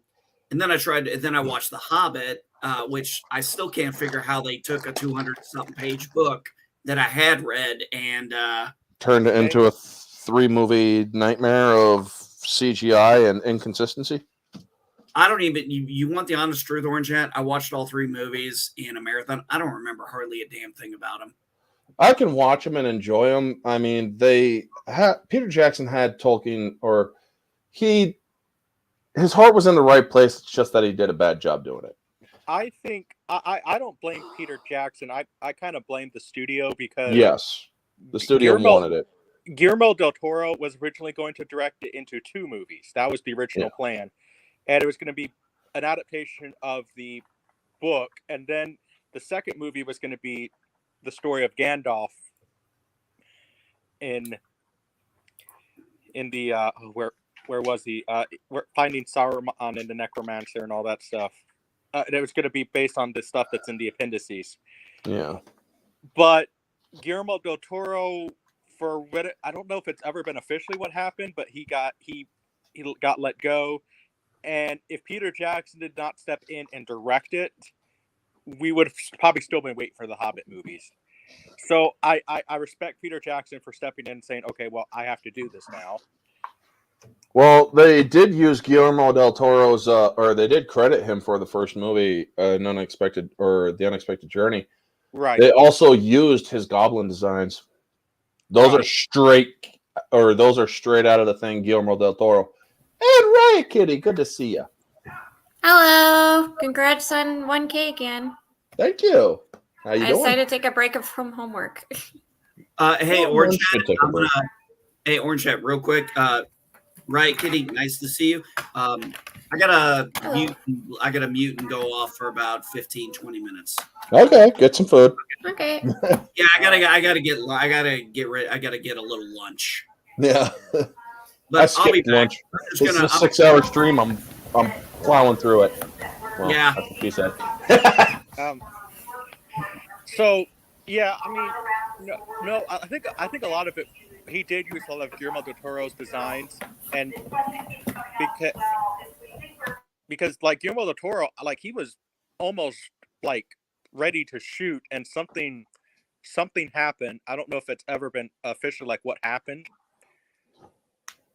what came out or anything, but he was on the verge of actually setting and directing it. So nice. Apparently, the Umbrella guy is in a war with Eve Barlow. Okay. Over the whole Amber Heard thing. Well, okay, guys. You have your fun. I ain't touching it. Yeah. It's like, holy shit, man. And Eve Barlow also just, I believe she she just doxed the Umbrella guy. That's not nice. Amber. Eva Barlow did? Yeah, Eve Barlow did. Amber Heard's side piece. Hmm. And you know, I hope I'm gonna love it though. Johnny Depp, you know, he said that he's not going to be working for Disney again. I highly doubt he's going to be working for Warner Brothers again. 300 million and a million alpacas wouldn't be enough to get him to go back. But there's reports that he might be returning as Captain Jack Sparrow for the 6th installment. And I'm thinking to myself, no, please be consistent and say no. You said it in a court of law. You swore in a Bible you wouldn't do it. Yeah, dude, you kind of swore under oath that you would never return to Disney. I mean, have the consistency and the integrity to do that. Yeah. Hold on. If I was Johnny Depp, here's what I would do. Sure, I'll do it, but tell them you want $97 billion because that's how much Disney's worth right now. They can't be worth that much. They're in debt. That's what they're saying that they're worth on, at least on Google. Probably they're censoring the numbers, but if you Google, they're fudging the numbers more than you understand, man. Because when they owe money, when you got subsidiaries of theirs like Lucasfilm that are kind of backlogged on a couple billion, yeah, they're not worth $97 billion. They're in debt. I mean, if the banks were to actually call in the debt for Disney, Disney would not exist. Yeah. And well, yeah, a lot of that I think we can honestly blame for a lot of Disney's problem is the Bobs. Both of them. Okay, so World Class Bullshitters put out a tweet about Lightyear. So going to give a nice little shout out to Jeff from World Class BS. And he put out this picture of this note to patrons. Dear patrons, in response to customer feedback and a polarized audience response from preview screenings, we like to take this opportunity to remind patrons that Lightyear is not a movie about the toy Buzz Lightyear. It does not follow a traditional linear narrative approach to storytelling and is not about the famous toy. Sorry, just got distracted a second. Rather, it is a movie about the character the toy is based on. Mm-hmm. Tim Allen does not do the voice because it is not the cartoon world. Some are also wondering how a movie from 2022 can be based on a character from a movie that came out in 1995 or before. We encourage patrons to read up on the film before choosing to see it. And for those electing to attend, please go in with an open mind and know that the Avon has no refund policy once you have purchased a ticket to see one of our films. The Avon stands behind this ambitious work of art and other challenging films which define us, a true art house cinema. And we hope you will expand your horizons to infinity and perhaps even beyond with us. Thank you, management. Well, here's the thing. I hate to say this, Mr. Lightyear, people involved in making this crazy ass movie, I'm still not going to see it because it's not interesting to me. Whether or not Tim Allen is not the voice or Chris Evans is the voice or whatever, I don't care. I also don't care that there's that's the first Disney film to have an LGBTQ plus same sex kiss thingy. I don't care about that For like either. the 10th time. Yeah, it's like that ain't the first freaking movie to do it. There's a million other movies that did it. So they do consider Star Wars Rise of Palpatine as a Disney movie. So yeah. Oh my gosh. How are you, Mark with a C? Hello. What's up? You know what up, my man? Hello. You know, what's going on, my man? Yo, congratulations, my man. Thank you so much. I've gone 4 hours so far with this thing on my head, and I haven't taken it off yet. So, I don't know. Yeah, it's good. You know, I did read this though. Apparently, you know, we have the new Santa Claus TV show with Tim Allen coming for Disney Plus.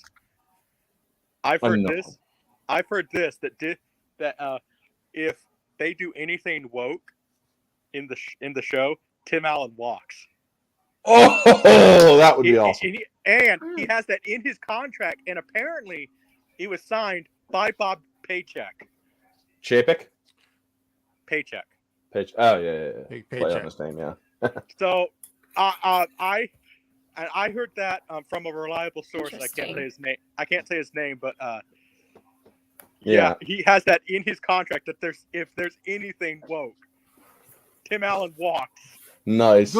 Good on him. That's the way it should be. You know, I was listening to you guys when you were talking earlier about the whole concept of gatekeeping. Yeah. Like, that is what we need. We obviously. Do. I mean, people say it is gatekeeping. What it really is holding people to standards. You know? And like if you're not familiar, I'm sorry, if you're not familiar with the material, what are you doing here? Exactly. You know what I mean? I saw that video that you did on I think it was your video, where Reva Moses Ingram didn't even know anything about Star Wars. Yeah. And I'm like, she never watched it before. So if you why never watched it did before, she get hired? Yeah, and look, as I also said, as an actor or actress, whatever is politically correct to say, you know, some chick who acts, right? You can only be expected to know so much. Like, you're coming in to act. Okay, I put that mostly on the writers, but if you don't have the passion for this world that you're stepping into, like, this isn't just some average franchise. This is Star Wars. You know that the Star Wars fan base, they know stuff. You know, a lot of us, we studied a lot of this. There are people who know. So if you're not coming in with the same or, you know, a comparable passion, then you're not going to feel at home. Exactly. You're not going to understand. That's why she got on Instagram and said, "Y'all are weird." Yeah, I guess we are weird because you don't understand where we come from. We're nerds, Moses. If you're not a nerd, we're not good. If you don't know the stuff that you're doing, why the heck are you even involved? because somebody offered you the job. It's like, well, have some integrity and at least say, if I'm not really, let me read up on it, let me learn a bit about it, and then I can give you an answer. Because that's what some of the people did for movies like Lord of the Rings. One of them didn't even read the movie yet, or didn't even read the books. Sorry. And so they're like, let me read up on, okay, I want to be a part of this. Well, Vigo I kind of get that, but I mean, like, yeah, obviously, like, not know everything, but just like the basics or something. I think will be good. Yeah, at least know the basics to what you're getting into. Well, Viggo Mortensen, who was the last-minute replacement for Lord of the Rings, because originally they hired it was Stuart Townsend, and they thought he was too young for the part. No shit, that was, or I knew that they had somebody else in hand. I just didn't know who it was. So it was Stuart Townsend. Yeah, as Wow. Aragorn. Yeah, that would have been a young Aragorn. And he was a last-minute replacement, and he originally turned it down because he knew nothing about it. But then his son happened to hear the conversation and says, "Dad, I want you to do that. I love those books." And so he went to a bookstore, bought the books, and on the flight to New Zealand, read the books. And the funny thing is, his son Viggo Henry was such a huge fan of Lord of the Rings that Peter Jackson hired him to kind of be an advisor. And this kid's only was 11 years old. That's nice. That is awesome. And thank you, Mads. And so, and honestly, let's face it. I mean, that's probably Viggo Mortensen's best role, really. I mean, he's I mean, I've seen or heard of other movies that he's been in. Haven't watched them. I saw there's that other movie that he it was recent where he folds a pizza and just starts scarfing it, and I'm like, wow, dude. That first off, that takes talent, because this much I do know when it comes to food and stuff in film, most of it's fake, and they have a bucket right next to you. So when you take a bite and then they yell cut, you spit it out. You're not supposed to swallow the food. Yeah, because you multiple takes, you'll end up making yourself sick. Exactly, and that's why a lot of directors will sit there and say, okay, this is an eating scene. A lot of it would just be improvised, just to get authenticity of eating. What a waste. Yeah, I know, right? Yeah. Well, I know, a lot of times Martin Scorsese will do that. When there's a scene where they're eating food, he'll just tell the actors, just go. Yeah, like that scene in Goodfellas. When you got Ray Liotta and Joe Pesci and De Niro sitting around the table. After they just got through offing Billy Bats. You know what I mean? That the food actually looked good. I like to think that they finished their meal, and I know that was his mom, so maybe that was some good home cooking. That would be great. That was they actually made the spaghetti and all that stuff, and the mom cooked it, and every Mama Scorsese got them a nice, good home cooked Italian meal. That's right. My friend Chris, who's in the chat right now, he actually met Ray Liotta. Oh, wow. A few years back. Yeah. Yeah. Rest in peace, Ray Liotta. Indeed. When I heard he passed, it's like, holy shit, that's the guy that my friend Chris met. Yeah. I mean, when people meet celebrities, it is pretty cool to actually meet somebody who's famous. I have not yet met somebody super famous. I've been around people who are famous. I've seen people who are famous from a distance, but I haven't yet met somebody who's famous. So everybody's like, well, what would you do if you met somebody who's famous? It's like, shake their hand, have a conversation. Hug, but that would probably get me tackled. Well, yeah. Well, unless it's Gina Carano, she'd probably hug you back, or she'll hug you back. But everybody's like, well, why don't you go down to the meet? It's like, 1, can't afford. 2, massive introvert. 3, everybody would be like, well, why aren't you taking pictures? I'm awkward. I'll just say that. I'm Yeah, awkward. I don't know. I don't have that gene. I think if I see someone who's famous, I'm like, oh, there's what's his name. You know, exactly. That's how I chances of me going up and and all that stuff. Unless I always said William Shatner. You know, if I ever saw William Shatner, I think I probably fangirl out. Oh well, Captain Kirk. But other than him, I couldn't see it. I mean, if I was able to meet Sean Connery, I mean, when I was younger and stuff, I would have totally geeked out. I was at a Planet Hollywood when I was in Florida back when I was, I think like 12 or 13 back in 97 when I was in school. It was for Christmas vacay or not Christmas, but Thanksgiving vacation. We went down to Florida for Disney World and stuff. Back when the magic was there, back when it wasn't this evil corporate pedophilic empire that is currently in possession of Disney. And let me tell you something. Back then, the magic was freaking real. Mm-hmm. When you saw the people who were doing stuff, when you're going into Terminator Battle Across Time and you're seeing these things, honestly, I almost thought it was actually Arnold Schwarzenegger and the crew doing that for the first one because we were there for the premiere. So it's like, holy crap, that would have been cool if it was them. I mean, when you're like in Universal Studios and other places, and you're seeing King Kong roaring at you, you're not thinking it's a mechanical puppet. You're thinking it's actually King Kong. Mm-hmm. And this was what the magic was there. Nowadays, I'm like, there's no love here. There's no that's magic the sad thing. here. That's the sad thing about it is that when you watch, say, like Anthony Daniels, for example, C-3PO, when you watch him talk about how he relates to the character and how the character relates to the fans and stuff, you really get a sense that he takes great personal pride in what he's contributed to, like what he's given to the world.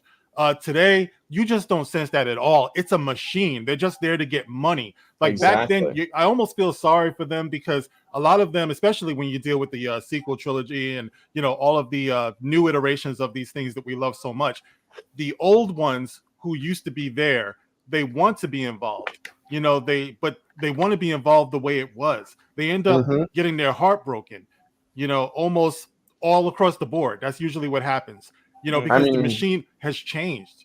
That was like Mark Hamill, like he said. It's like he posted that thing that said missed opportunities where he had Billy D. Williams, Harrison Ford, Carrie Fisher, all of them put into the Photoshop, and everybody freaking went off at him, and then he had to take it down. And then he gave his little it's like, first off, guys, I understand why he took it down because Disney could literally say he's in violation of contract.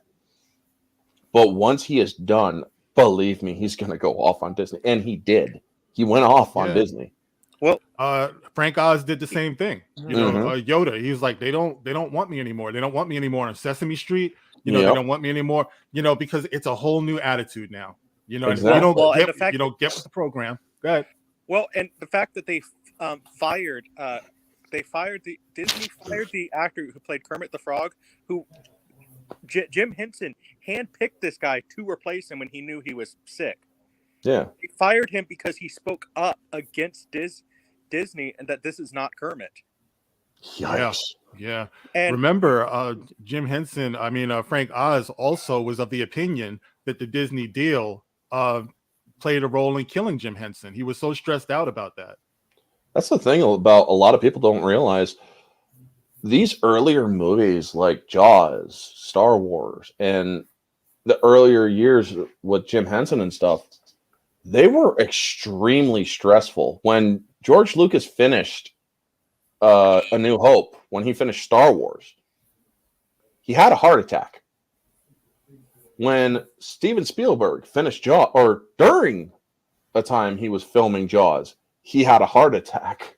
It's like, and keep in mind, these were not young guys when they had this heart attack. So no, they were actually, I think, in their 20s or 30s. Yeah, well, they were in the 30s. Spielberg was hired to make Jaws, and he was 28 years old.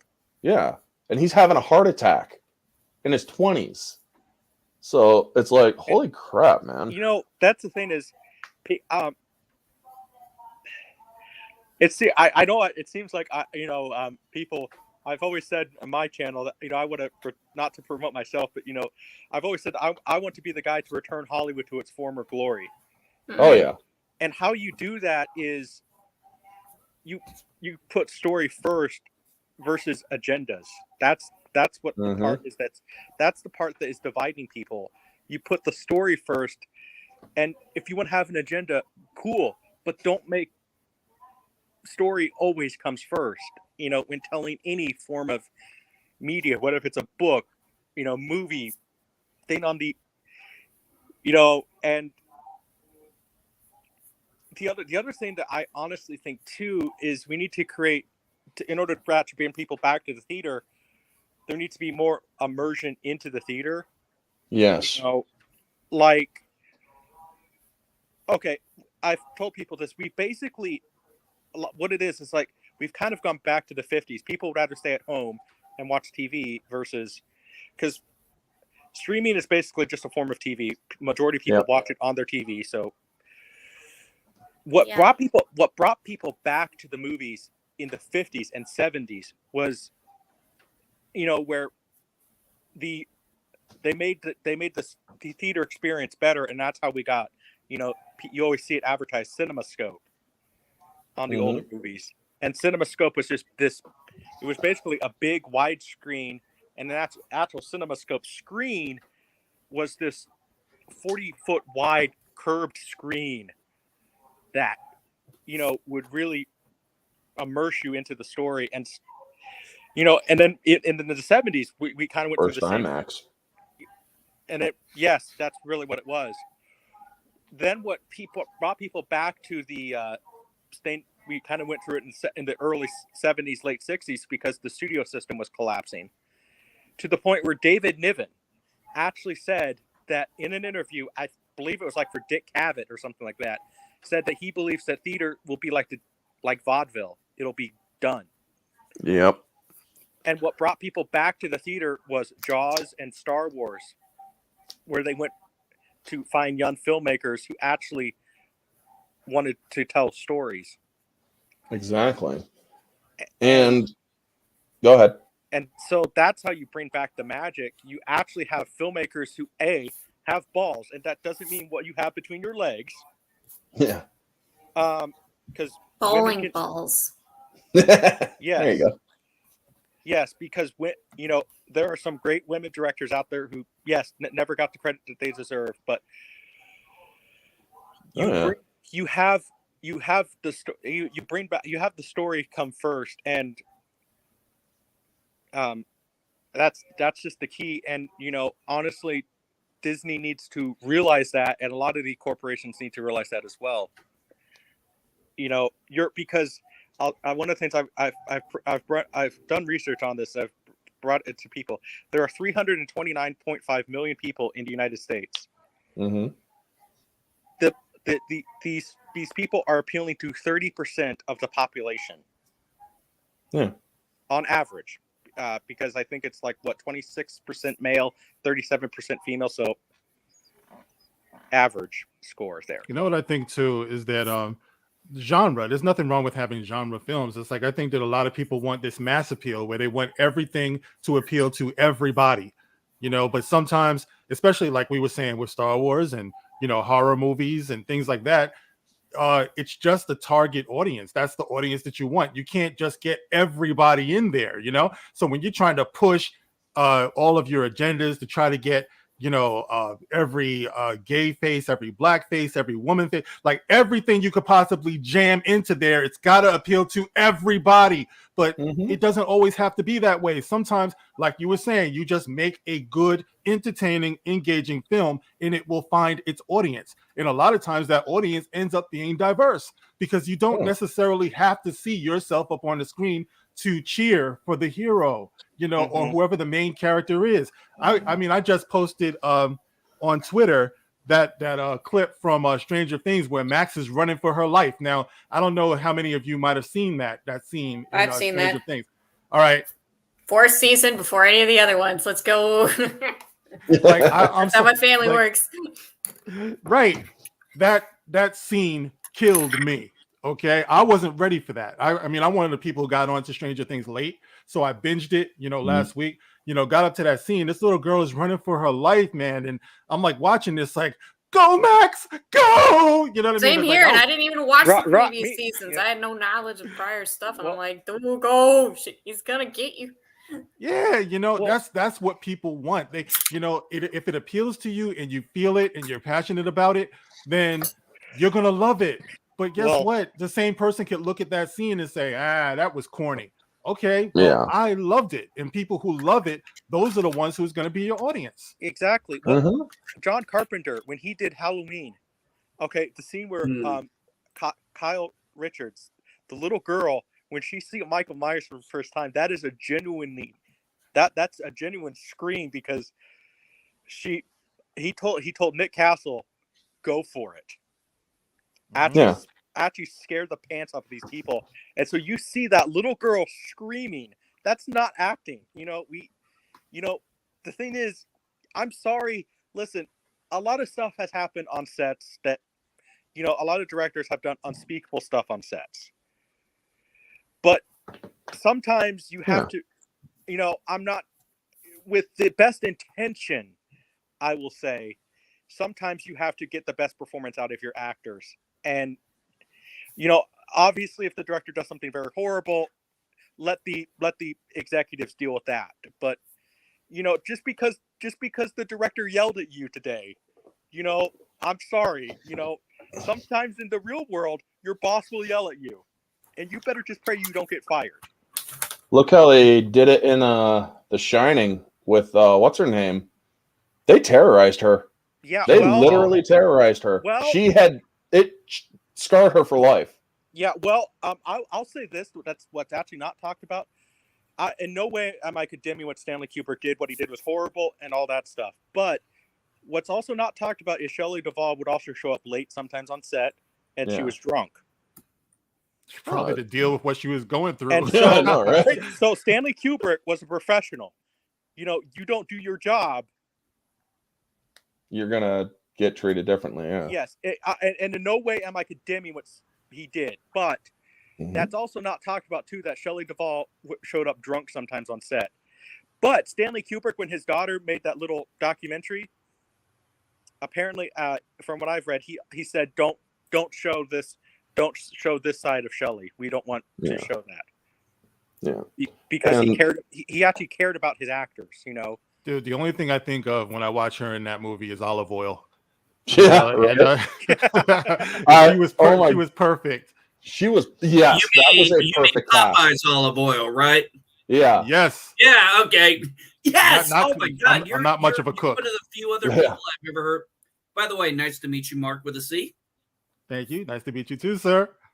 You're the first person I've heard actually make that comparison, and I've only seen The Shining once, but damn, yeah, you're right. She would have been a dead ringer for olive oil. She was a dead ringer. She played olive oil. Yeah. Oh, did she play with? She play olive oil? She played with Robin Williams. Yeah. Yeah, that's what I was going to ask. The Popeye. I never saw it. And he was perfect as Popeye. Yes, he was. And one of the things I did like about The Shining, it had what I call a misdirecting score, meaning the score swells up, and then bam, nothing happens. But then a beat later, boom, something happens. Well, like when Jack Nicholson takes the axe to the guy, it's just built up, nothing happens. Bam! And it's like, oh shit. I'm like, oh damn. Orange Hat, that it's interesting you bring up the score of The Shining. When I watched it better scores. Maybe 6 months ago. And if it was, I'm going to be honest with you, if it wasn't for the score, if it wasn't for the music, the movie would have been boring. Yeah. Oh yeah. That movie was definitely enhanced by the score. Well, it was a slow burn. Well, indeed, it was a slow burn. Well, that's another thing that also needs to. We also need, again in movies, music, because I've talked to some through streams and everything. I've talked to some young kids who like, what was the first piece of music that made you feel an emotion? A lot of kids can't even answer something because like the music, music can make you cry, it can make you feel these great emotions, and music can only make your film better. I mean, and yes, I mean, The Shining, if it did not have that score that Stanley Kubrick borrowed from a lot of public domain classical music, it would have the movie would not have worked as well as it would. And plus, that's one of the most freakiest openings ever in a movie. I'd like to actually I wouldn't mind seeing a behind the scenes of that, of how they back then put the camera on the kid's bike as he's going through the place. I just thought about that. They show you that thing where he's riding the bike, but it's from his point of view, and it's like, and then it rises off. Yeah. I mean, a score can do so much. Let's look at Star Wars, for example. Just as an example, the John Williams, and not just Star Wars, but think about Superman, Jaws. John Williams did all of those. Yeah. Yeah, I love the Star Wars music. Home Alone.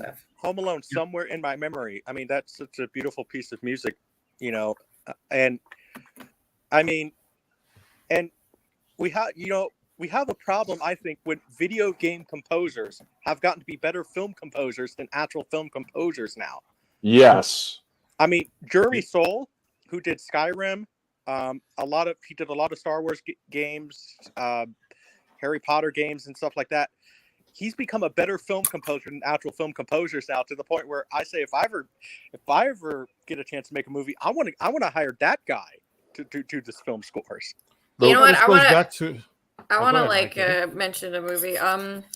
So I think it's a animated movie called Belle, and so I think the actual story is kind of bad. Like, the storyboarding's all over the place, but then it's like the music is phenomenal. So basically, it enhances probably what you would call probably below average story to be uplifting to a 6.57 out of 10, basically. It's just crazy. Good example. Look at the original Friday the 13th. We're talking original part 1. Yeah. Without the score, the Harry Manfredini score, it's a really boring movie. Mm-hmm. Yes, it is. I mean, let's be honest. The score really does make that movie.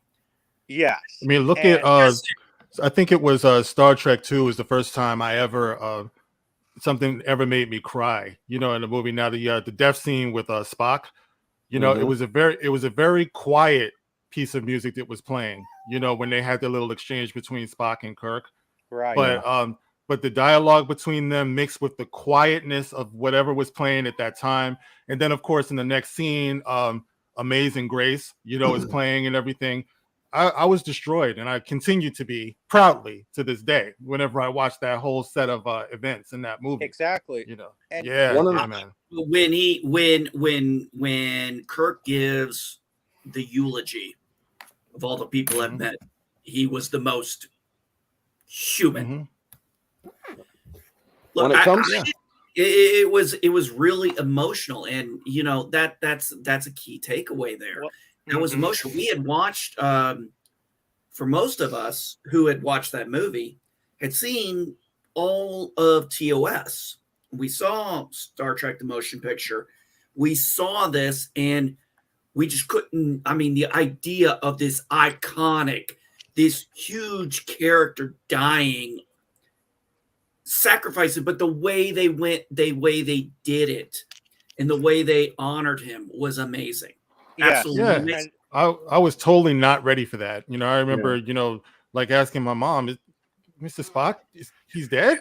You know, Yeah. like Mom, you don't bring me to something like this. It killed me, you know. Well, and that was my first appreciation for, I guess, life and death. I mean, I learned it right there, you know, that this thing could actually happen to somebody that you love, even though it was a fictional character, Mr. Spock. Well, you know, there's a reason why, like, I believe to this day, the Death of Superman is still one of the top-selling comics of all time. God, I remember that. Because I mean, you know, the way they did that story,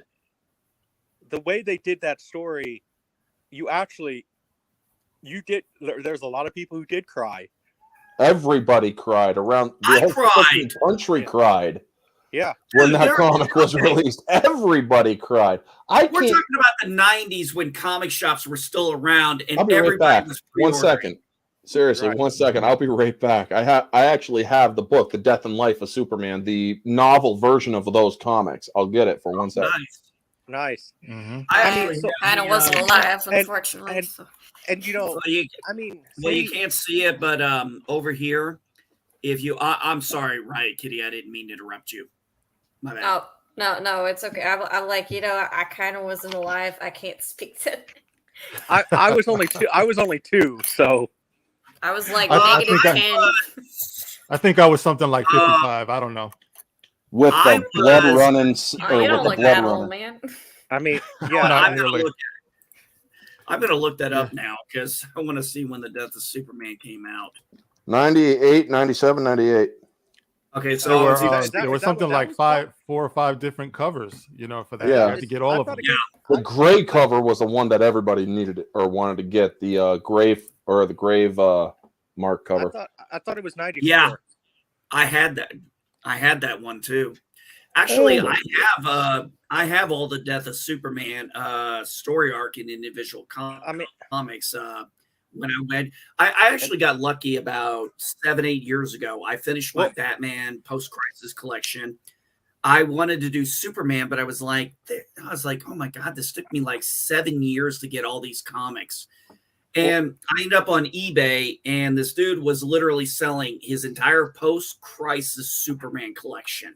Whoa. Oh my gosh. I mean, the entire thing. And I'm not just talking Superman. I'm talking Superman, Adventures of Superman, Action Comics, the tie-ins to those actual issues, if you needed them. 93. And he had this on there for like months. And he wanted like, I don't remember how much he wanted. But I was watching it, and he was dropping the price because nobody was buying it. And I finally told my wife, I called my wife because I'm not stupid. I said, "Can I spend this? But can I put in a bid?" So I put in a bid, and I basically got 1,500 comics for basically 30 cents an issue from 86 to 2011. Wow. Nice. You know, I mean, that just goes to the story, you know, because I mean, everybody, Yeah. when Superman died, everybody was like, they killed off Superman. And oh my God, that was new. I'm from Illinois, and I remember the news. People were flying capes around whatever town was Metropolis or something. And then think about it this way: three years after that, Christopher Reeve had his accident, and then when he went to the Academy, I think it was the Academy Awards, in his wheelchair, he got a 1 minute standing ovation where everybody in the audience, everybody was clapping and cheering for Christopher Reeve, and I'm like, you know, what actors of superheroes would we even have that if something that, you know, God forbid, something that horrible happened to them, what actors would we really have that the entire audience would cheer for a 1 minute standing ovation? Well, I remember you don't get that much nowadays at all. No, I remember when Oprah Winfrey was doing an interview with him after his accident. And he's like, "Do you think you'll ever walk again?" He goes, "Yeah." And, you know, she goes, "You really are Superman." Yeah. Yeah. It just reminds me of You know, He we were was talking about Superman. music and the music of John Williams and stuff. He did that score, of course. And you know, I've often talked in my video about how, you know, my brother passed away you know, years ago, you know, probably about 8-9 years ago now. And he was a cop in New York. And I remember he had gone to work on his last day, you know, and had to be taken to the hospital later. But I went to go pick up his car, you know, a Mustang and everything, because he just loved to be seen. That thing is loud as hell, you know. And I had to go pick up his car and stuff. So I go to pick up the car at the precinct. You know, I turned it on, and he was always into soundtracks. You know, every soundtrack you can name. Loved the music of John Williams. As soon as I turned it on, here goes dun dun dun dun dun dun dun dun dun dun dun dun, you know. And all of the cops are lined up down the block watching me ride my brother's car down the block with this theme song blasting. And it was like easily one of the greatest moments, you know, just of my life, to be able to honor him that way. And the music of John Williams was a huge part of that. You know, that's really sweet. Honestly. That's sweet. That sounds like a song I know called "I Drive Your Truck," and the story is about the song is about a brother whose brother died in war, and he occasionally comes by and takes his truck, takes it out on dirt roads, cranks the radio loud, and just does that to remember his brother. So I can definitely see where you're coming from there based on that song. Now, you know what? Speaking of, I don't know, going back to like fictional character deaths that kind of like impacted you, made you cry a little bit, something, get all the emotional feelings out. Well, I don't know. I guess like the first one for me that really kind of shook me a bit, like at that. It's a little known game series called Danganronpa. I don't know if you guys know it. Murder mystery, developed by Spike Chunsoft. It's very zany. The mascot is a bear, who can shoot missiles and like spears and stuff. So like they're all participating in a killing game. So. And then you get later down the line. So basically, at that point, I was a teenager, right? You know, I'd seen people get chopped up, burned alive, like, and in this very game, stabbed to death, get beat, bludgeoned with a hammer, that kind of a thing. So then you get to this. It's like everyone's running around trying to figure things out, and then like, what the heck's going on? Something weird's happening. And then you get to the lounge room, and then all of a sudden, like all the zany music, all that quirky stuff where it's like, oh, we gotta get going and stuff. It just stops, like right in the middle of that, and then you just hear this very quiet, somber piece, and then it's panning over a shot of a character called Sakura Ogami. And this wasn't like the typical other murders you see. It's like where you go like or whatever like that. It was just a very quiet, somber piece. I'm like, what the heck's going on and stuff. Like she looks completely fine, and so in the game, like you get a ding ding dong. It's like a body's been discovered with Monokuma's announcements. Like, and then the trial has to begin. So then. And then, like, I'm just like, she looks completely fine. What the fuck? What's wrong with her? And then you hear that, dun, dun, dun, a body has been discovered. And then I just, like, sit back and I'm, like, almost, like, in shock. Because, like, that was, like, the first time where I'm, like, people can die look completely normal. Yeah. One of my And like she was just slouched over and stuff. Like there wasn't anything that seemed to be wrong with her. And she had, so it's like, wow. It's like, so I was like in shock for like 2 hours. I had to put the game down. And like, just like, what the? If I was going to go to the first time I can remember a death actually affecting me for a fictional character, I'm going to say the farthest back I remember, Colonel Blake from MASH. Because that was one of the few shows my dad and I watched together. Now, this was long after the show had already ended. I wasn't born until 79, so the show had already been over. So I was watching in the 80s. You were 3 when it ended. So, but yeah. Yeah, I was 3 years in, but I was watching it, in the late '80s with my dad on syndication. And this was something that we did together. And my dad and I did not do a lot together, but two things we did do was we watched Star Trek and we watched MASH.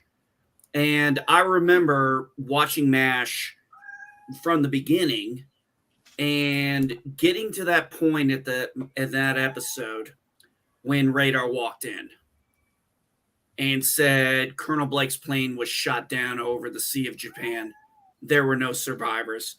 I literally turned around. I'm about 5, 6 years old at this time. Oh my I goodness. turned around, looked at my dad, and I started crying. I go, he died? I was like, that's not fair. I mean, I'm 5 years old. I'm 42 years old, 20-year military veteran now. I get it. But actually, now when I watch that episode, it's even more impactful than it was when I was a child.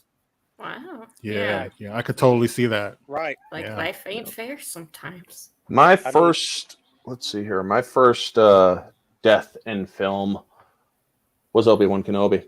When I was 2 years old, I saw the original trilogy on my dad's VCR.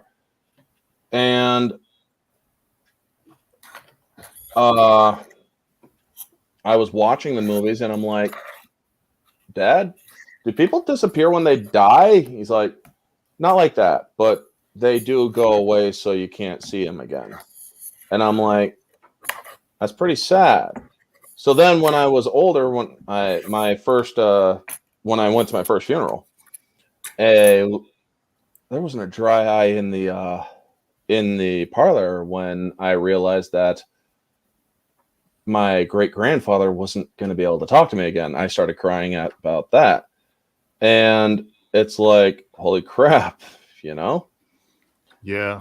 And but when it comes to a movie where the score emotionally triggered me or got me to show emotion, the first movie that I'm aware of that this did to me was Dragonheart, when Draco sacrificed himself at the end, and that very famous score, which was used in many other movie trailers and whatnot, where his soul is going up to the constellation. I was crying so hard in that theater. I remember going to see Revenge of the Sith. Same Yep. deal, I guess, with the music. Not really the scene itself, but it's like where Anakin's burning up, and then when it's like, you are my brother, Anakin, I loved you, and I'm just sitting there crying. I don't even know what's going on. I'm just crying because of them. When I went in to see Revenge of the Sith, that was like 5 or 6. I mean, yeah. When I went in to go see Revenge of the Sith, I'm like, I know what's going to happen, but there was a part of me that was just hoping it wouldn't. It was like when I was reading Vector Prime from New Jedi Order. I knew Chewbacca was going to die in this book. I was just hoping I wouldn't have to get to that point. Maybe it would change or something, silly little me. And then, it's amazing what emotions can do. Well, a lot of that has to do that entire scene only really works because Ewan McGregor is his emotion and his acting, and Hayden Christensen, he's no like a Shakespearean actor, but he's a capable actor. He sells the scene as well. Mm-hmm. Well, we were invested in their relationship. We watched, these two, go through a lot of things together. They were actually, like he said, you and my brother. He loved him, so for it to get to that point, I know for me, it's, it was choking me up from when he found out that he was the one who killed the younglings, and Yoda tells him, listen, you're going to have to go take him out. And he's like, please, I'd rather face the Emperor. He's like, don't send me to do this. He didn't want to do it. So, exactly. Ewan McGregor totally sold it that he was heartbroken for that whole battle.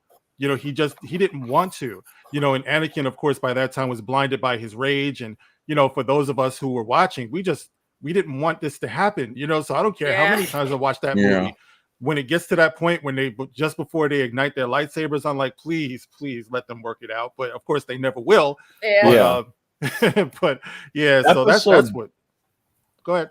Yeah, episode 3 had a way of making everyone forget the rest of the movies existed. The movies ahead of them, the original trilogy.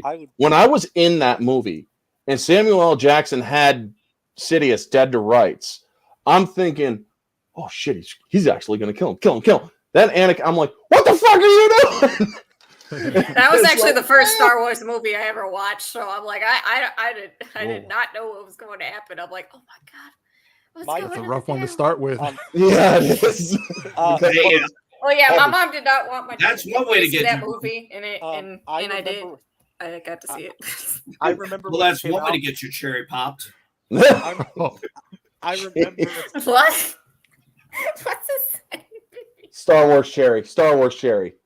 Oh. Okay.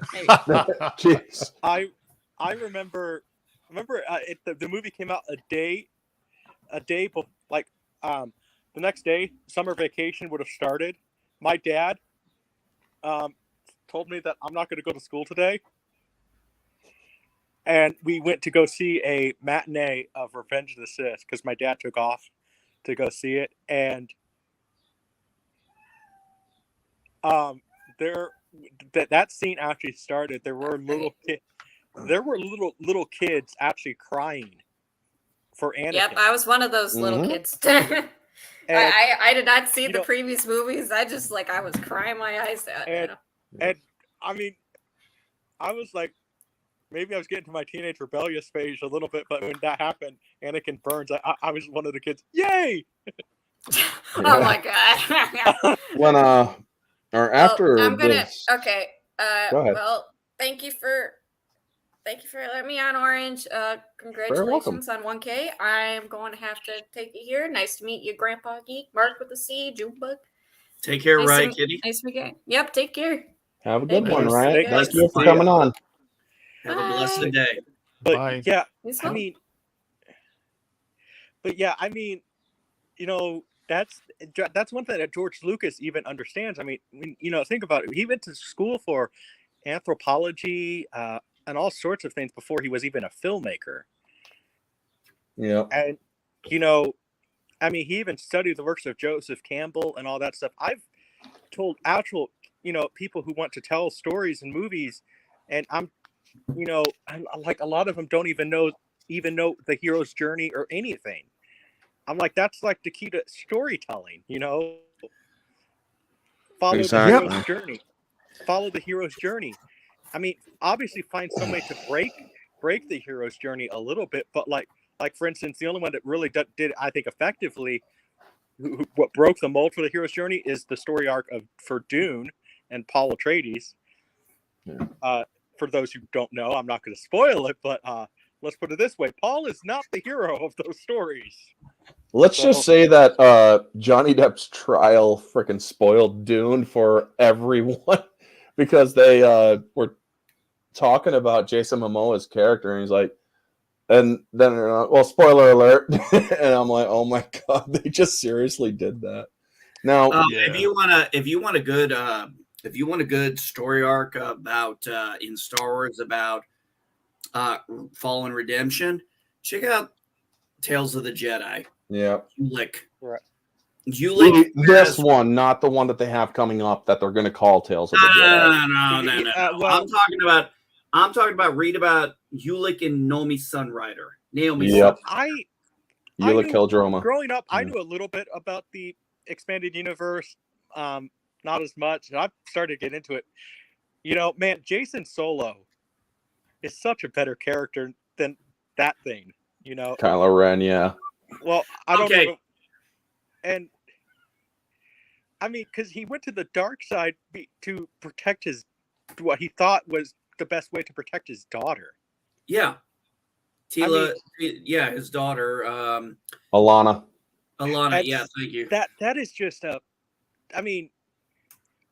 Kylo Ren just went to the dark side because who the fuck knows? Of Luke, of a mistake that Luke made, because Luke, I will argue that Luke's biggest weakness is he reacts more sometimes on his emotions rather than and sometimes Luke thought Luke made a mistake, and then Kylo Ren got butthurt, basically.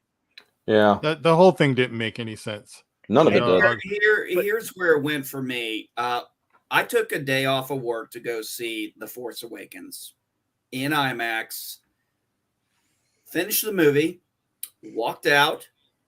I wasn't on Twitter at the time because I was still in the military. I said I wasn't going to get on this until after I got out of the military, so I didn't get my ass in trouble. But I put on Facebook. First thing I said was, I just posted this on Facebook. I said, hey, Kylo, Darth Kratos called, a.k.a. Jason Solo called. He'd like his origin back. Yeah. Because he had a better origin story. But here's the difference, though. With Darth Kratos, Jason Solo, I've seen him since he was born. I've seen him. I've seen Jaina. I've seen Anakin. I watched them be born. I watched them get raised. I watched 2 of them die. Yep.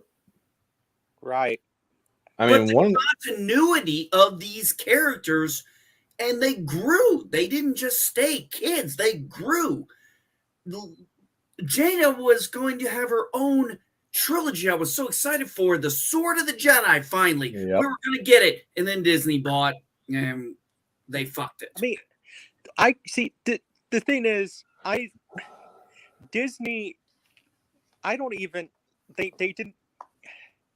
There was no reason to get rid of canon.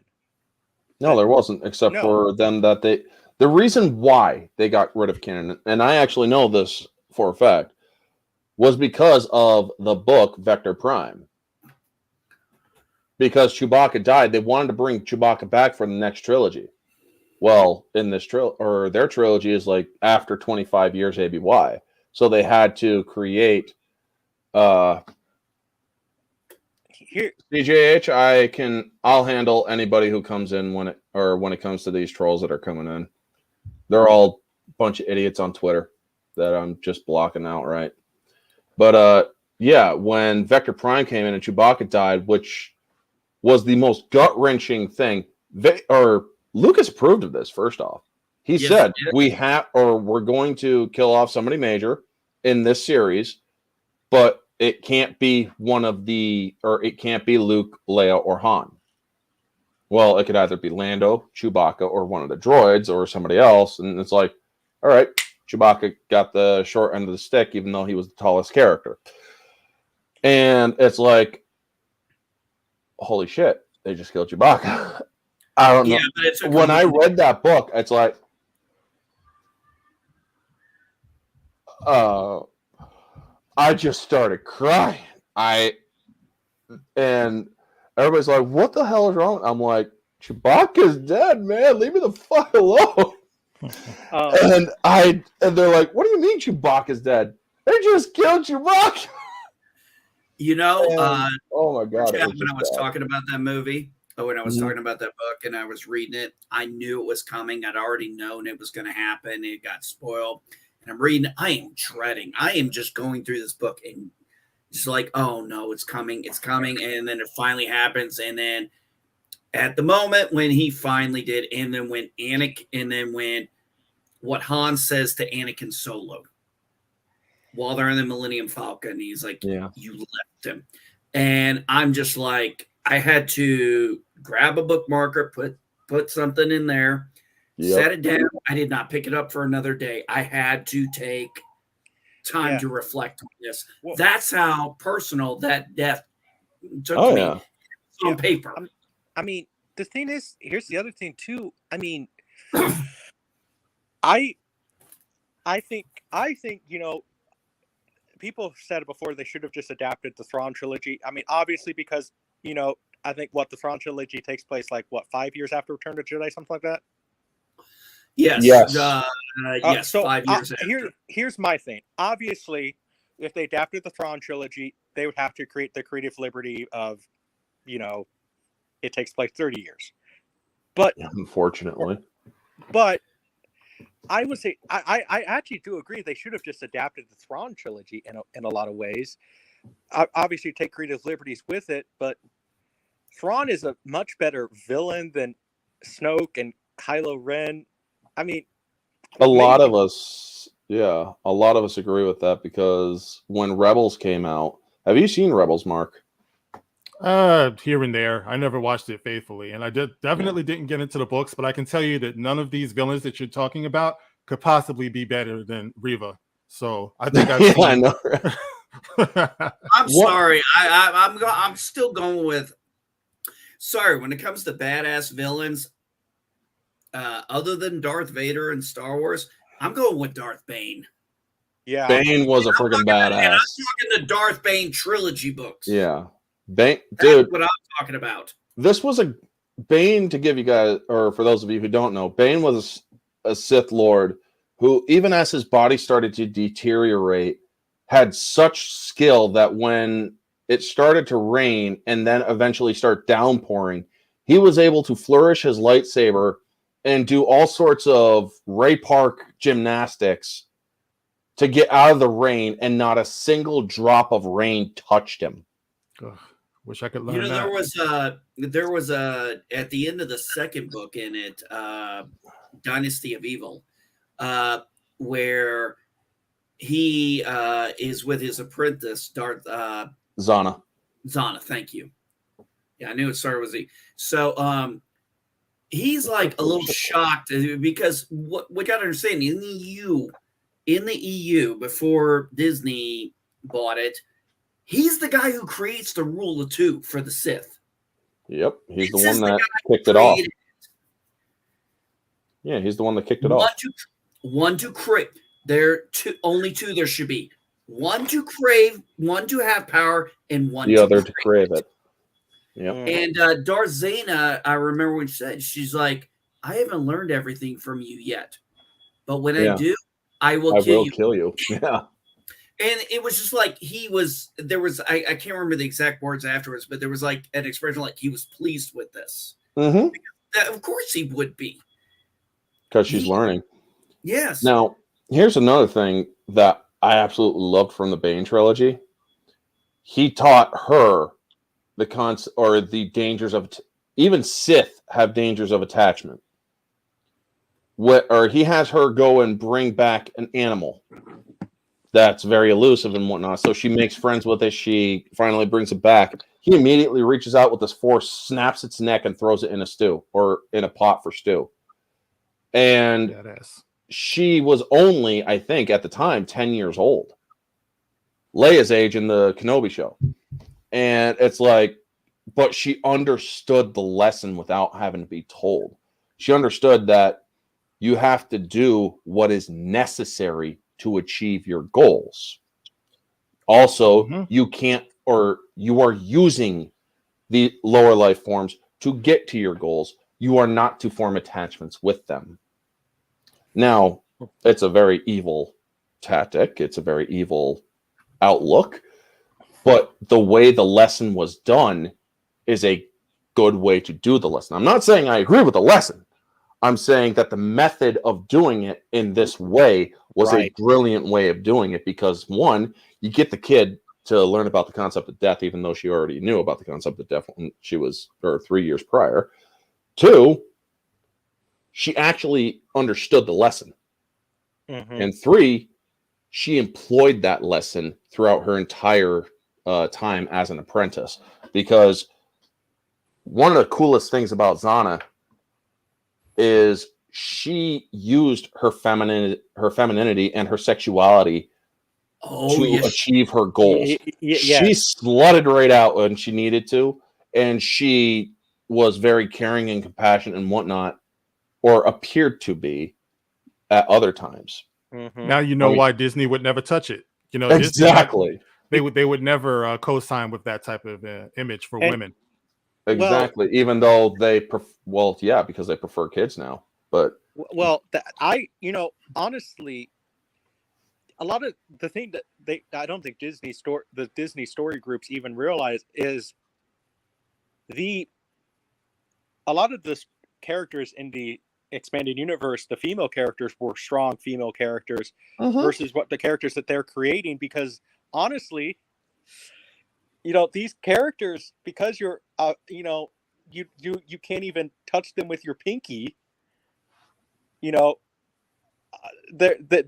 characters come off as weak female characters.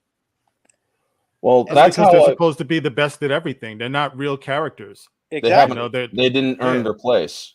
Exactly. Yeah. And but I mean, when I just want to tell you guys, because I did promise my son I was going to take him to the mall, and he's holding me to that. So I'm going to have to jump off. But I just wanted to say once again, congratulations. Thank you. I love your fro, your orange fro, because that's what it looks like to me. Yeah, it is. It's a clown wig. I'm just happy that the Bosley's working. And you guys keep on rocking, okay? Take it easy, Mark. Thanks again. See ya. All right, Drive safe to the mall. Drive safe to the mall, buddy. All right, we'll do. See ya. And man, I thought Orange Hat was gonna slap Will Smith slap me there because I made a bald joke. Keep my bald head out your fucking mouth. Hey, Orange Hat, before I left to go get my lunch and everything, you mentioned something, World Class Bullshitter says something about Lightyear. I didn't catch the rest of it because I was just coming to grab my It was basically them saying that the characters are different and that there's no refunds at the Avon Cinema House and whatnot. It's like, boy, you guys are really fucking easy. What we're getting out of this, what I was going with, because this kind of clicked at me because I did do a video on this. Mm-hmm. I'm starting to wonder, based on right now 2 pieces of evidence that we have, is Disney is manufacturing this. Here's why I say that. Reva was not a liked character, but yet they prepared her for it was going to be racist, even though I don't understand how they could have done that, but they did. And it's like, oh, you're all racist because you don't like this character. No, we don't like the character because the character was now. Don't get me wrong.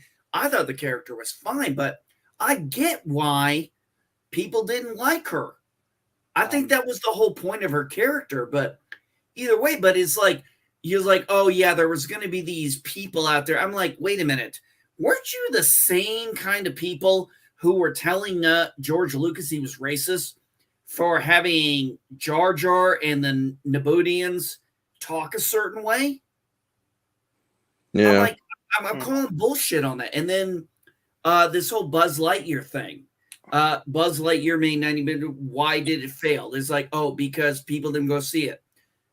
Because of a gay kiss. Yeah. Well, how about this? This is what I said in my video. How about maybe you put some logic into this? Top Gun came out. Jurassic World came out. People took their kids to see that and that. You're talking 3 weeks in a row. With prices the way they are now, do you really think they're going to want to spend money on a movie that has nothing to do with Toy Story? Yeah, exactly. It is not Toy Story. It's not even Tim Allen's voice. It is basically a live-action movie, as far as I can tell, possibly based on the Disney Buzz Lightyear animated series. I don't know. But, I mean, you spent $200 million on this shit, and you thought it was going to win. You don't have Tim Allen. Obviously, it shows Buzz Lightyear cannot hold a movie himself or the character that way. You have to have the Toy Story brand.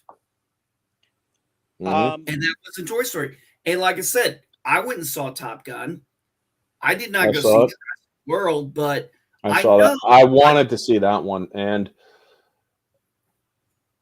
it's a 50-50 for me. Okay, the reason why I'm hesitant on seeing that is because I really hated the second one. A lot of people say that, but a lot of people are saying that this one is a better story. The main problem that I had for me was the CG was very hit and miss in this movie.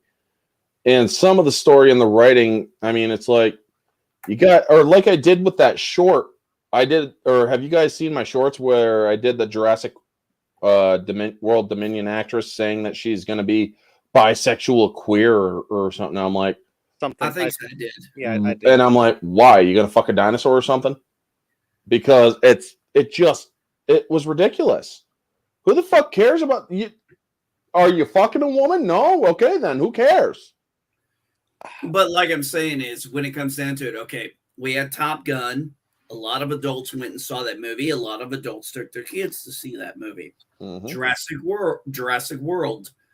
A lot of families went to go see it. Families means kids. Mm-hmm. What did this movie have to offer? A same-sex kiss. Whoop-de-doo. Who the fuck? Exactly. I will say that's this. how they marketed it. I will say this. That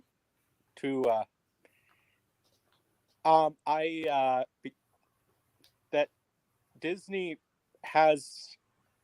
It's a lot of it. What it is their board of directors and people who they have stocks in. The actual company have stocks in. They want a lot of the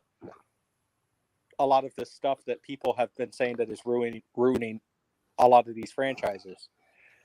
It's companies, and we're talking major companies that Disney has stocks in. A lot of it, if you know where to look, is public record. That's interesting. Well, that's good to know at least. Because it's the stock market, you can, if you know where to look and not have Disney, because Disney wants to hide a lot of that stuff. But basically, I will say this. Michael Eisner, before he was forced out of the company, did not want Bob Iger to be chairman of the company. Because he knew Bob Iger would have been more thinking about the money versus the creative standpoint. And Michael Eisner always believed that Disney should be run from a creative standpoint rather than a financial standpoint. And I think that, honestly, that's been proven, because one of the things that Michael Eisner just said, he did tell all the Disney boards, listen, Walt is dead, but we should sit there and maybe look at Walt's leadership on how he created the company. Mm-hmm. My wife went to, while we were in the Air Force, we were stationed in Tampa, MacDill Air Force Base. And my wife actually got a TDY to go to Disney and do a do a thing where they learn about how they run Disney. And she said it was very, very cool. Now, granted, that was 8 years ago, and we obviously know Disney has kind of changed since then. That would have been sort of where in the Iger era, but yeah. Yeah, I think it was before Iger. I think she actually went before. Well, if it was 8 years ago, it would have been Bob Iger. So. Yeah, right about that time. I think it was 8 years ago. I'd have to ask her for the exact time. But yeah, one of the first things Bob Iger did. Now, Michael Eisner believed, okay, and basically, when you worked for the parks, okay, you got paid a good amount of money, like enough to live off of, and actually buy a very comfortable house. We're not talking some cheap studio apartment. One of the first things Bob Iger did is he cut a lot of the people who work at the parks. He cut their money, meaning he decreased the amount of money they actually make, to the point where Abigail Disney, she is very woke in some ways, but she is on the she is on the money with one thing. She went to the parks, and she said how she was so disappointed in the parks because she witnessed people in the parks eating out of trash cans who were employees because they could not afford to eat. Oh yeah, she went off on him for that. And I mean, Abigail Disney, she is woke sometimes, but she is right on the money with some of the things too. she has a good work ethic, or she has good moral ethic in that sense. But when it comes to political stuff and shoving sexuality and shit down people's throats, that's where she's batshit crazy. Because the thing is, she's like, we need to push this shit a lot more. And it's like, well, here's the thing, Abigail. You're not part of the fucking company anymore, bitch. No. I mean, if I was in charge of Star Wars with the whole Kenobi thing, after watching this season and watching the series, if I was the head of Lucasfilm, or actually, no, if I was the head of Disney, I would have gone down to Lucasfilm and I would have told them before the show even started, if this show screws with our continuity because all the freaking idiots out there are calling our asses out for this stuff, if you guys can't get this show good, your fate depends on the success of this show. And I will be paying attention to both sides of the argument. I will be paying attention to a lot of what people are saying on both sides. Well, now that this show is out, you want to know what I would do as the head as the head of Disney and whatnot? I'd go right down to Lucasfilm. I'd say, who are the writers of these episodes? I want the writers. I want the people who are involved with the story. I want Deborah Chow here. I want Kathleen Kennedy here. And I want all of y'all here. Guess what? You're fired. Have a Disney day. Have a Disney day. Exactly. Because here's the thing. 85 issues thus far. 85. I'm going to be looking at other people's reviews and stuff and giving them credit for assisting with the list. Yes. Well, one of the things too is because when I heard that Bob Iger was stepping down, I mean, Orange Hat can testify. I did I applied. I knew it was a small chance of me actually getting it, but I applied. I actually emailed Bob Iger my resume too. Yeah. Never got a response. And I actually met a lot of Disney insiders about that who actually said that I actually, even despite being 30, I think at the time I was 28, 29, I would actually probably run it better than him. So because one of the great things, I've studied, one of the things about Walt that he did, if there was a problem, with anybody, he did the best thing you can do as chairman or as the boss. He would walk and talk to the people, talk to them. Like, listen, I mean, it would, the whole thing with Lucasfilm in general, I will sit there and say, talk to Kathleen Kennedy, because obviously there's a problem. You fired how many directors for whatever reason, right? I mean, she fired Josh Trank, the Han Solo guys. I think she even fired Colin Trevorrow. So there's a problem. There's a problem somewhere. What is the problem? And I will talk to Kathleen Kennedy kindly. We will just have a conversation. And if it has anything to do with that does not have to do a story or anything like that, and it's your ideology, I will sit there and tell her, okay, you go away, and I will tell her then, okay, come back into the office. She will be handed a pink slip then, saying your service, and I will probably tell her if it is the whole woke agenda that she's trying to push, I will sit there and say your services are no longer required at the Disney company. Have a Disney day. You have 1 hour to pack your stuff. If you do not pack your stuff within that amount of time, you are legally trespassing, because you are not welcome at the parks or anywhere near here. And cops will be called. I gotta read this. These kind of memes that they have, right? Where the woman's, are you going to sleep? Yes, I am. Now shut up. If Darth Vader's death scene, you can hear blaster shots going off in the background. Luke is the only rebel on the Death Star too, and the stormtroopers aren't shooting at him. The Death Star is getting ready to explode, and all the Imperial troops are evacuating.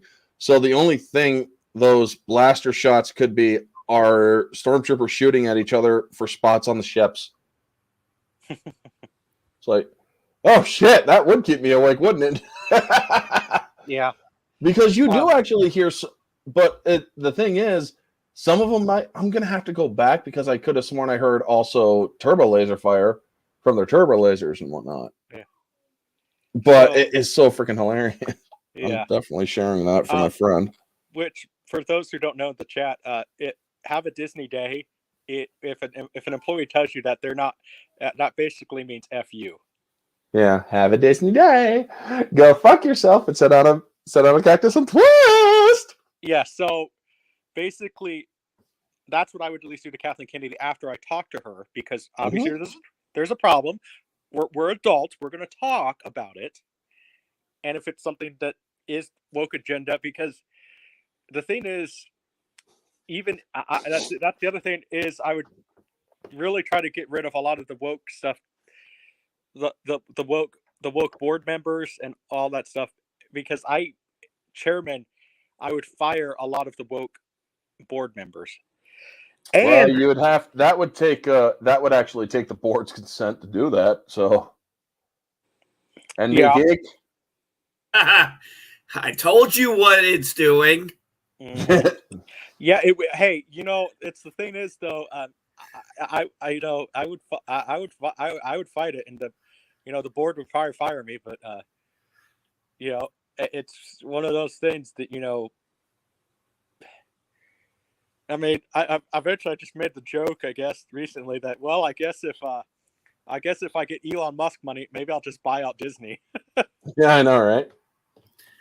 I'm starting to wonder if Elon Musk shouldn't have gone that route.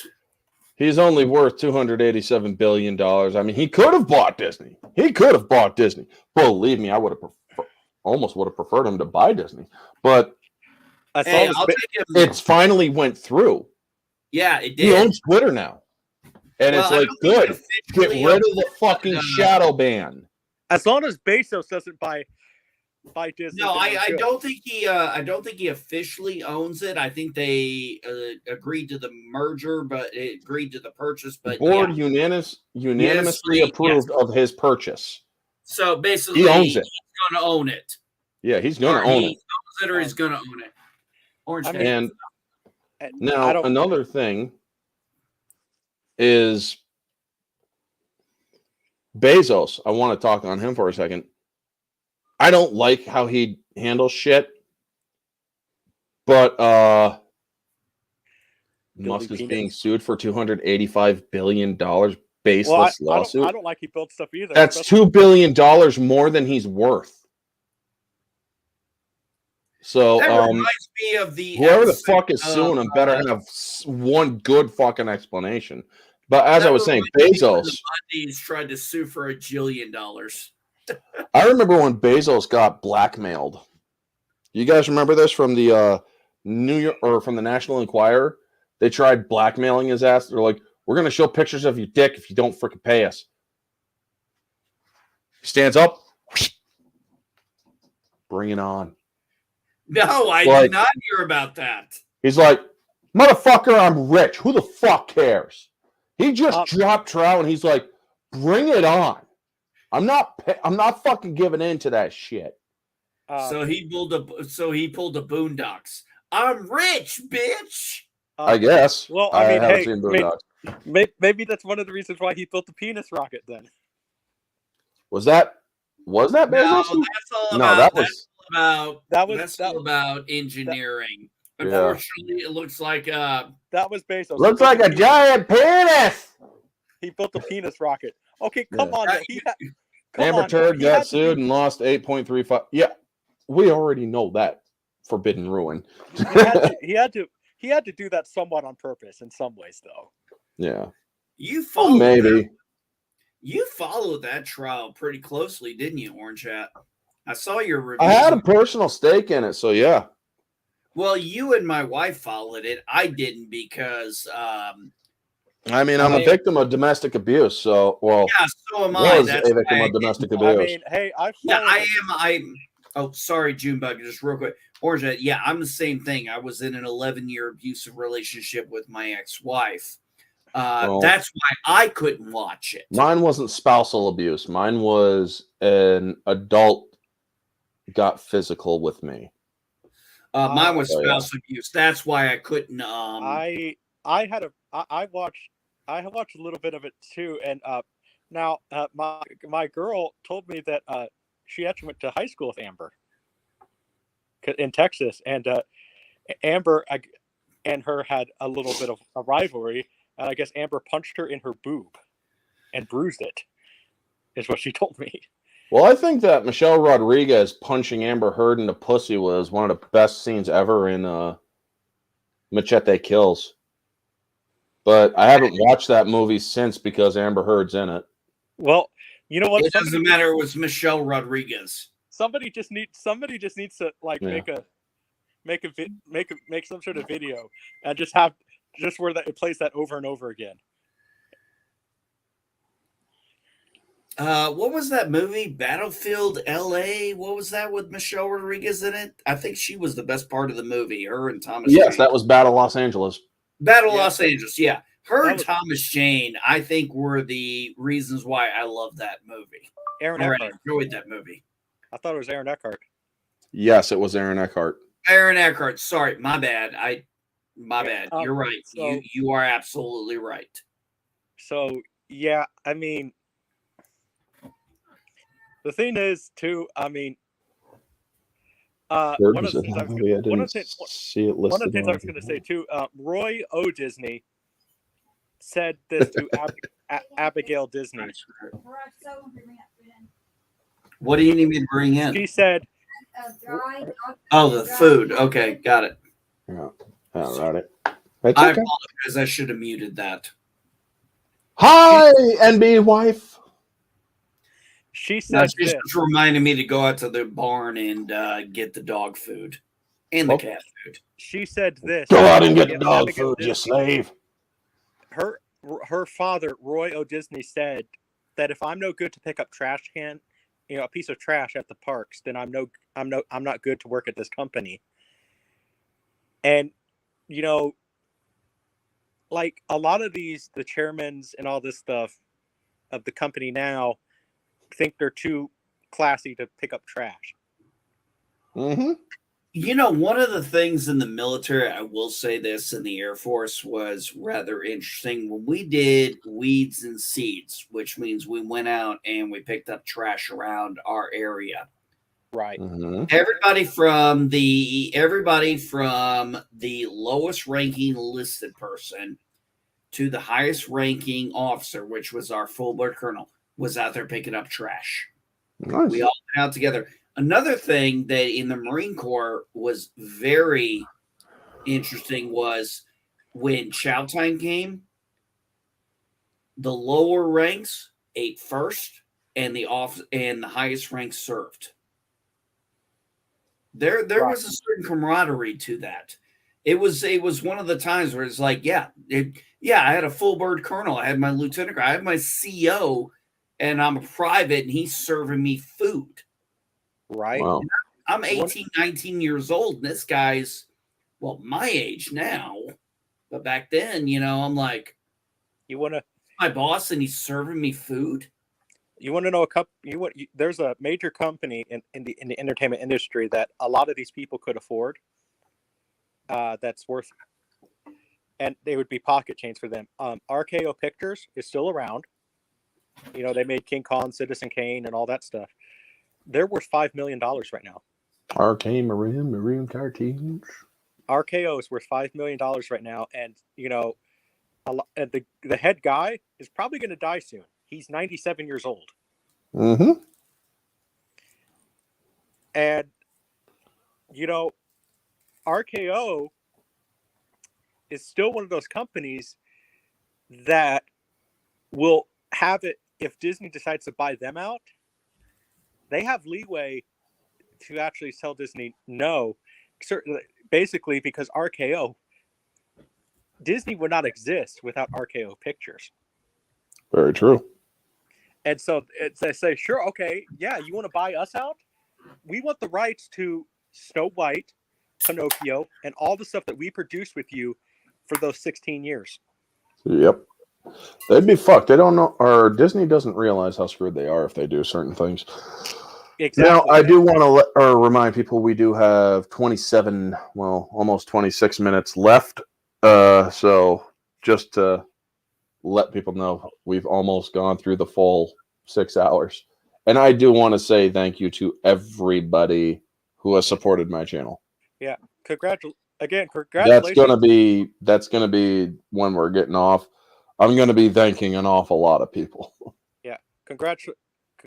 You've heard it, man. I'm slightly jealous of you, but in a good way. Well, thank you.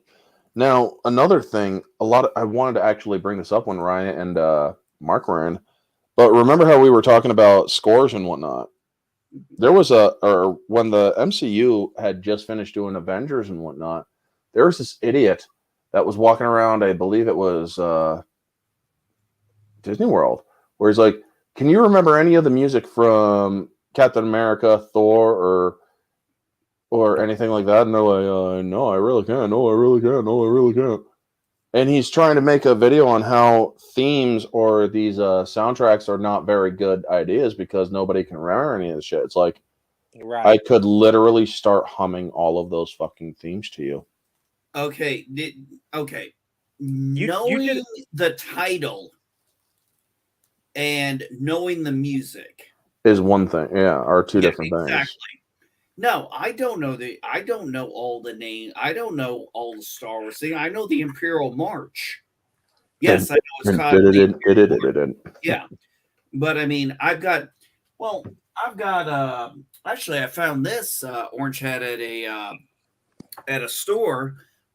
They had a vinyl album of, I kid you not, a soundtrack for Shadows of the Empire. Nice. Wow. Yeah, so I bought it, and I'm like, yeah, it sounds great. I don't know I don't know all the titles, but it's like, you want me to?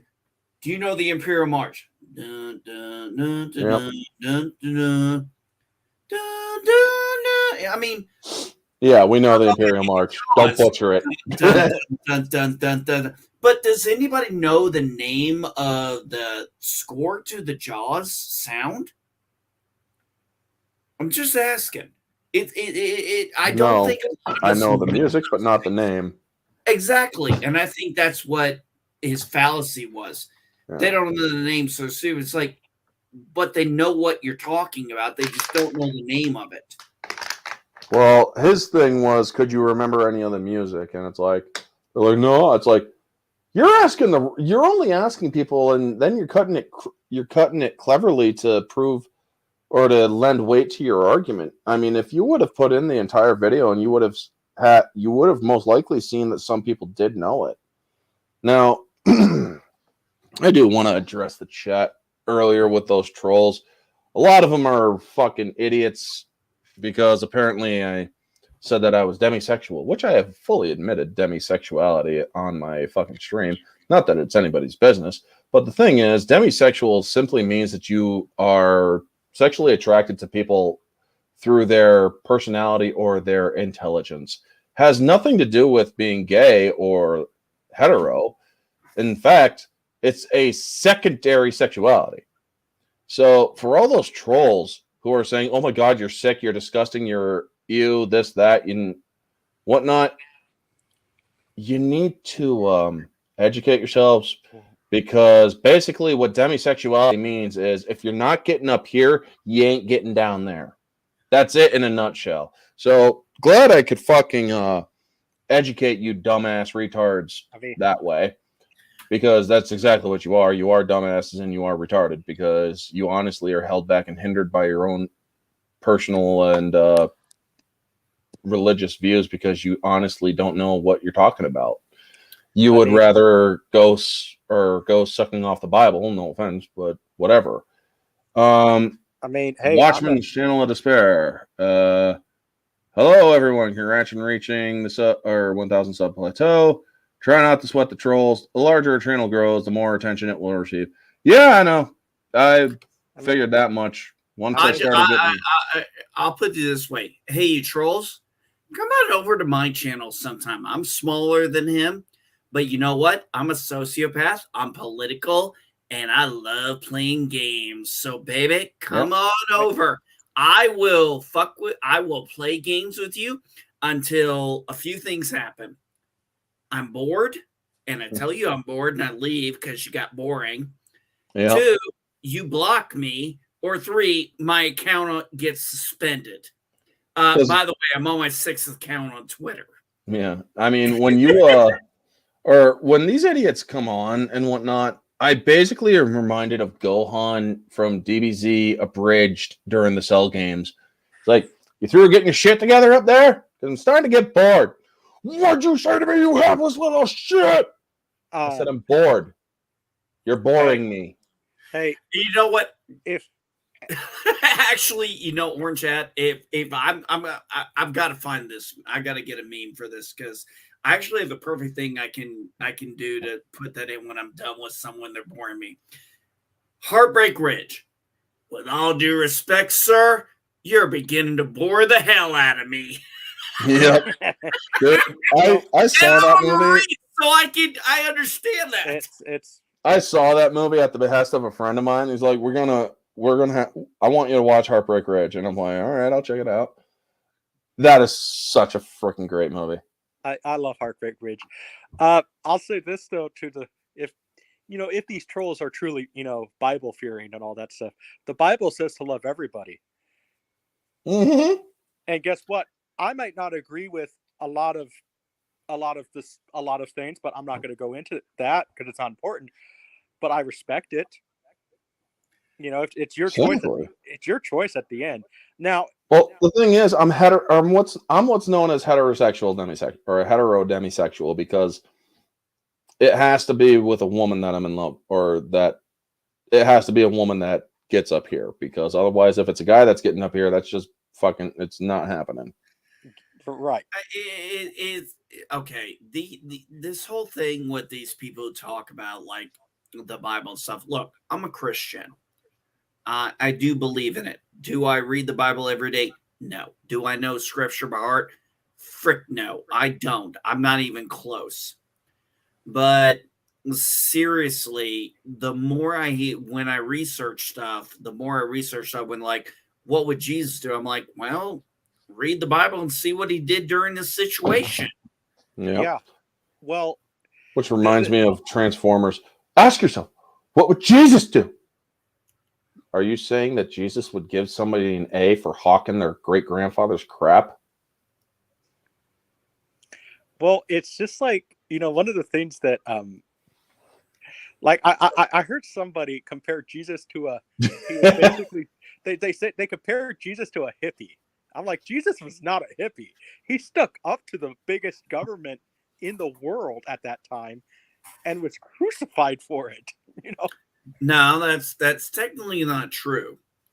He understood the government was in, this is my interpretation, the way he said it. Give Caesar what is Caesar's. Give God what is God's. Right. He accepted governments are going to exist, but God is still God. God is still God, but I think it was more, he was also sticking up for, a lot of corruption that was going on with the Romans too, because he, when he called them hypocrites, and all that stuff. Well, I have a let's see. Like I said, it comes down to situation. It's like people say, you're not being very Christian. I'm like, how would you know? You're not a Christian. You don't know anything about us. You don't know how we act. I'm Christian. I'm conservative. I'm probably more conservative than Orange Hat, although I'm not sure by much. But I'm even Orange Hat and I, we have many geek things we align with. We have many political things we align with. But here's the thing. When we don't align, we actually are able to come together. This is, like I said, he's got 85 things he's talking about. I liked Kenobi. I generally did. But I want to hear his 85 things. Right. Me too. I mean, and I like Obi-Wan just okay. Like if I was gonna rate it, it would be 3 out of 5. You know, just okay. The entire series to me, which as a whole, I'm gonna give. Uh-oh. Did he just? What the hell? He just nuked himself. You nuked yourself. On purpose. I'm not going to tell you guys what I'm giving it now. I'm going to tell you when I give it when I do my stream later at 8 o'clock. I was just saying. Well, I mean, or like. I know Orange Head's very conservative. That's one of the reasons I do actually like him because I mean, hey, I mean, I'm a libertarian, so.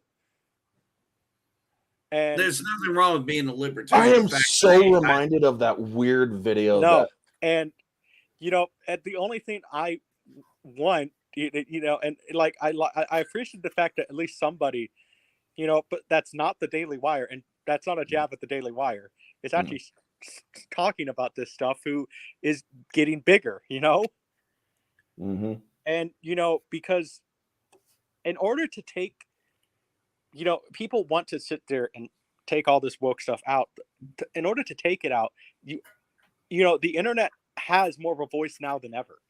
The public has more of a voice now than ever, really. If enough people actually start speaking up against it, eventually they're going to learn. Mm-hmm. It's interesting you say that because Orange Head, I don't know if you saw this. I posted it on Facebook, but it was probably in a group you might not be a part of. I said, man, this Kenobi series is reminding me of the prequel wars. Oh, I saw that. Oh, you did see it? And then somebody kind of pointed out to me, and somebody did point out to me that, well, we got social media and all this stuff now, so it's actually a little bit where I was like, and yeah, that was me. Yeah, I know it was you. I wanted to see if you remembered. That was me pointing that shit out. It's like social media wasn't around at that time. Well, I know it was you. I just want to see if you remembered what you said. Of course I fucking remember. You are 100% right about it. And I like to say that because when I disagreed with people about the prequels, I liked the prequels. I knew a lot of people didn't like it. But all my disagreements were face to face. Mm-hmm. Yeah, that's what I missed. A lot of these fucking people here talking about Kenobi. You and I can disagree on Kenobi. You and I will probably disagree on it, but we'll come away being fine. Yeah. These people on this social media do not understand what it is like to look someone in the eye and say, this is why I like something. Exactly. Well, like I've heard a lot of people, for instance, one of the things that has divided a lot of people, the new Ghostbusters Afterlife. A lot of people are over criticizing that movie. I really enjoyed that movie. I thought it was handled very respectfully. And, I thought, it was done with the right intentions. Anybody who criticizes Ghostbusters Afterlife in a negative way, my message is simply this. Shut your fucking mouth! Shut the fuck up, you cunt! Shut it! I'm going to tell you this. In the theater for Ghostbusters Afterlife, when she was holding the blaster, and then Ivan Ray, Egon's spirit is helping her lift it up. I fucking cried. Yeah, I did too. And then it was, all the characters kind of said similar things. It's like Bill Murray was like, figured you'd show up. I mean, that is definitely what Dr. That's Spankman or yeah, exactly. Spankman's Spankman's. I figured you'd show up. What version of Ghostbusters did you watch? And then and then when Dan Aykroyd is like, I'm sorry I didn't believe Sorry, I gotta take this call. I'll be right there, or I'll be right back. No, I thought it was really well done. It was a new way to start the franchise per se. Right.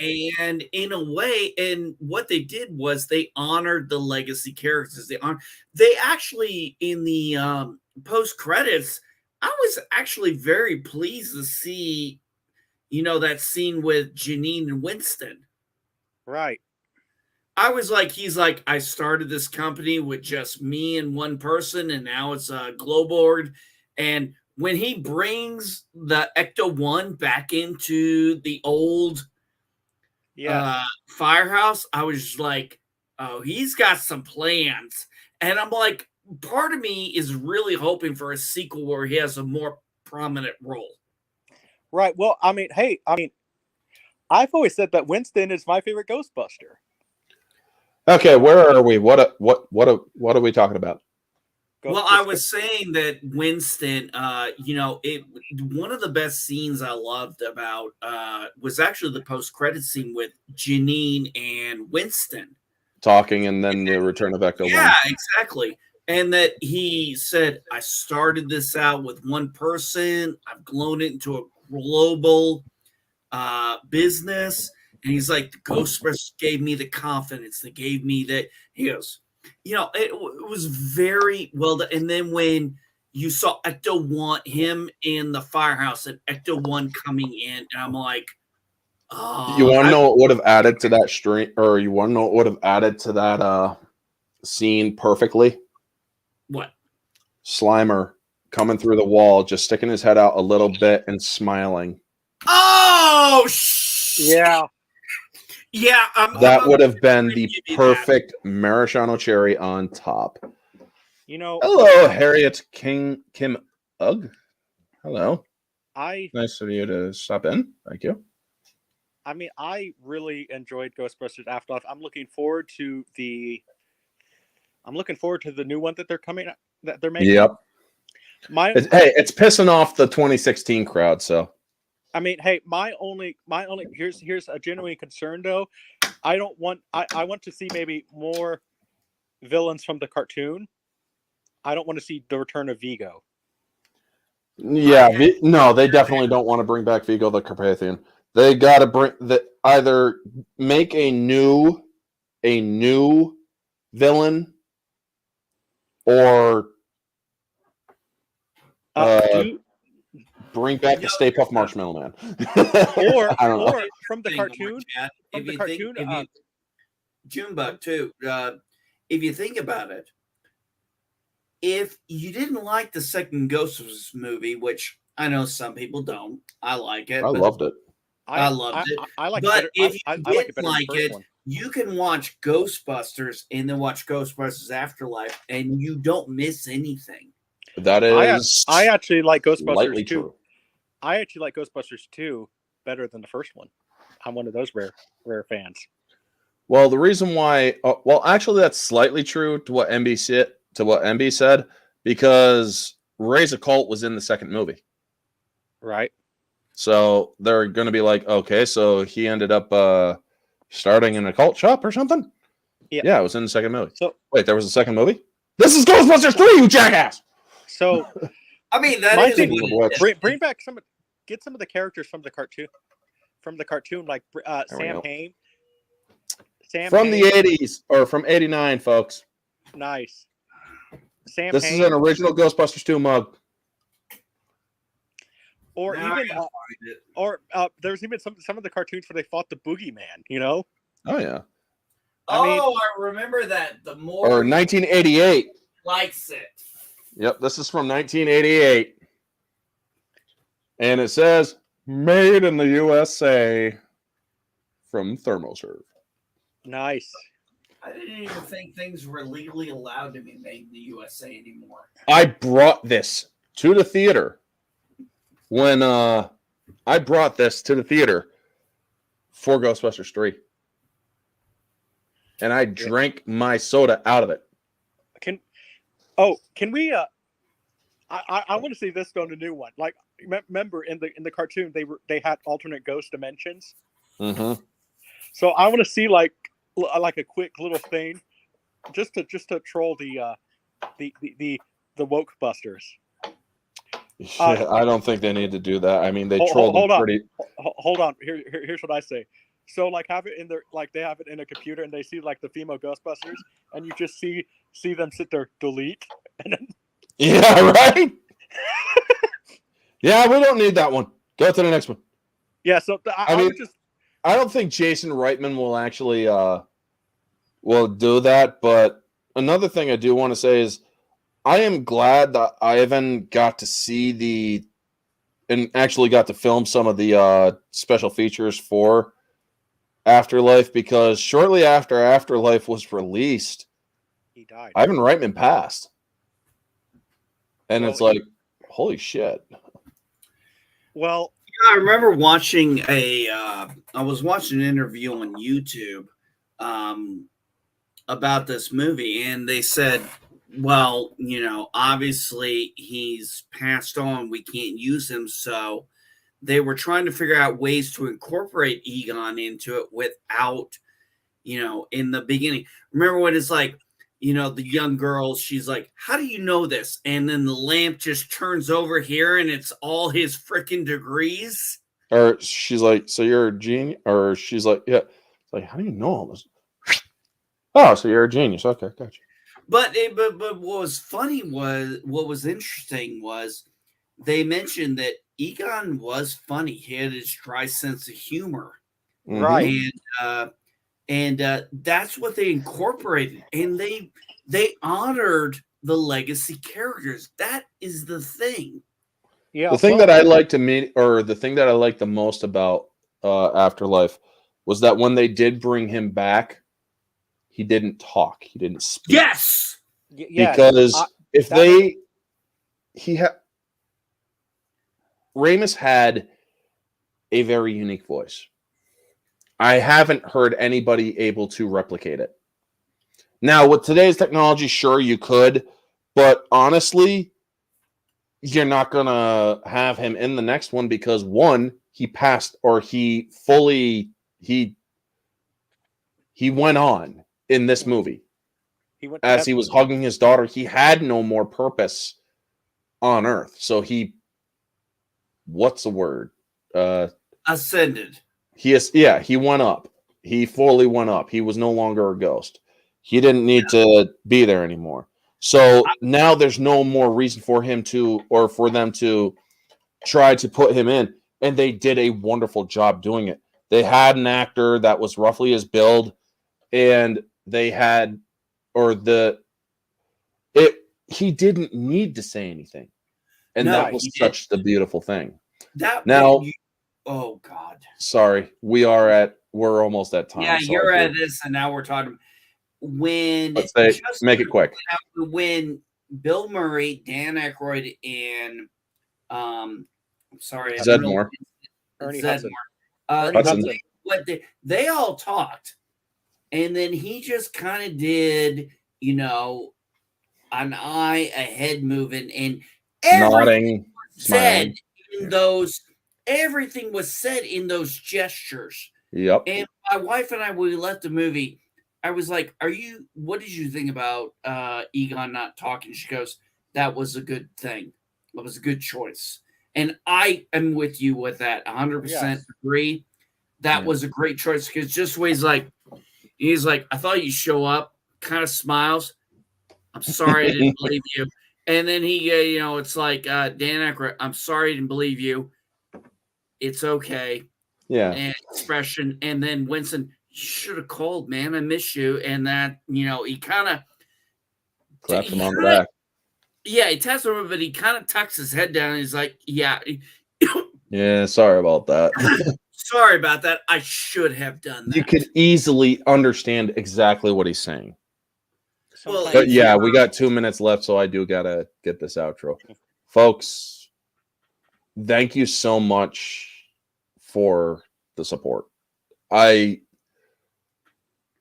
I said earlier at the beginning of the stream, there were times when I actually wanted to phone it in and actually quit doing the YouTube.